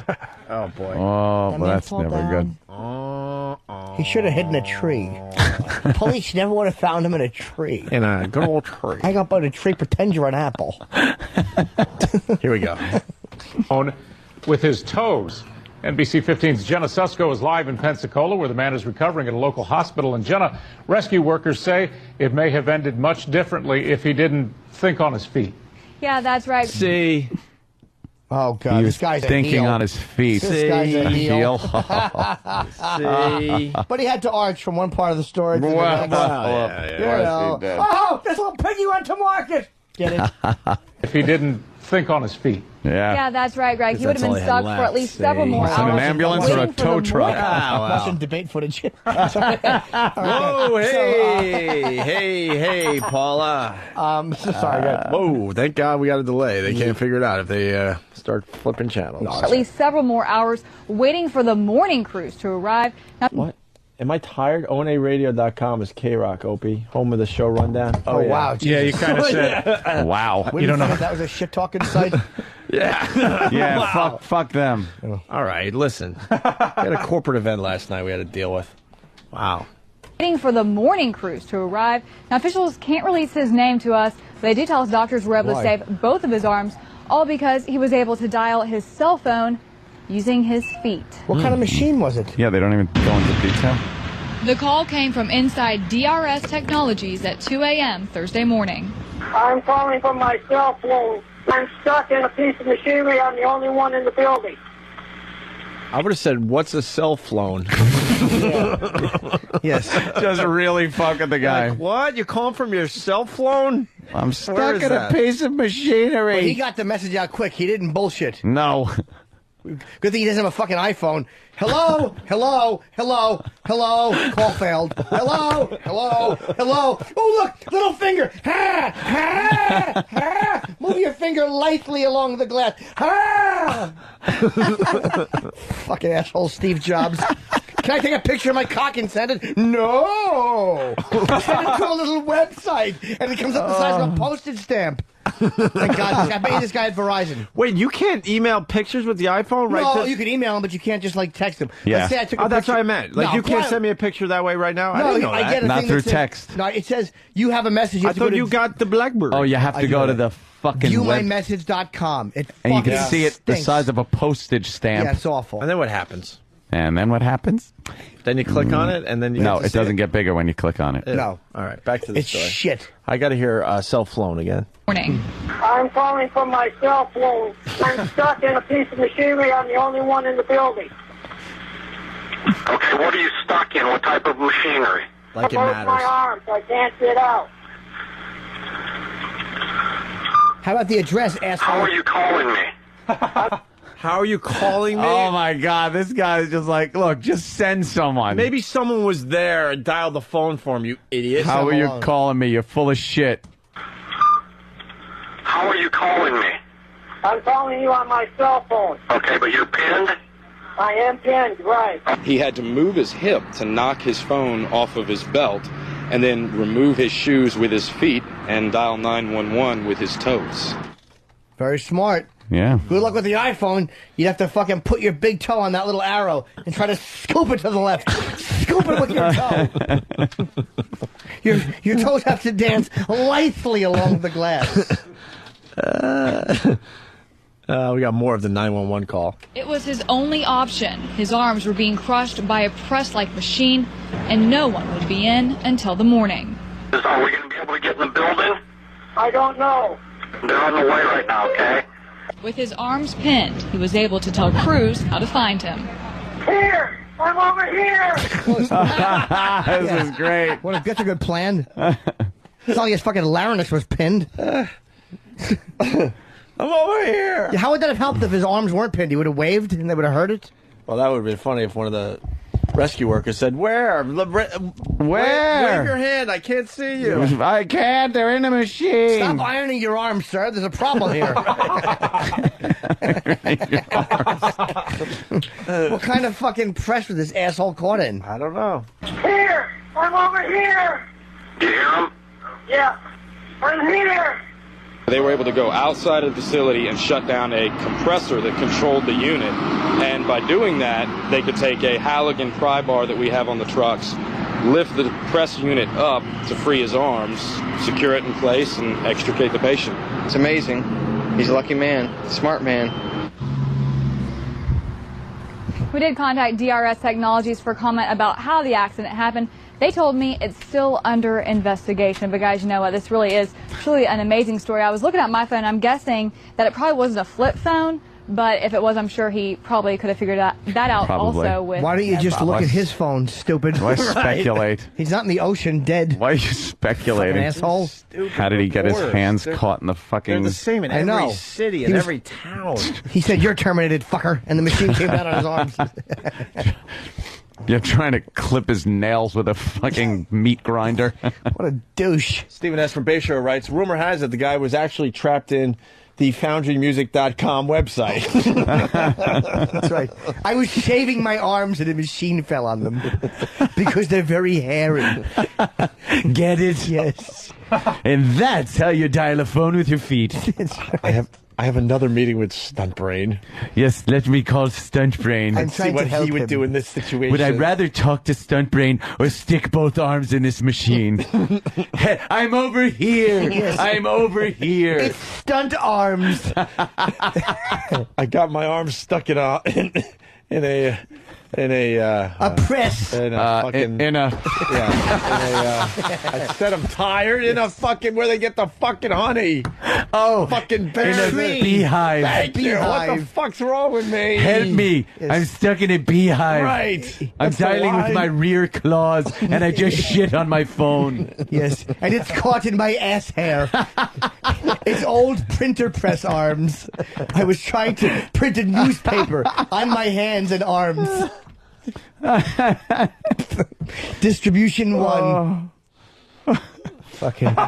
Thank you. Fucking Dickie Punchcock. He had another weird line name. that I didn't get to use, but this one from Whackbag, he writes, smart man.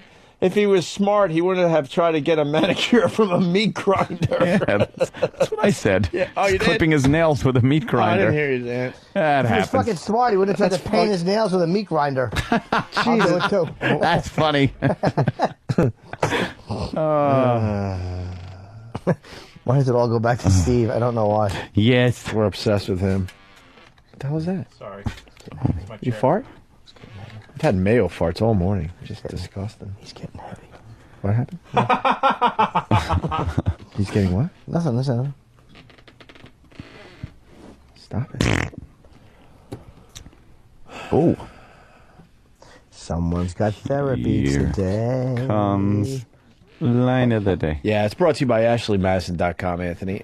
If you're looking for a little something on the side. Oh, God. And you don't have a extremely popular radio show, you might want to go to AshleyMadison.com. Do yourself a favor and check out AshleyMadison.com for a little tail. Little tail, right? Tail? Is that what you're getting? John from Virginia. I got to work on my Steve voice because I really want to be part of this. Yes. With you guys. He writes some. Just sound like an ass. My arms are stuck in my Prius and it's flying away. Help me. I'm over here. I didn't realize it said press. I thought it said Prius, a printing Prius. I was going to take a photo of the car. Please, just look where nobody's working. Yeah. I was trying to upload something and my arms got crushed. Get me stunt brain. Get me stunt brain on the phone. I was catnapping and the machine turned on. What a fool. I was trying to fax myself to XM to get there quicker.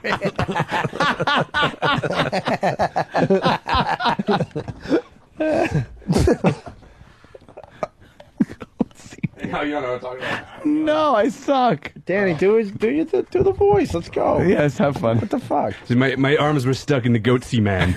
You know, the pictures of that guy with his asshole open, ridiculousy large. Oh, all right. There you go. That's the goatee man. That's the Okay. goatee. I didn't know his name. I didn't know that. Fuck. I didn't know this guy had a name. Goatee man. Help! I'm stuck. Bob Kelly rolled over on my arms. He's got the shits, Yes, and I can't get him off of that's me. right. It looks like the waterfall in Willy Wonka's factory. I'm really queer. I'm really queer. Yeah. I mean, I'm over here.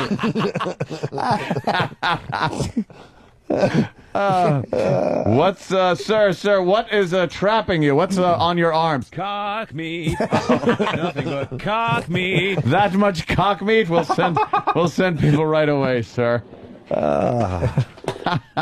Let's do the runner-up line of the day. Yes. Knew Matthew Beaudoin are horrified someone would run him over after such a silly argument. But they say his actions speak louder than... Who isn't going to be like a couple of people who knew him said they always expected him to be mowed down intentionally by a drunk driver. That seems like yesterday's show at this point. Well, it was. Another runner-up line of the day. You know, I did the toothpick thing one time at a party where I've kept all the meat in the deli sandwich from tipping over. Let me tell you something. Toothpick tricks. Wow. So do toothpick trick jokes.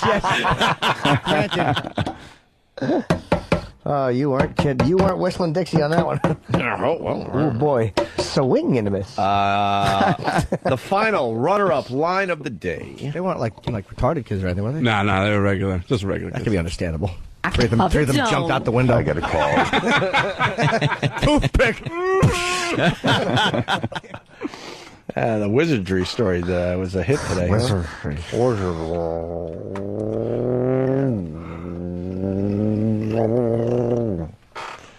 Oh, the Q West commercial, so cute. Look at that. Look at him. Then he makes a tree. How did he do that? I like that. He's doing it with some kind of How did he do that, Jimmy? I don't know. Sand. And what is Q West? I don't know. I don't know. It's like Quest with a Q.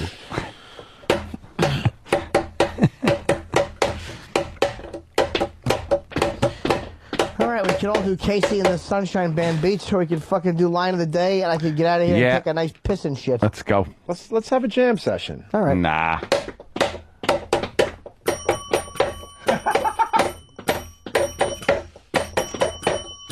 They Jimmy. told me. Bad news and good news. The good news is you get to sleep later.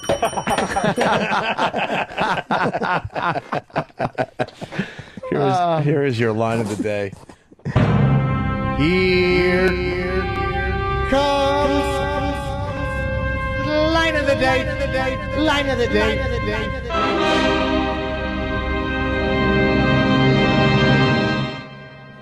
I spoke with the assistant superintendent of the Pasco County School District, who said it wasn't just the wizardry and that Piculus had other performance issues, including not following lesson plans. ED. Watch, go. Ew, that is creepy. That guy is, ugh. That's good. I think I was molested by him back in the day. So, that was a joke. Don't look at me like that. I don't know. All right, I guess that's it. Yep. Come on, Jimmy. No. I got the beat going. Let's go. I don't have any songs. No? Maybe. What's the beat? I don't know.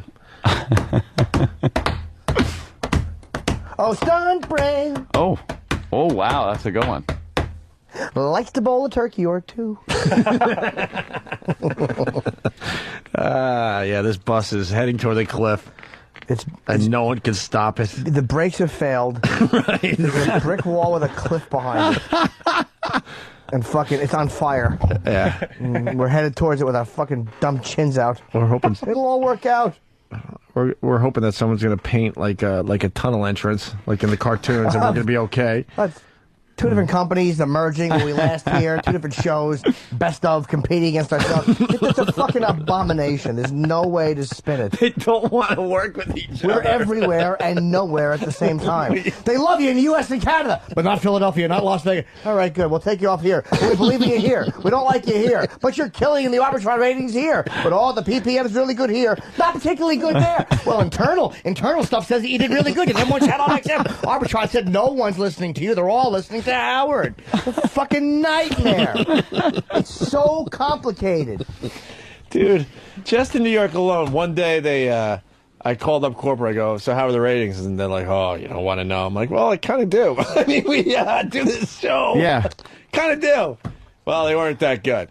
And so then Aunt and I were depressed for a day, and then the PPMs came out, and all of a sudden they're calling our phones and ringing off the hook. We have great news for you Great guys. news. Ratings ruled. What the fuck does that mean? Help me out here And and one tell me rating which... system that, thank God, is going away in, I think, 3 months. Not so good in New York. But the new ratings that don't start until November, real good. With the same shitty rating system going away here, says, hey, you guys are terrific in Boston. So we buy it. Right. No good here, good there. The fucking whole life just sucks. We got 2 executive producers now that are now going to have like a chemistry problem. They're going to be fighting it out, wondering who the top dog is. It's fucking awful. That's smart. There's going to be a fucking red line, and like Stunt Brain's going to hand papers over it to Steve. No one's going to cross that red line. Yeah, it's like fucking North Korea, South Korea. They got to kind of communicate in some sort of way. Some capacity. Barely, I understand. That's why I picked Korea. Not stupid. Here's the phone call we're going to get sometime next week. Hello. My CBS ID is not working. I can't seem to get in the building. I'm over here. Open the door. The beauty of this whole thing is Steve has no idea that the writing's on the wall. No, it's not that I don't know. I'm just get all my ducks in a row. There you. By the way, because I don't want to deal with the phone call after the show. That was purely for joke purposes, Steve. Exactly. Writing Yes. blood.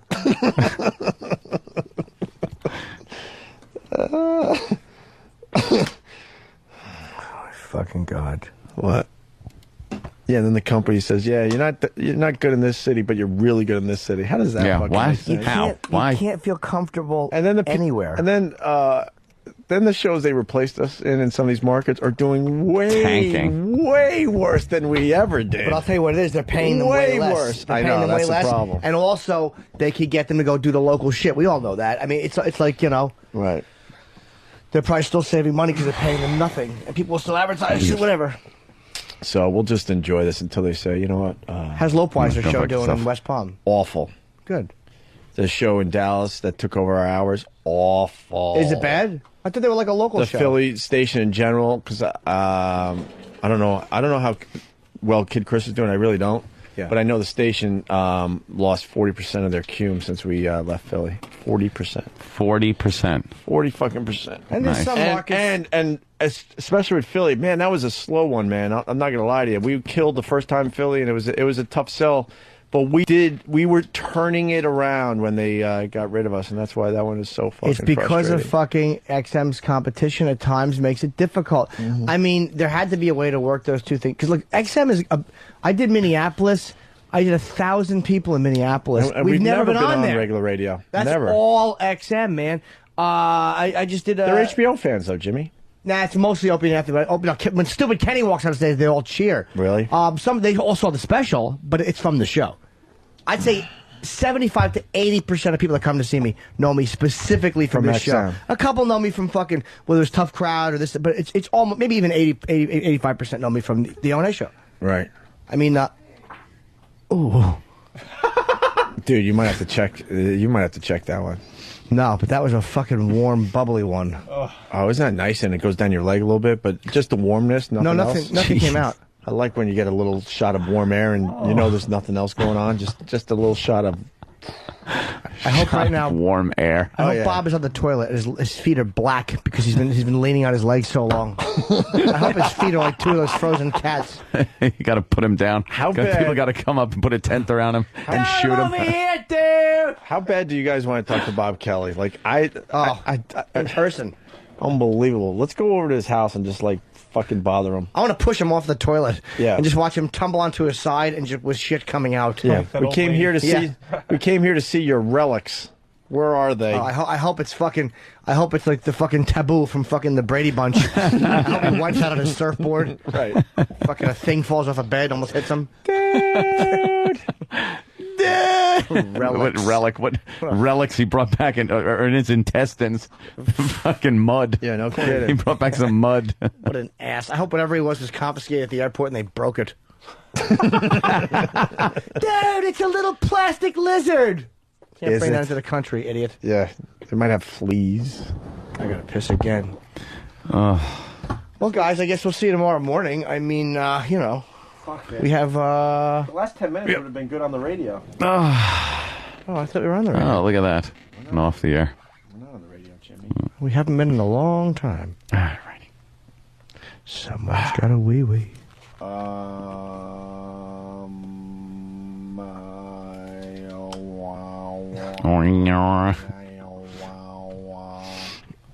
I gotta go see my spiritual advisor today. Oh.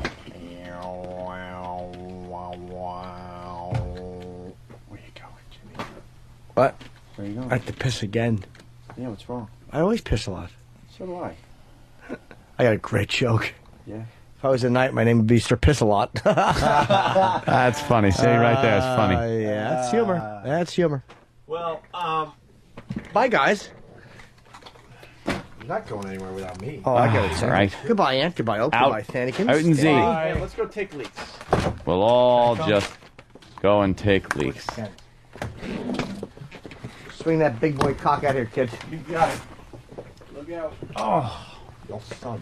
Is attempting. Jimmy's shirt day is officially over. It was a fucking hit. It was a hit. It was a hit. Goofy gags to play on your uncircumcised pals. Funny things to do with foreskin. One was you put fucking a little crazy glue around the rim, and you put it on the around an exhaust pipe, the foreskin, and then you drive away. Fucking pull the skin aside and dump rock salt in there. Clean that out, you fucking baboon cock. One was itching powder in the fucking thing, and then you staple it shut on top. Dirty fucking European dick. You stand a fucking uncut guy against the wall, and you lay on your back, you put your feet on his thighs, and you grab his foreskin with both hands, and you pull it up to your chest, and you let it snap like a window shade. And it will actually make the noise. I have to fill that skinny fucking fleshy pouch with crushed glass and fucking smash my fist on it. Goofy gags to play on your uncircumcised pals. It's the Opie and Anthony Show. Hit the bricks, Crusader dick.